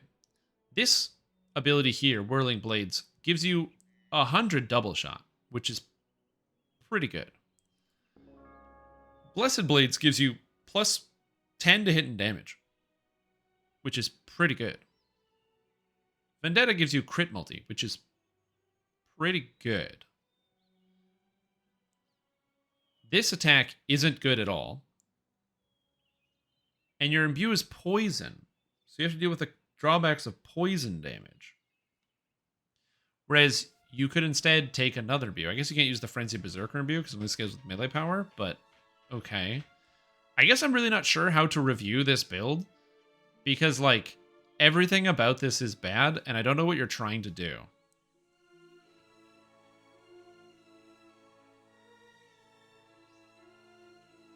Well, you're not a throw barb. You're a throw biochemist. You're a biochemist with some barb levels. You also can't leverage the strength from raging because you don't get raging strength. Also, in the new patch, power rage is only going to cost 1. So you're really not leveraging a bunch of strength. So, you don't really have a whole lot going on here. I'm like, I'm not feeling it. Do you know what I mean? Like, I feel like you have a lot of problems with this build, conceptually. So the main problem is that Barbarian has nothing that supports throwing, right? So that's problem A. So then you got to use other stuff. So then you're not really a Barbarian. You got Vistani over here, which is the perfect stand-in, but you don't want to use it, and I've been there of not using a tree even though it's good. I got you. So we go with Biochemist, so that's fine. But you can't cast spells as an alchemist because you're raging. Now, you can cast spells in epics, and that does save you a lot of time. But in heroics, you also only have 2 imbue dice. Now, when you get into epics, at the beginning, your character will have these imbue dice, this imbue dice, and this imbue dice, which is kind of cool. The problem is, imbue dice lose their value in epics because that's when you start getting a higher percentage of damage coming from your actual attack, because you start getting ranged power.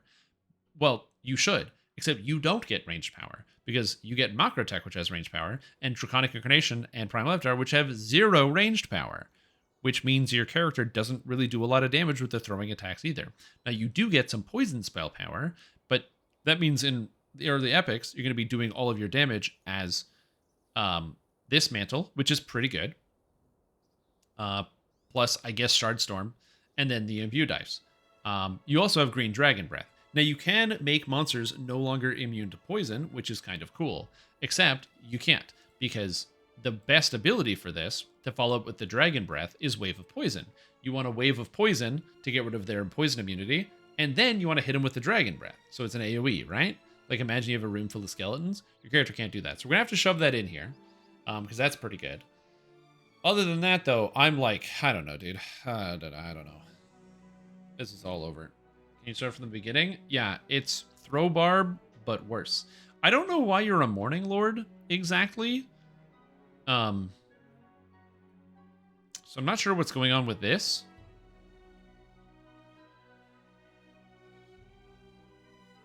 I'm also not sure why you need 8 levels of Alchemist either. Like, 14 Barbarian doesn't get you anything either, but I was just curious, I guess. Because you could just take fighter levels if you wanted. Because what do you get for 8 Alchemists? Is it extra spells? I don't know. You get Evolution and Elemental Weapons? Would be even worse.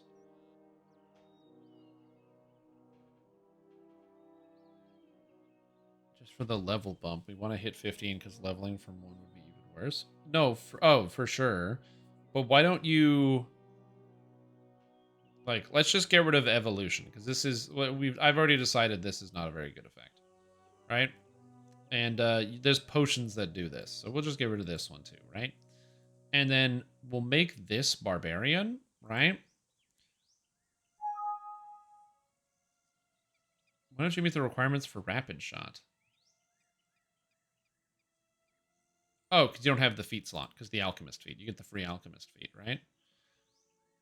And then instead, because you can't change up two things, you could just go to class 3, which would end up being like fighter or something, which like gives you an extra feat and then also makes your character like stronger because you get better base attack bonus and stuff.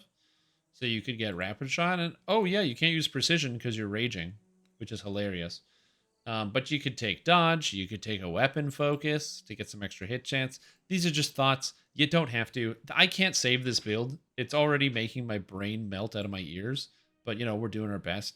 You got the maximize. You got the intensify. If you're playing on casual, you got the DCs. But DC's nuts. Oh, man. I don't even know, dude. Everything hurts. I have 2 feet already. What am I going to do with another feat? I honestly don't know. I have, like, no clue what's happening here. You need rapid shot. You get the feat for free. I guess... I don't...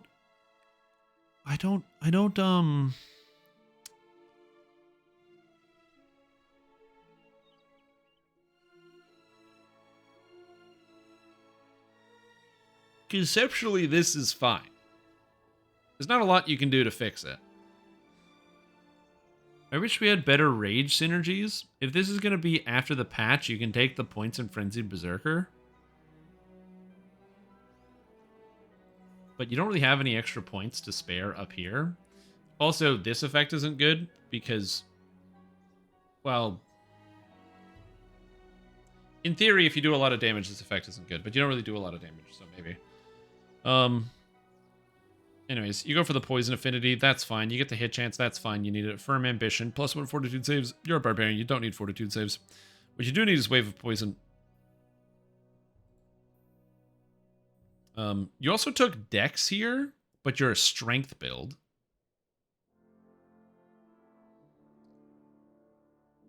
So I don't know why you would do that. Now, I can only assume you took dex here because you needed to take something to go up to the top and you didn't know what to take. So you're going to grab Wave of Poison because that's actually a good ability. Also, you want the 8 physical resistance rating while your thing is Orchidium. Double strike dex from feats. Oh, right, because you don't have the thing. Oh, because you need dexterity for this build. Okay, so why are you guys not playing as a shifter? That shift gives strength and dex, which is perfect for this. Instead of the rage. So you get strength and dex from raging.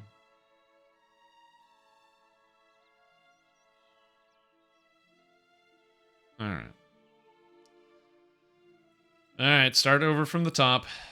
Yo, take care, Luminex. I would also stop watching the stream if I was you, yeah. I'm with you, 100%. Yeah, I'm on the same page. I would also turn it off.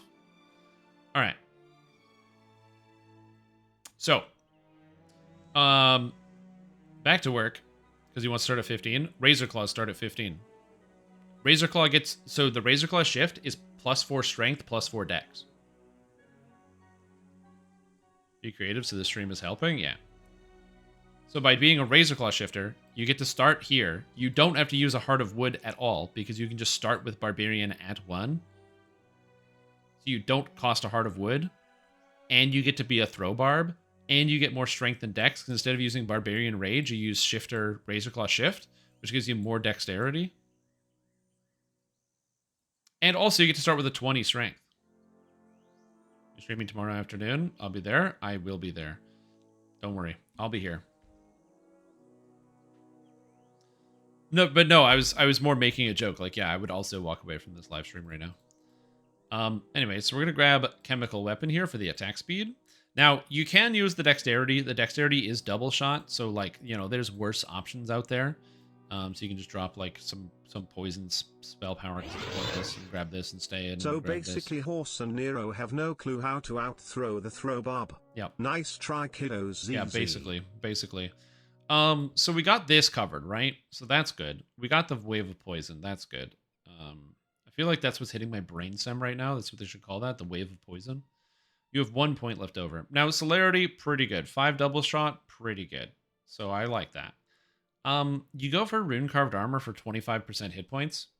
Do you need it though? Like, I feel like you don't need it because like it's not good. Like, yeah, it's pretty good, but is it really good? I don't know, dude.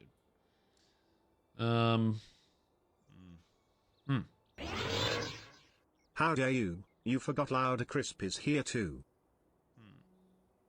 Can you hold on? Can you get weapon bond with a ranged weapon? Actual question I do not know the answer to. I don't know if you can get stacks of weapon bond with a ranged weapon. I just want to see horse throwing halflings now, cause that's where my mind went. Oh, he will. He will. Don't worry. Also, if you want anything, you're going to want to use Arcane Encumbrance. Now, the reason we want Arcane Encumbrance is because Arcane Encumbrance makes it so monsters get knocked down when they cast spells at you, which is really convenient because they cast spells at you constantly, and this is a really good effect. Kinetic Bond kind of sucks because it deals a d20 damage, which is just not good. Like, it sounds good, but then you think of it also scales with melee power, the thousands of damage you need, but this one means if you get hit by a magic missile, you knock down whoever hits you. And then when they're knocked down, they can't do anything, which is convenient. Also, when you walk into a cloud effect or anything like that, that's not bad. That's okay. I'm trying to think of a way to improve this build, but like...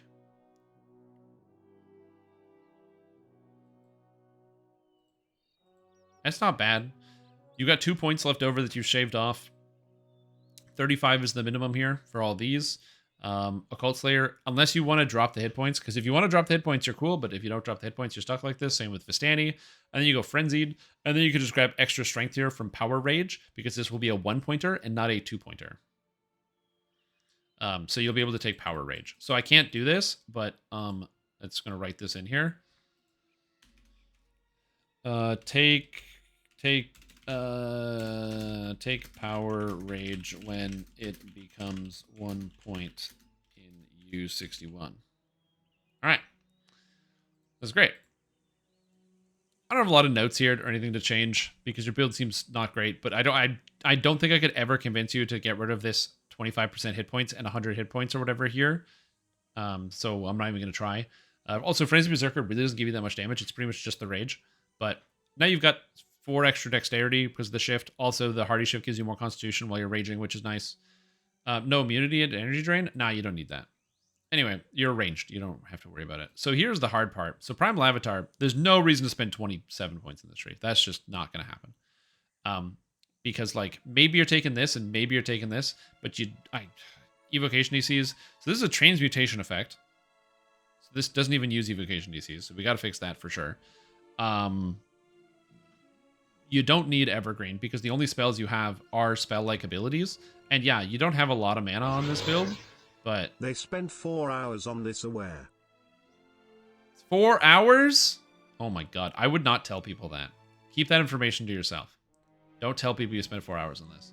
Say like, you know, you had a dream and you woke up and you had to write it down and then it was done. Just say that. So yeah, that's more...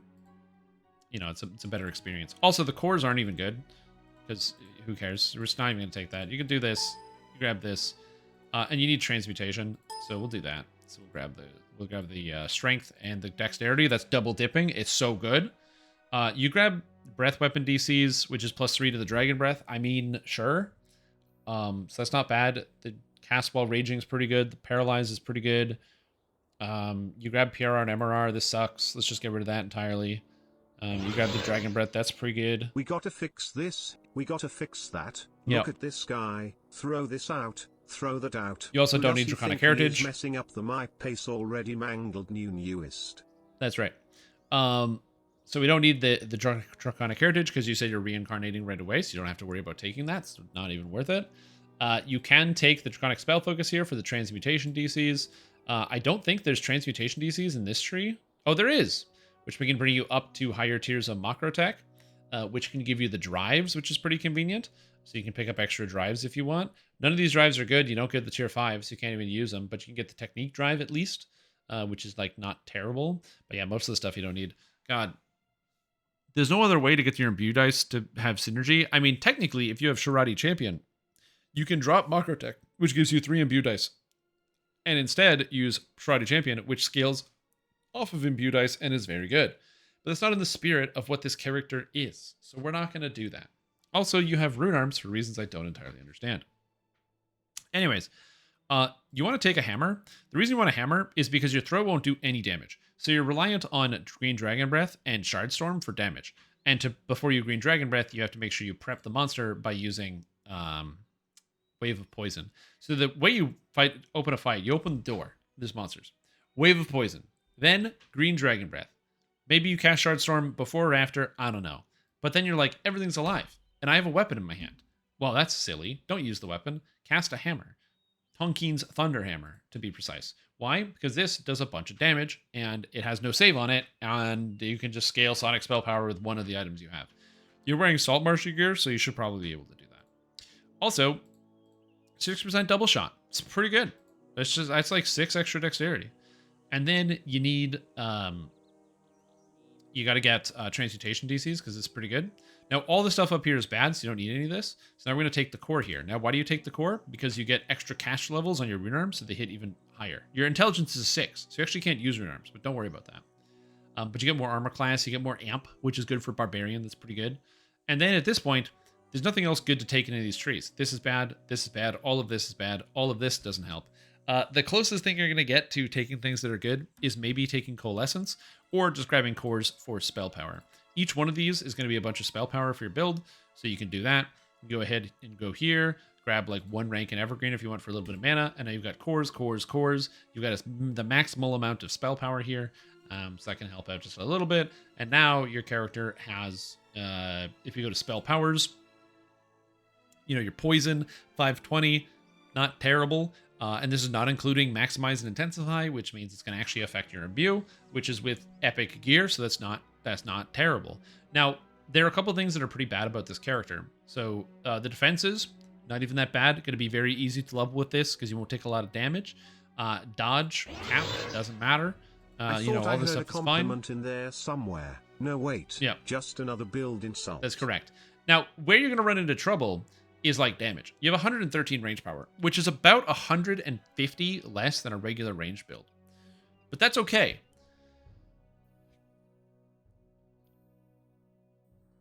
So that's the build. It's pretty cool. You've got items. I like it. Look at that. Look at this one. Wow. Look at that one. Ooh. Look at this. And that's the build. You use melee power. So the problem is that the damage is 14, which is kind of negligible. So it's not really that big of a deal. But you could. I'm impressed by your guys' tenacity to stick this out and make this.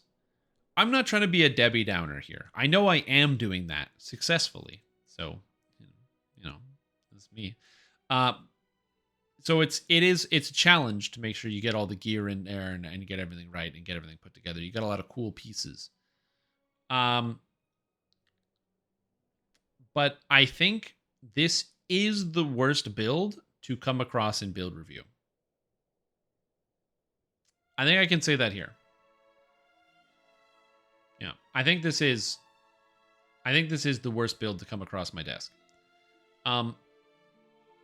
Because the main problem, and you're going to realize this really quick, is that throwing is not going to feel very good. But what is going to feel very good New record, baby. is this Easy button, clap. this button, this button, and this button. These buttons are going to feel really good. And you're going to be pressing these buttons a lot in epics. So you're going to get into a room, and you're going to carry and swarm them, and then you're going to thunder hammer them, and then you're going to be like, okay, they're dead. And then you got weapon in hand waiting for the monsters, and it's like, oh, all the monsters are dead, because it turns out spell-like ability spamming is really good. This isn't throw Barb? Well, you could throw Barb using Shrouded Champion and throw and Barb. The problem is, then your build is bad. But you can get poison damage. Scaling with Stay Toxic. Look, I was told to help improve this build. So yeah. I don't know if there's a way to save it, but I do know I can save it right here by using Control S. Save. Got it.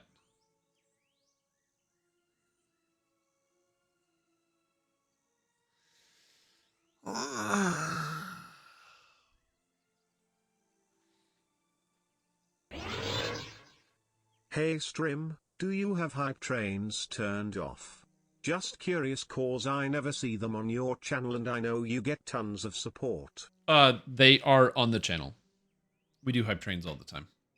I'm very lucky that I have a community that wants to support me. Lads. The build is There's a hype train an hour ago. It's on cooldown right now because the hype train is a cooldown. There's actually a lot of them. Has you really been far even as decided to use, even though want to look more like? Call 985-655-2500 inside the details for. Why does he say double five and double O instead of 655? I don't know how you do that. I don't know what this magic is that makes the bot say that when instead. You decide far even wants to use it and go on. I didn't even realize he says 655 and has decided 2500. And look more like and go after. It's just common sense. Apply today. Yeah, this is easily the worst build. This is easily the worst build I've ever been given. Now, here's the thing. I don't want you to feel bad, okay, that you gave me a bad build. That's okay.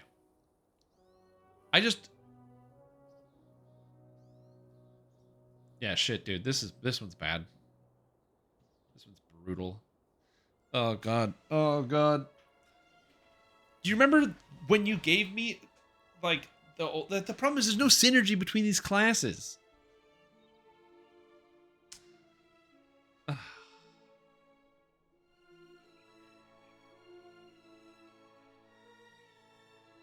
Makes sense. Yeah,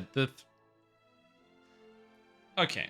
The throw barb that you gave me was bad, but at least it turned into something. The throw hammer barb. Oh my god. Want to do it over? No, I'm good. I would say if I was going to change anything, it would be getting rid of Draconic entirely so you're not reliant on it. Taking Sharati Champion instead. You know what? Fine. I'm going to change it. Hold on. Turn this build into what I want, and I don't care what you guys think. You're going to grab the poison damage because it's throw barb and you're poison. You're going to take the double shot because it's good. You're going to take double rainbow because it's good. The Sharati Epic Strike is pretty sick with this character because your throw sucks. So you can just use this one. It's not bad. Except you don't have an attack that goes with it, so it's actually still bad. Does this have transmutation? This has transmutation DCs. Perfect. So we can take the points out of here. So to get rid of this, get rid of transmutation DCs, put the transmutation in here to get up to the top. No problem. We're going to get Whirling Wisps, the attack speed. Fey Countenance, you get the extra damage. So all of this stuff is pretty good. So now your character's like super duper omega powerful. And you didn't really give up on anything, which is pretty cool. You don't need the mana out of here either. I guess because you took a regrowth, but we'll get rid of that. So you got 3 points left over. So if you could spend 3 points anywhere, where would you spend it? Well, there's no other points to get anywhere extra good or anything powerful. But you can take Healing Spring, which you can use to heal yourself because you can't do that any other way. Oops, you got Rejuve Cocoon, but that's fine. Anyway, so this way, your character can use your Imbue dice to scale your Stay Toxic damage. Now, you have less Imbue dice. You have 14. But wouldn't you know it, the damage on here scales as a multiple of 7 Imbue dice. 14 is a multiple of 7. 2 times 7 is a number I don't know, which means 2. Which is perfect. Can't cast while raging. Don't worry, because we're actually going to remove Primal Avatar. Because Primal Avatar is for suckers, which is why you're going to use Draconic Incarnation. Because you're going to use the Imbue. Like, why would you do that? It's a waste of time. It's silly and dumb. So instead, you're just going to do this. You're going to pick up Arcane Studies. Don't fail Fortitude saves on a 1. Guess what? This is even better. Then we're going to go here, grab the Green Dragon Breath. Oh my god, how good is that? Then you can go ahead and grab the Spell Sword. Wow, you can get the stun. Wow, you get the breath DCs. Holy crap, take my breath away. Basically the same build, but this time less healing, more damage. Because remember, you're using the Sharati Imbue. Even better. Dragon Wheel Throw. You're throwing up on people because it's the Poison Breath. This also gets rid of all of the good poison attacks from Primal Avatar that will just carry you through. So that actually kind of works. And look at that. Your range power is higher than your melee power, which means you don't need that effect. This is just bad anyway. Weapon versatility. So we can just axe this for sure, for sure. So we get rid of this because it's not good. And you definitely don't need acrobatic at all. So let's just get rid of that. That's pointless. You do want damage. I don't know how you guys skipped this. I don't know what's going on here. What was happening?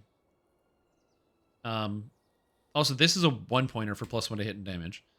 You don't need Undead Hunter because you're not attacking undead. You can grab Strength here, so you can be strongerer and take that. So this is just strictly better than what you guys had. I don't know what's going on. But that's good. And then, and again, you're gonna put that point over there. But now, also, you don't need Chemical Weapon anymore because you don't need the attack speed here. And then without the attack speed, this is bad. This is pretty bad. I don't need this. This isn't good. This is like. Do I need the extra dexterity? Probably not. Also, you only need to put 1 point into this. You don't really need this. I guess you have a T4, but let's get rid of the T4 because that's not good. Accuracy is okay. We'll keep the accuracy. We can cut the... Do you even need the dexterity, though? Because you can take the strength here instead, which is better than dexterity because it's strength. You can take Mistalker 4. You can take the extra damage out of here, which is that's not bad. Oh, did you get Fan of Knives now? So you have an extra AoE attack? That's kind of cool. Oh my god, you get the actual ranged attack Whirling Blades. It's so good. Oh, Blessed Blades. Wow, you get Visani Knife Trading. Oh my god, I don't want to take Vendetta because I just like having passives. Don't worry, we're going to get the best passive in the game. Capstone of the Tree, baby. Let's go, dude. Drop out some hit chance. You don't need hit chance. Your character just will it. Just believe you're going to hit, and you will. No problem. Get that Undead Hunter back in there. You know what? I don't want Undead Hunter. Get Haste Boost. You know why you want Haste Boost? Because your character sucks. You need an action boost. Pick up Knife Master. Go and ham on people. That's what I'm talking about. Way better. The problem is, now you're a Vistani. You're not really a barbarian. You got tier 4 of a Cult Slayer. You're going to do more damage this way because your character is more powerful. But also, congratulations. You just lost 50 more brain cells. So what are you going to do? Anyways, that's what I'm talking about. Excuse me, sir, what if he doesn't want to use Vistani for spiritual reasons? This goes against Throwbarb. That's fine, because this is my version of Throwbarb. I edited the one that doesn't use Vistani. Now we're on mine. Save as. This one is going to be called Gwathrenost. There we go. Boom. Now this is my build. This is how I would do it if you didn't want to like put your play a character that feels like it's putting your finger into a pencil sharpener. Slow, painful, and you know it's not going to end well. So yeah. Just delete it and played Pokemon Chess instead. It's actually not a bad idea. Anyway. There you go. There you go, kids. Have your build. Have fun.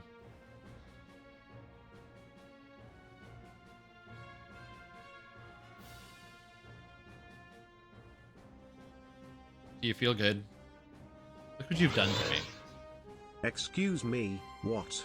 Did you really, truly, actually just say what I think you did? Are you seriously that moronic? No way. No. There is absolutely no way. I simply refuse to believe that someone as idiotic as you seem exists. It defies logic. And yet, here we are. Standing in an infinite field of your insane babblings. Witness to the ineffable stupidity of your mind. I have no words, but I'm certainly trying. Oh, yo, my game froze when I was trying to log in. Holy moly. Yo, look at this loading. It's trying to load Rivendell right now. There we go. It loaded it. Look, saying Earth is flat. Pretty reasonable. Okay. Hitler is still alive on a Nazi moon base. Relatively sane. Okay. The government is lizard people. Sure. I think those two why people not? believe the same thing, by But the way. what you just said. Nope. I'm out of here. This is too much. Yeah, the Venn diagram of the people that like are big, like, you know, big time Hitler supporters and flat Earth people is surprisingly close to a circle. That's what I learned from that All Gas No Brakes video. Anyway, I don't know what to do right now. I'm lost in thought and life. Honestly, what a great night. Instead of relaxing after a 16 hours ferry, I got roped into a 4 hours Discord call making I can believe this that. beautiful, beautiful piece of absolute dog shit. It's pretty cool.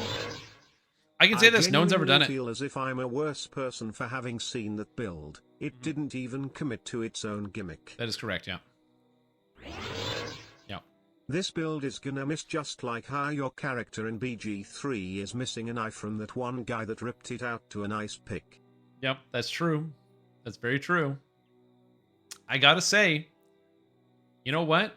This build is in the game, and it's not even EA Sports. And something I do like about it is it's truly unique. One of the best parts about Dungeons & Dragons Online, and one of the reasons why I like Dungeons & Dragons Online so much, is you can build any character that you want, and you can play your character any way that you want. I think that's very cool, the fact that anybody is allowed to build anything. Now, the real question is, should they? Well, hey, you can do whatever you want. This is America. That part of it anymore? You know, there's a lot of things that you learn about yourself when you go on these journeys of self-discovery. The build review tool is meant to be a force for good. Is it always? I'll leave that to you. Oh, God.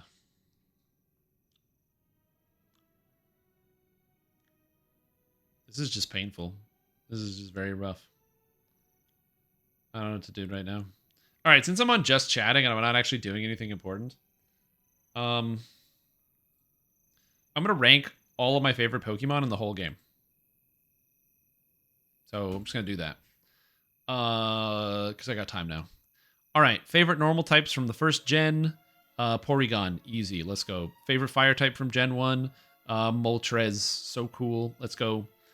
Favorite water type from Gen 1. Ooh, look at how many water Pokemon there are. I'm going to go with Kabutops. Kabutops is sick. Favorite grass type from Gen 1. You know, I like Paris. I'm a big Paris guy. I've always liked Paris. I think Parasect kind of looks lame, but I always like Paris. He looks really cool. Big Paris feller. Electric type. I'm going to say in Gen 1, Electrode. Now, I like Magneton as well, but Electrode's always been my favorite. It's one of my favorite ones forever. Ice types, man, there's like no ice types. Articuno, no joke. No, nothing against it. Articuno's the best one. Fighting types, ooh, there's not a lot of good fighting types here. I think I'm gonna go with Hitmonlee. I was a big Hitmonlee guy back when it was the first gen.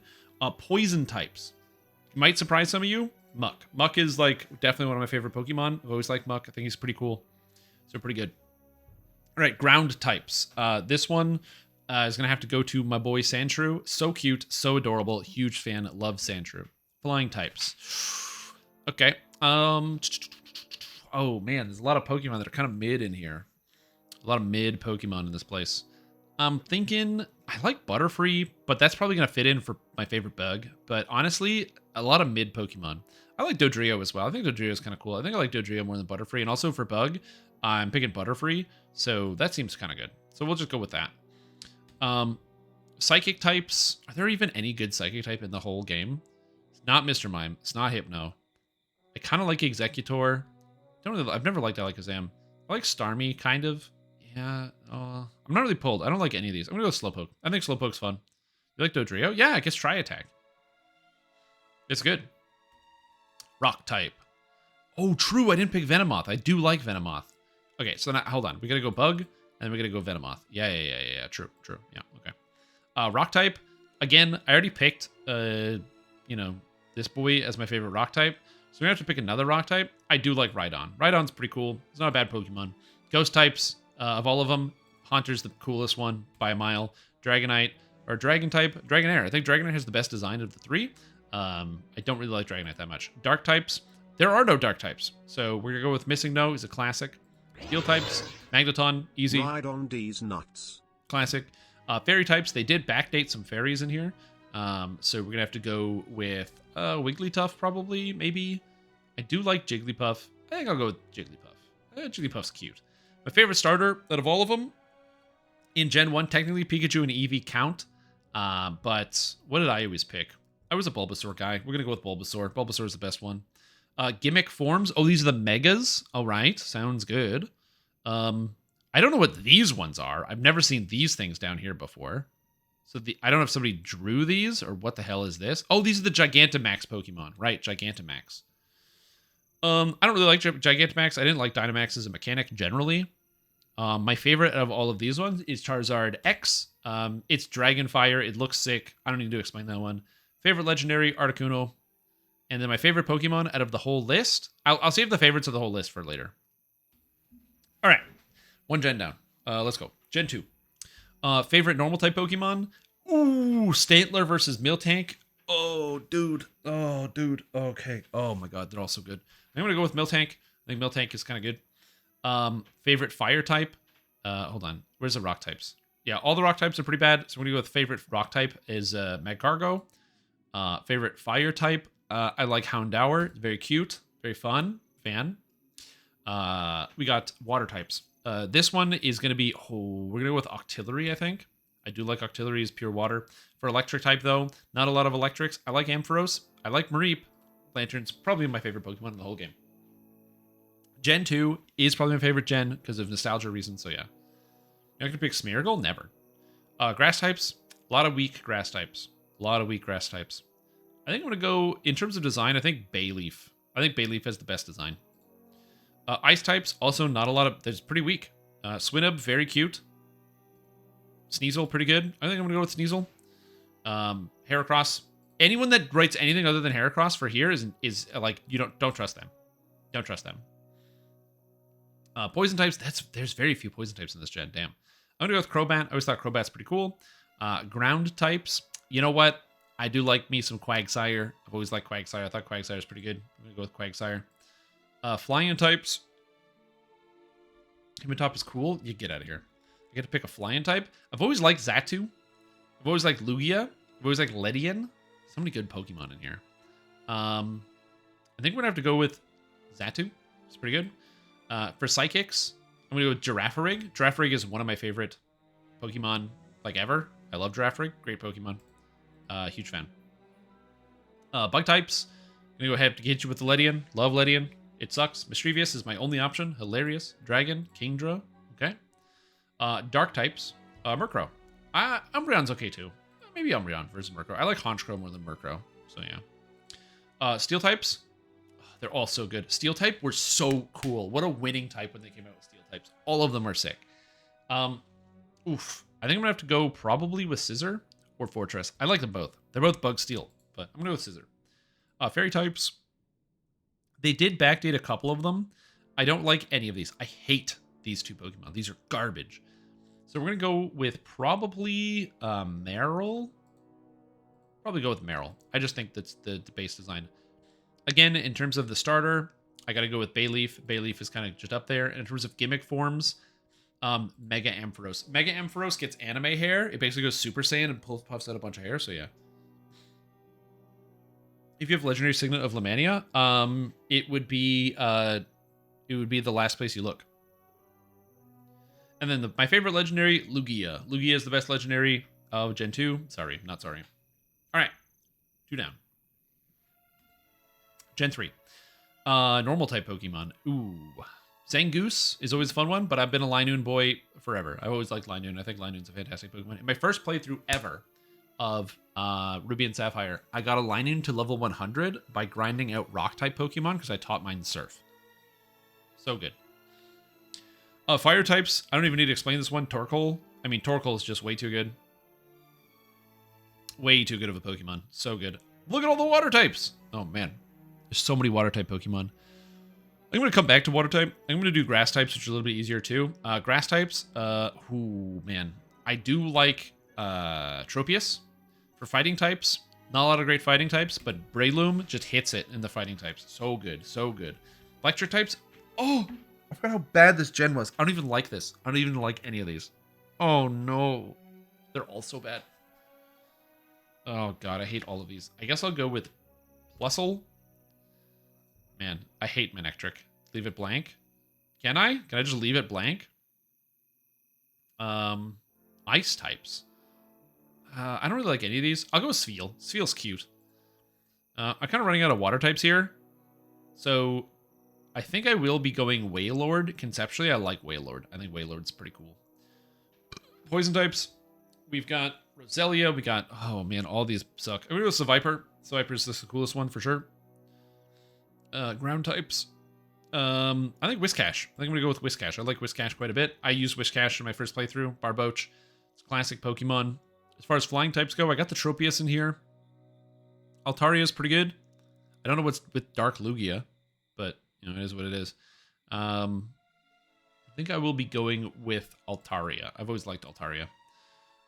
Psychic types. There are a lot of psychic types. I forgot about this. Latios, Latias. You've got Gardevoir, Chimeco. I used Claydol in my first playthrough. I do like Claydol.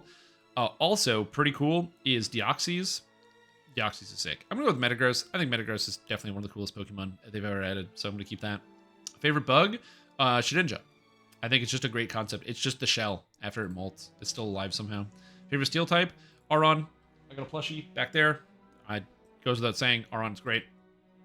Ghost types, Dusclops. Dusclops is very cool. Big fan.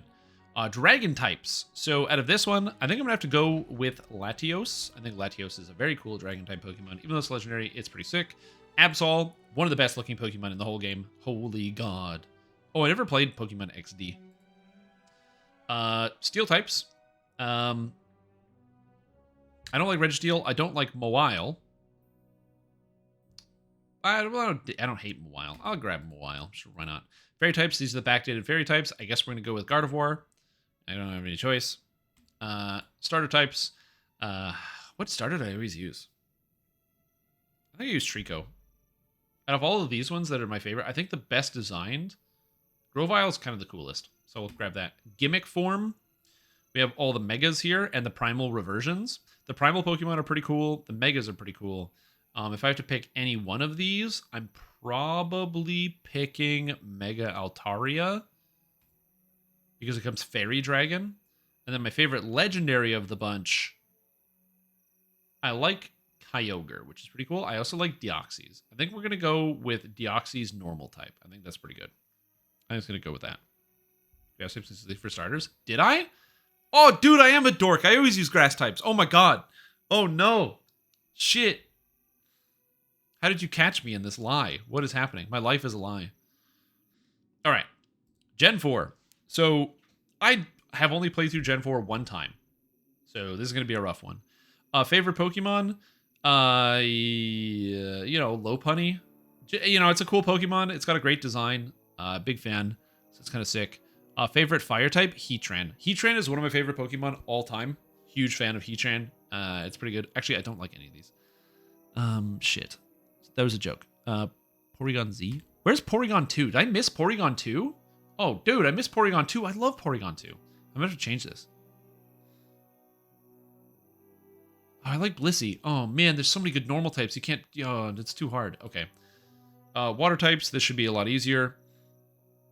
I don't like any of these, so I'm going to go with Rotom Wash. Grass types. Abomasnow? Are you kidding me? What a great Pokemon.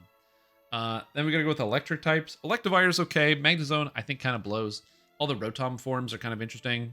But I'm going to go with the regular Rotom. I've always liked Rotom. I thought Rotom was a cool Pokemon. Glaceon. Also, what do you call it? Frostlass, but we'll see. Fighting types. Lucario is pretty cool. But also, it's better than Lucario. Toxicroak. Toxicroak's so cool. Now, poison types. I don't like any of these poison types. So we're going to go Toxicroak here, so then I can take Lucario as well. How sick is that? Ground types. I never liked Garchomp that much, or Rhyperior. In fact, I don't like any of these. Oh my God, hold on. Starter. Fucking Grass Andy over here. I can't believe what I'm learning about myself. Yeah, my most one's alright. This is one of my favorite. I'm learning I don't like any of the ground types. Flying types. Honchkrow is amazing. Yanmega is amazing. So we're going to grab Honchkrow here. I mean, if I go to dark types, any other interesting dark types? Not really. I mean, Darkrai is pretty cool. And then if I go to, that's flying type. And if I go to bug types, it's Yanmega. This is a pretty easy sweep here. Psychics, we'll grab Gallade because I don't really like any of the other psychics. Okay, so rock types. The rock types are pretty interesting. I've always liked Cranidos. So Cranidos is pretty good. So I think we'll go with, and Rampardos. Rampardos is also interesting. Honestly, most of these Pokemon are just bad, so I don't even care that much. Miss Magius versus Giratina versus Frostlass. All of these Pokemon are so cool. Oh, they're so cool. I hate Rhyperior. I don't know, it's just big and bulky. Not a big fan. But Giratina is the dragon god of antimatter. What a cool concept.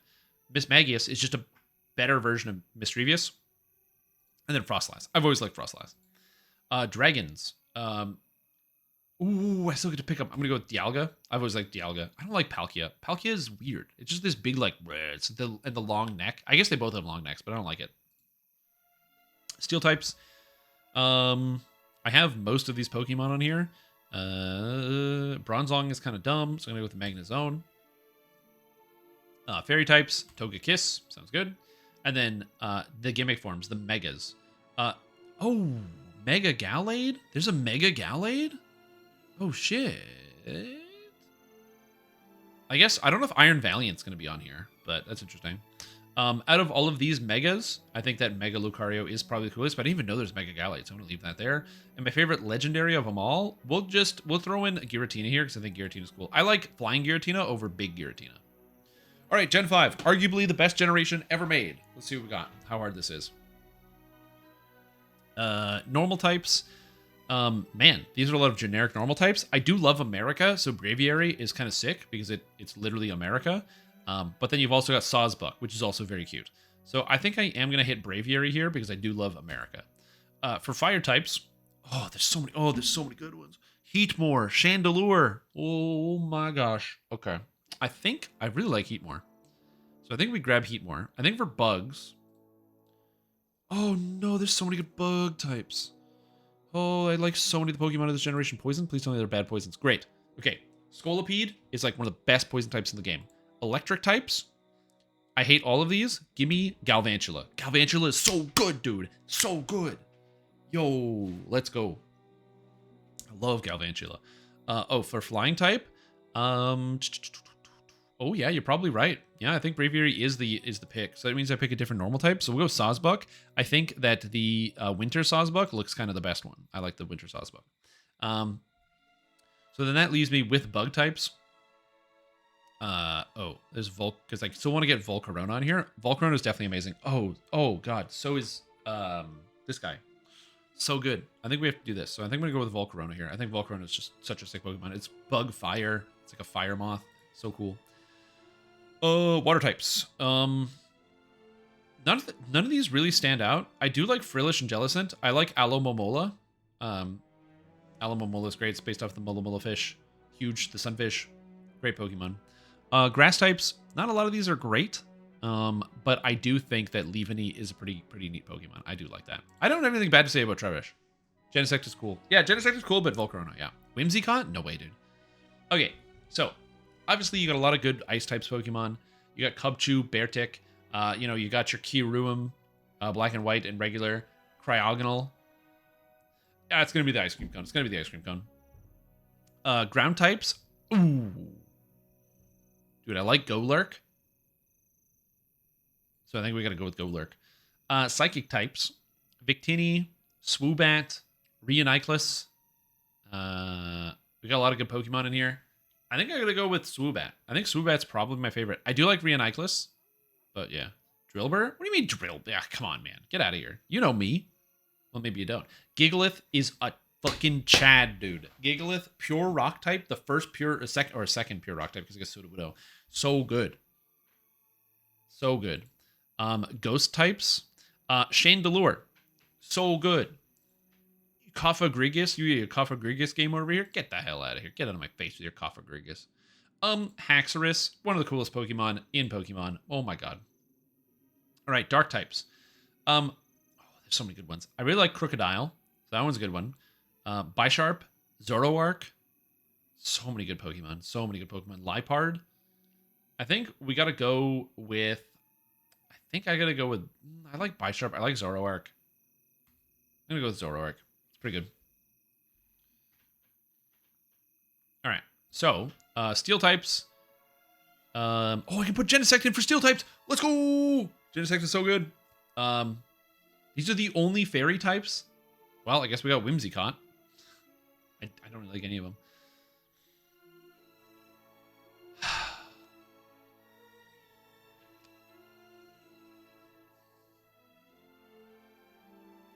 Every time. How does it come to the grass types? Every time I pick grass. Gimmick forms, Mega Audino or Gigantamax Garbodor. I like Mega Audino, so we're going to pick that up. And then my favorite legendary that I didn't get to pick, probably Zekrom. I'm going to pick Zekrom. I like Zekrom quite a bit. So grab Zekrom. Okay. 6th generation, X and Y. This was the last generation that I heavily played the Pokemon game. This includes all the Megas as well, which is kind of interesting. Normal types. I don't like Furfrou. I never have, and I never will. I like Helioptile. Helioptile for a normal type Pokemon. It's normal electric. It's pretty good. Big fan of that. Fire type Pokemon. If I'm being honest, there's a lot of good options in here. Ooh, we got the Volcanion. We got the Megas. We got Braixen. I think might go with Braixen. We'll evaluate, but I think Braixen's character design is very, very cool.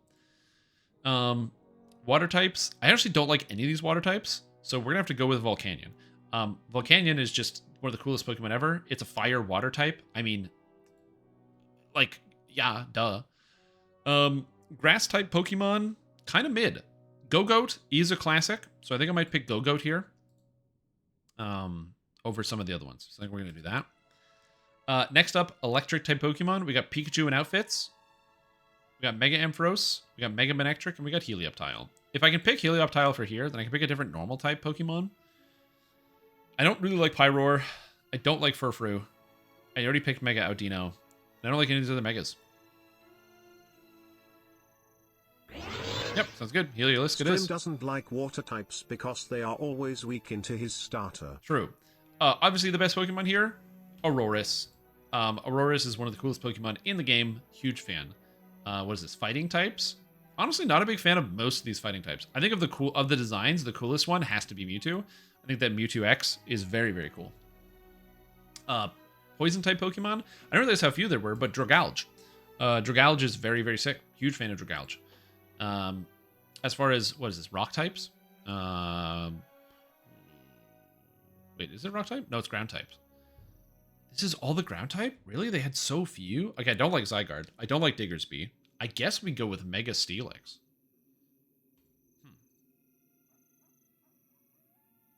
Weird. I'm not a huge fan of Zygarde. So you have all the Vivillon colors, which is kind of cool for the flying types. We also have all this other stuff. I've never been a fan of Noibert. I don't like Hawlucha. Talonflame is kind of sick, not going to lie. I also do like the design of Yveltal. So it's going to be one of these two. Probably for sure. I think we're going with Talonflame. I think Talonflame's pretty sick. I don't really like Diggersby. I said Bulbasaur bitch any day. True. As far as psychic types go, I don't get breaks in. Now, I do like the kitty cats here. Oh, buddy, I forgot about Malamar. So cool.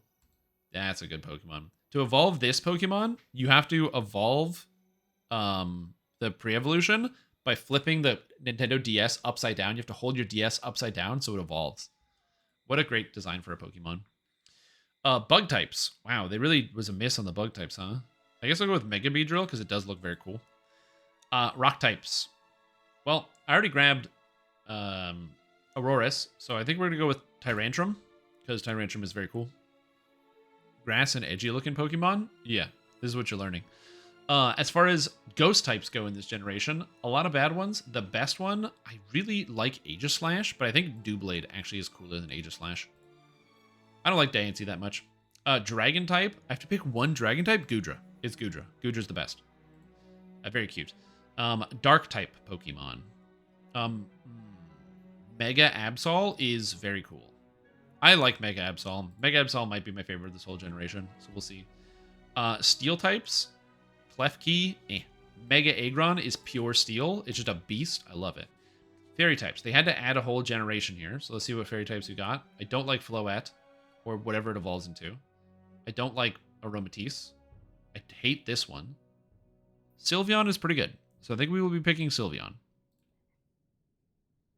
And then as far as starter goes, Braixen is going to be my starter of choice, which means I pick another fire type. Fire types are the coolest here. So in terms of fire types, I think we're going to have to go with Mega Camerupt. I like Mega Camerupt. It's pretty cool. You don't like Slurpuff? No. And then the gimmick Pokemon, all the Megas. So which Mega did I not pick yet? They're all so cool, dude. Look how many cool Pokemon there are. Mega Evolutions were the best one. Mega Evolutions were the best one. Like, that's just it is what it is. I like Mega Houndoom. I'm going to do that. And then Legendary, I get to pick an extra Legendary. I've never liked Zygarde. I like the multicolor Xerneas. So I think we're going to go with multicolor Xerneas here. Okay. Gen 7. This is the generation that I never beat. I got past the first, like, totem challenge or whatever it was, because they didn't have gyms, they had totem challenges. I got past the first one. And then I was like, I can't do it because the game keeps stopping you every 10 seconds to have a character and a dialogue with you, and there's too many cutscenes. So, I don't even know if I know all of these ones. Okay, normal types. Oh man, I don't like any of these normal types. I like Toucannon the best, so I think we're gonna go with Toucannon. I think Toucannon solid. For fire types, Marowak versus Salazzle.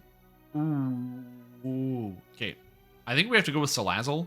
But are there any good poison types? Ooh, yeah, there are. Oh, this Pokemon is so good. Oh, Nihilego's amazing. I love Nihilego. Okay. That's interesting. Okay, what about ghost types? Ghost types. Are there any good ghosts? Okay, I don't like Sandygast. I don't care about this. Marshadow, I'm not a huge fan of. I don't care about the legendary. I don't really like her that much. Decidueye is cool. I think I have to go with the Shadow Marowak for the Alolan Marowak for this one. Water types. We have the transformed Greninja, which is kind of interesting. These water types blow. I literally don't like a single one. This is what Poplio evolves into? What the heck? That's crazy. Why do you hate Q Pokemon? Because I'm a bad person.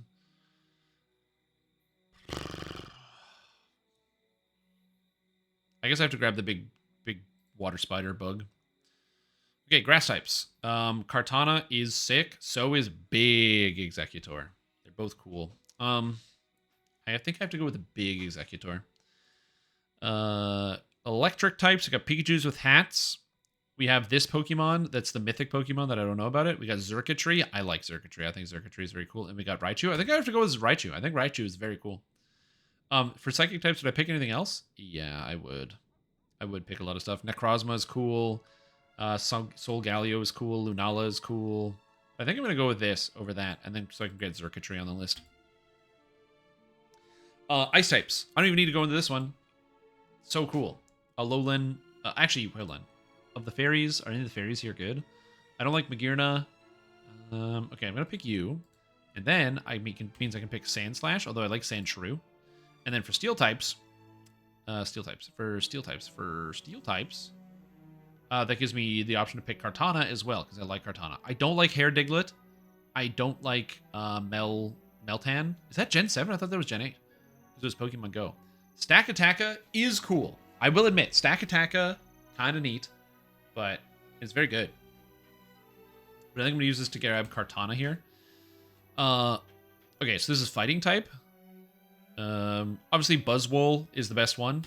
He's swole. He's Buzzswole. So we're going to go with Buzzswole. We got ground types. Don't really like most of the ground types here. So I'm going to go with Sandygast. Call it a day. Flying types. We've got a bunch of flying types here. Oricorio is kind of the best option, I guess. I don't like Celesteela. I just don't like it. I think I have to go with Oricorio. I think I will go with Electric Oricorio. I like the design. The little pom-poms. It's fun. Bug types. Man, I don't like the Pokemon of this generation.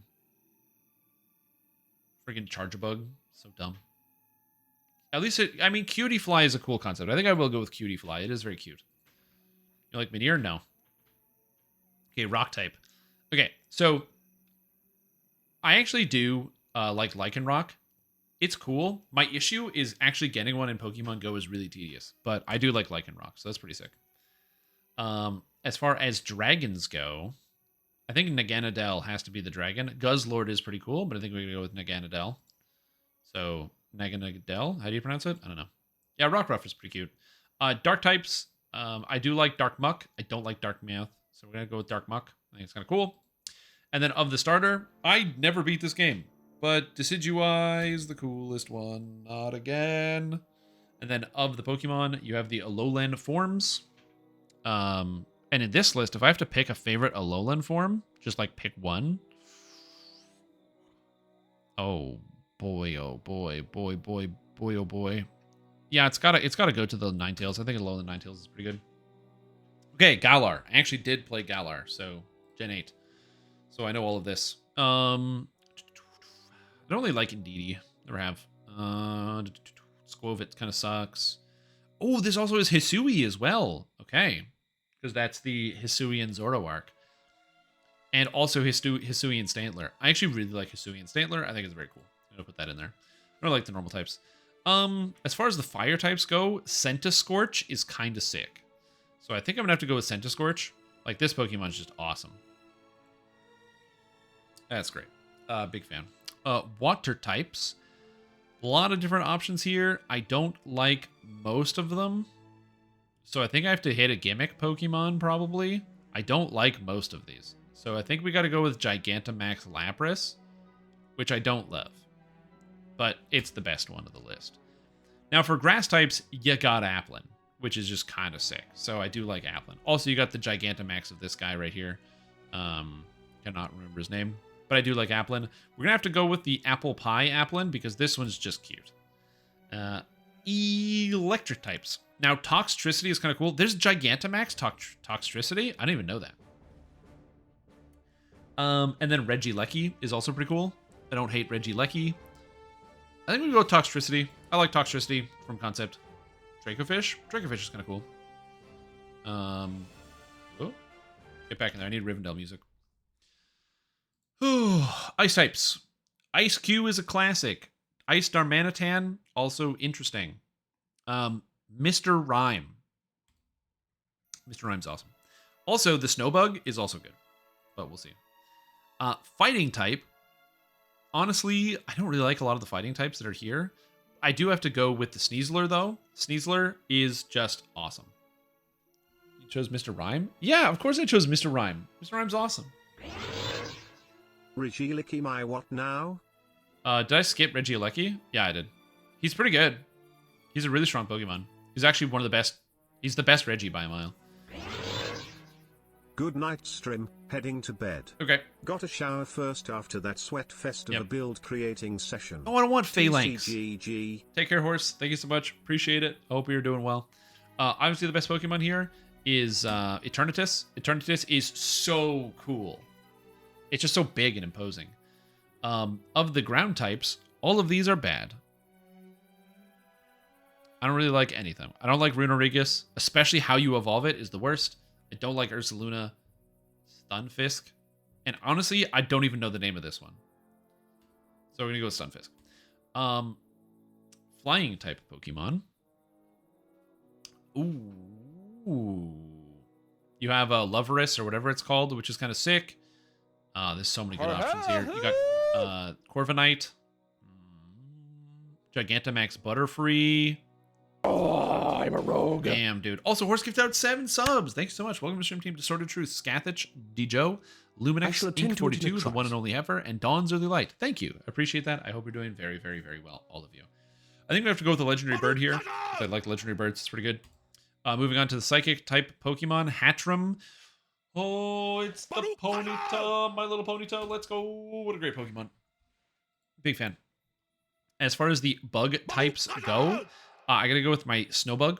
I think it's very cute. What's this one? This is Rock type. Man, I don't really like any of the Rock types. Cleavor is kind of cool, but I gotta say, Rock, Fire, Arcanine is sick. Also, speaking of sick, Horse must be sick because you get to get another 10 subs. Dude, thank you so much for the support. I hope you're doing very well. Welcome to the stream team. Sligo, Rumbottom, Nighthair, Smooth, Professor Smoothbrain, Glargfest, Aggravated Proctologist, The Shy Guy, Old Lazy Guy, I Play Gaming, and Oblivion to you. Thank you again, Horse. I really appreciate it. I hope you're doing very well. Thank you so much. Thank you. Damn, dude. Oh, I'm a rogue. That's very kind. And then Neurosoth gifted out 5 subs. Welcome to the stream team. Drew M, Argulian, Person Soul, Wikipedia 95, and Basement Warrior. All of these people are going to get the sub notification and come to the stream and watch me ranking every Pokemon in the game based on my favorites. So yeah. Why stream always gets excited about flying types? Do I always get excited about flying types? I don't even know. This is a big list, by the way. I can't believe I've done so many Pokemon so far. That's kind of crazy. Thank you guys, by the way. I am shocked. You have shown me such kindness and support. You're very generous. Thank you. Thank you, thank you. Ghost-type Pokemon. Quest completed. Obviously, there's a best answer here. First of all, I forgot about how sick Hisuian Typhlosion is because it's Fire Ghost. And Dragapult exists. Poltegeist. Shut the hell up. Poltegeist. Let's go. So thanks. Thanks, guys. I appreciate it. Dragon-type. I don't like this one. Regidrago, not cool. Arceus forms, We already did an Applin. I shall attend to it in a trice. So it looks like we're on, and I don't like this one. Dracovish versus Dragapult. I'm a rogue. The types that are weak against grass. What? No. Do you get a fancy haircut? Yeah, I got a haircut already. I'm a rogue. Again, thank you for the support. Appreciate the subs. Thank you. I don't like Grimmsnarl, and I really hate this. I think I'm gonna have to go with big ol' X Linoon over here. What's he called? Obstagoon. That one's not bad. Steel types. I mean, yeah, I'm one of those kids. Yeah, okay. My favorite might be Zacian. Zacian's pretty cool. Also, Berserker. I'm gonna put Zacian in legendary, so we'll see. We're on fairy types here.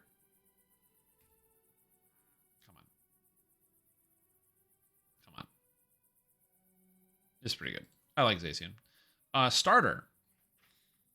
What starter did I start with? I used none of the starters in this game. I think probably Cinderace is probably the coolest one. But, you know. And then as far as the specific Alolan / Gigantamaxed forms, I believe the answer here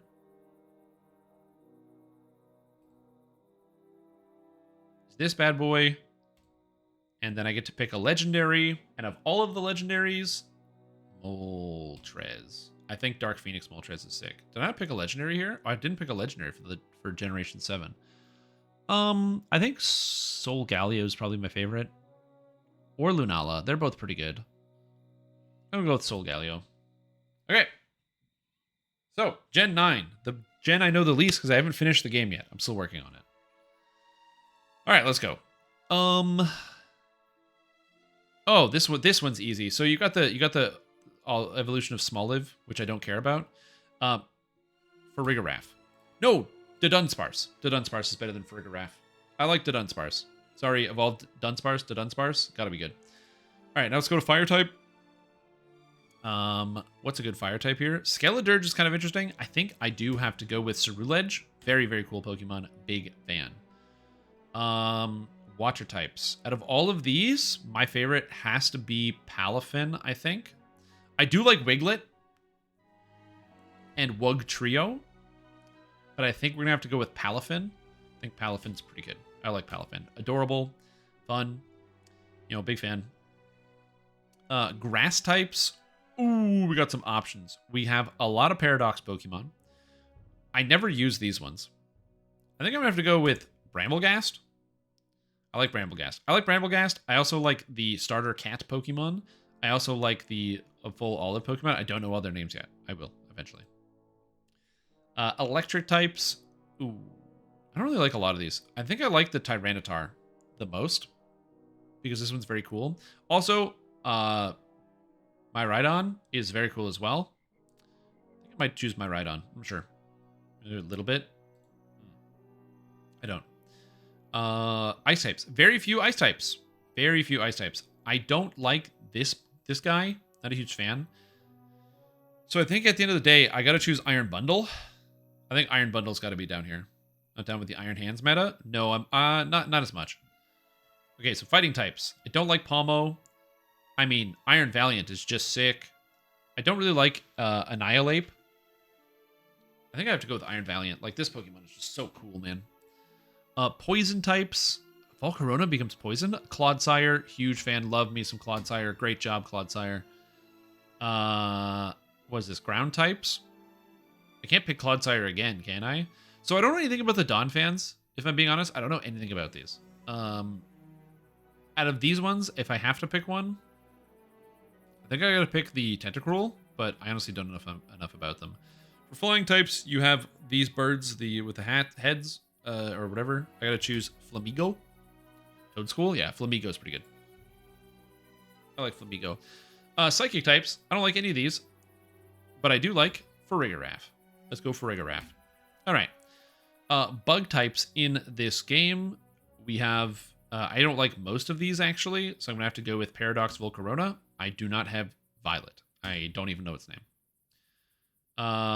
This is Rock type.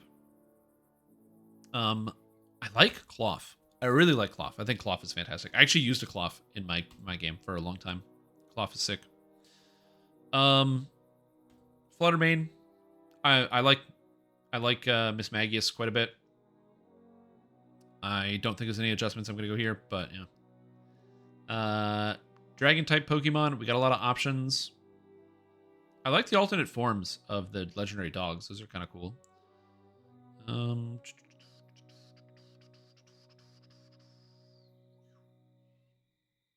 I guess I got to go with Koraidon. I think it's pretty cool. I like the alternate Suicune, though. I don't know the name of this, but I know this one's pretty cool. As far as, what is this? Dark types? Oh, it's dark grass? That one? I didn't even know that. That's kind of cool. Yeah, I'll take this one. I'll take the grass starter. That's sick. Steel types go. Come on, guys. Orthworm is fantastic. I love Orthworm.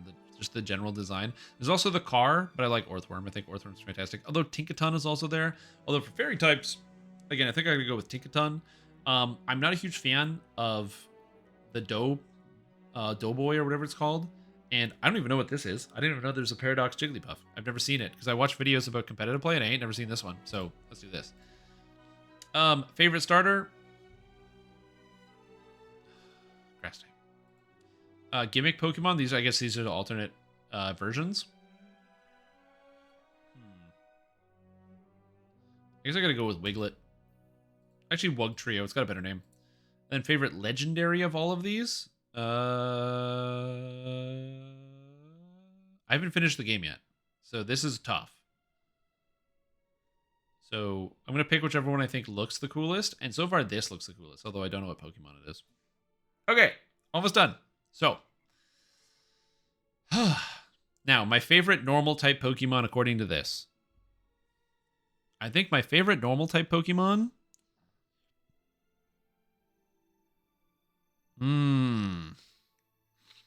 Favorite normal type, eh?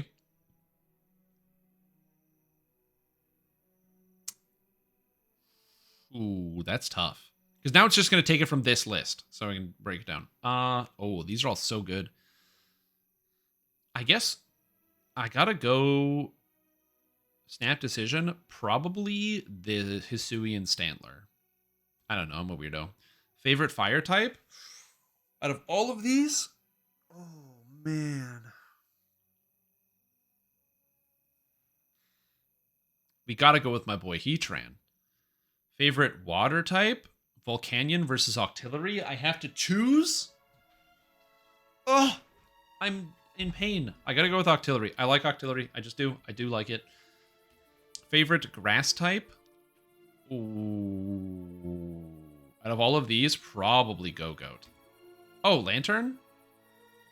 Oh, I put Lantern under Electric, which is here. Electric, Lantern. Galvantula is good. Lantern, no questions asked. Ice type. I think we're going with Aurorus. Fighting type Pokemon. I don't really like fighting type Pokemon that much, but I do like Sneasler, Iron Valiant, Breloom. I think we're gonna have to go probably with Sneasler. Poison type Pokemon, a lot of good ones. Nihilego is definitely the favorite. As far as ground type Pokemon, Whiscash is coming through. What is this? Flying types? Ooh, flying types. We're going to have to go with the Articuno. I think Articuno is just so cool. Psychic type Pokemon. I like that I picked both Girafarig and Farigiraf. Out of this whole list, I mean, My Little Ponyta is just cute. I think we have to go with My Little Ponyta, although I do like Malamar. Problem is, this Pokemon doesn't appear in any other games because you can't turn them upside down.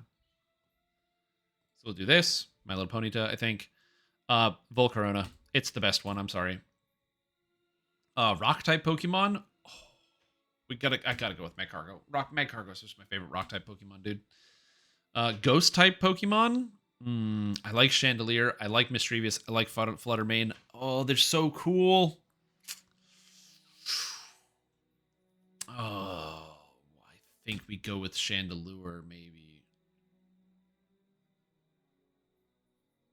I think Fluttermane's really cool. Oh, man. I'm going to go with Fluttermane. I think the visuals on it are great. My favorite dragon? Oh, there's so many cool dragons, dude. Oh. I think my favorite is probably Haxorus. I think Haxorus is the best visual design style. Favorite dark type Pokemon out of all of these? I got Absol twice for a reason. Mega Absol, get in there. Favorite steel type in the whole game? Honestly, I don't like steel types as much as I thought. This is not that difficult of a choice. I think I just gotta go with Genesect. I think Genesect is the coolest one here. Fairy type Pokemon?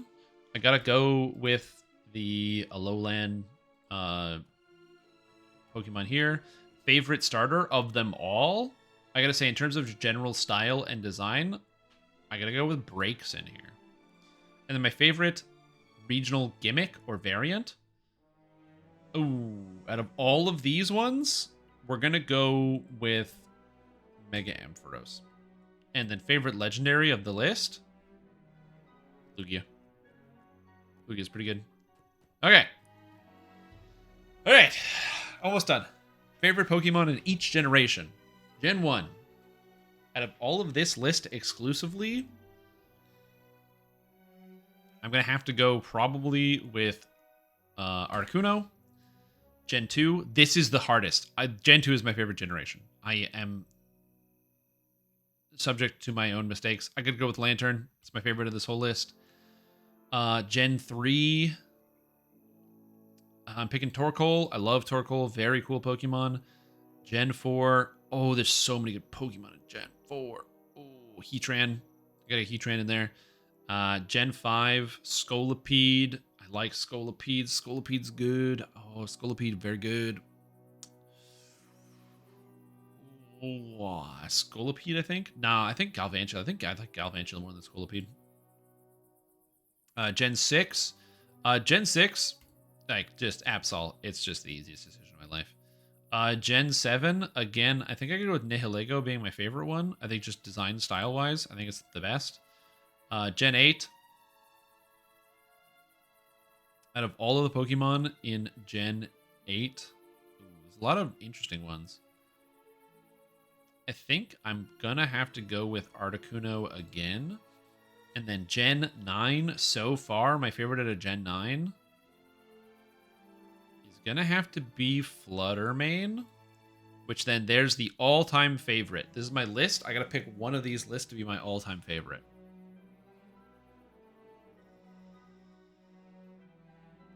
Oh, it's so tough.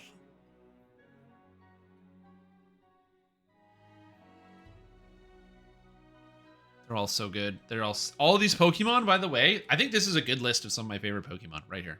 This is pretty good. I like all of these. I don't know if there's any consistencies, but I like them all. I gotta pick Lantern. Is my favorite. All right.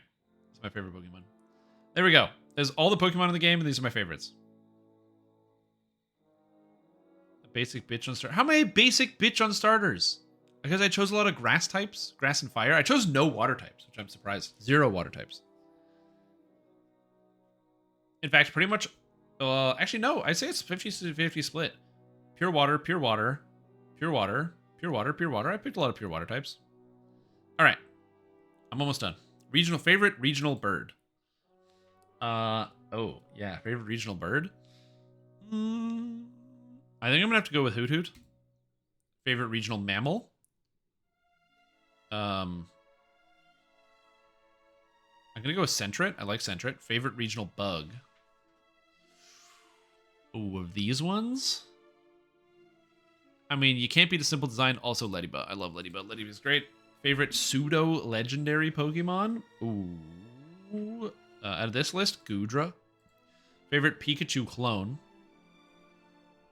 I like Pomo. I think Pomo's pretty good. Again, I don't know these ones.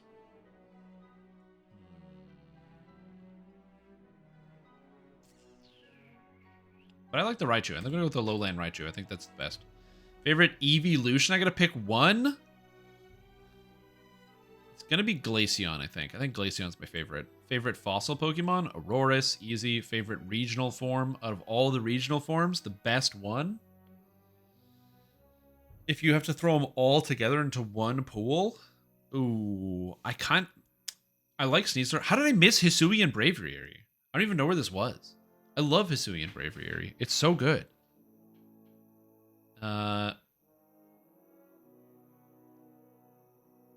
think we gotta go with the Ninetales. Favorite Gigantamax? I don't like the Gigantamax system. I actually don't like these. Because they didn't tell you which Pokemon Gigantamax and which ones didn't, so you had to like look up a guide to figure out which ones were going to do it. So I honestly don't really like Gigantamax, if I'm being honest. I'm just not a huge fan. But sure. We'll just pick one. There you go. Go with the... I'm not even picking one. I don't like it. Baby Pokemon? The favorite baby... I'm going to go with... Badoo is cute. All these Pokemon are kind of cute. Yeah, they're all pretty cute. They're all adorable. Oh, they're so cute. I like Why Not? And I like Munchlax. I'm going to go with Munchlax. I think Munchlax is cute. Bonsley? Oh, Munchlax, dude. All right, favorite legendary Pokemon. These are all the legendary Pokemon. Out of all of them? Yeah, Lugia. Favorite mythic Pokemon. I kind of want to say Volcanion, so I'm going to. Favorite Ultra Beast? Not even close, dude. Like, these other Ultra Beasts are cool, but dude, let's go. Favorite Paradox? Again, I don't know much about the Paradox Pokemon. In terms of just general style and design, I think Iron Valiant is very cool, but I also think Fluttermane is very cool. So I'm going to go with Fluttermane. Favorite type? Okay, I would have said Steel before. But maybe I don't know. I thought I liked Steel type as my favorite. Maybe I don't like Steel type as my favorite. Where was the stiff competition in here? Like Ice type? I like Ice types. Grass types? Dude, I don't like half of these Pokemon. I kind of picked them out of force. Like, it was this was not a hard decision. Same with water.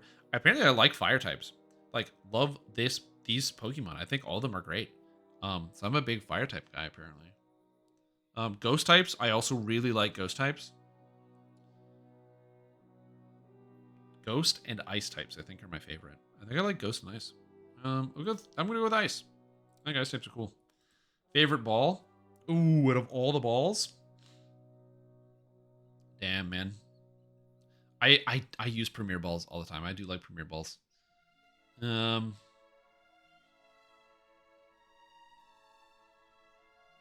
also like the Great Ball. I like the way the Great Ball looks. Net Ball is okay. The Beast Ball is pretty cool. I think I'll just go with Great Ball. It's a classic. Favorite Vivillon? I don't have one, so I'm going to pick one. Favorite Acremy? I didn't even know that was a different thing. I don't know. What's this one? Favorite new evolution. Oh, an evolution that was added after the first? Oh, I think that's Miss Magius for sure. Rigoraph. Oh, Frostlass. Ooh, they're both good. I think I'm going to go with Miss Magius. Okay, I'm good. I got it. That's it. This is it. This is my favorite list. I don't know how to export this so I can share it. Oh, export choices.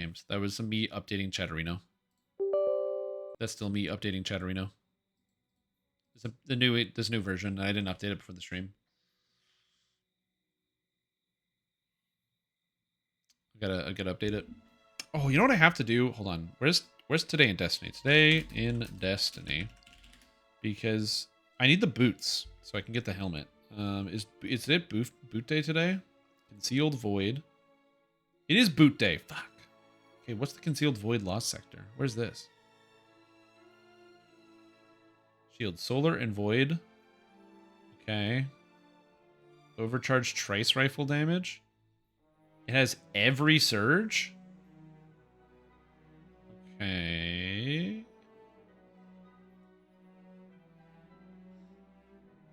I just need the boots. I need, what are these called? Rain of Fire, I think? Yeah, I need the Warlock boots, Rain of Fire. I don't have them. Ugh. So that'll work. Test the watch party? Oh, test the watch party! Fucking good idea. Okay, so we're gonna test the watch party, and we'll see if this works. This is Lava Lantula. You're American, right? Anyone from... This is important. That have Amazon Prime? Good call. Okay, so watch party. I'm America. Okay, you need to be a gen... Okay, so 2 lava. 2 Lantula. Okay. Okay. Okay, 2 lava, 2 Lantula.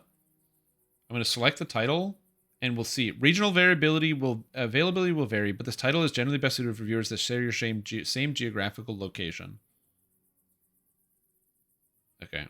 Watch parties do not support ads at this time. Your live stream will be featured above the chat and will be used as a thumbnail in Discovery services. We recommend making it your full screen webcam. I'm not doing that.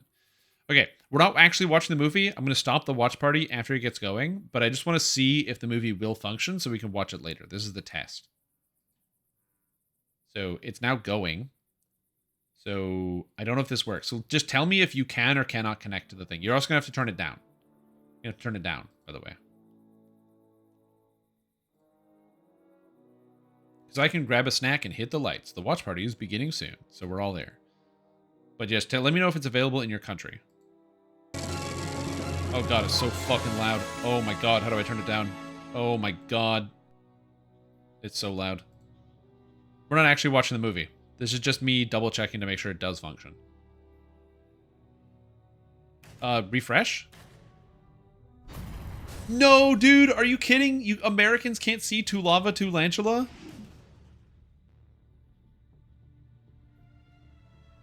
Okay, any other Americans? Americans, report in. Oh god, there's the military. I'm watching the movie now. Okay, Americans, report in. Access denied? Alright. Well, it's over. How do I end a watch party?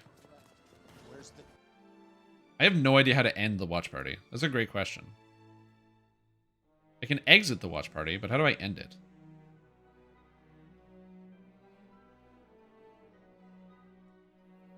Finish the movie? I'm not finishing the movie. Huh. How do you end a watch party? Okay, now we know.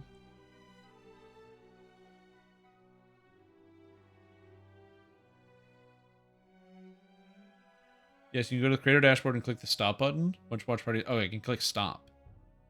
Where's stop? Is that an option? Stop. Stop. Stop raids for 1 hour? No, that's not an option.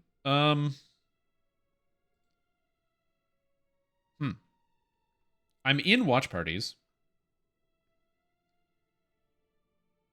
Apparently not. Oh, what's my category set to? Maybe I can just change the category? To change a category, end your watch party first. Okay. Yeah, I'll do that. I'll get right on that.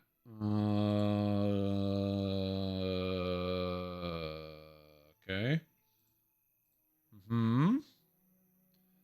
You're live. I know I'm live. Thanks for telling me. Oh, there it goes. I had to refresh. And watch party. Okay, it's gone. It's gone. It's gone. Okay, this is gone. I had to hit the button. Okay, we're good. Well, thank you for testing that. So now we know. See, now we know. Here we go. DM me if you want to check if something is on Amazon for America. What is it? Well, we'll check it out later. I'm tired and I want to go get dinner because it's been like 10.5 hours. And I ate like an hour and a half before stream started. So I haven't eaten in like 12 hours. So I'm going to go get something to eat. So maybe later.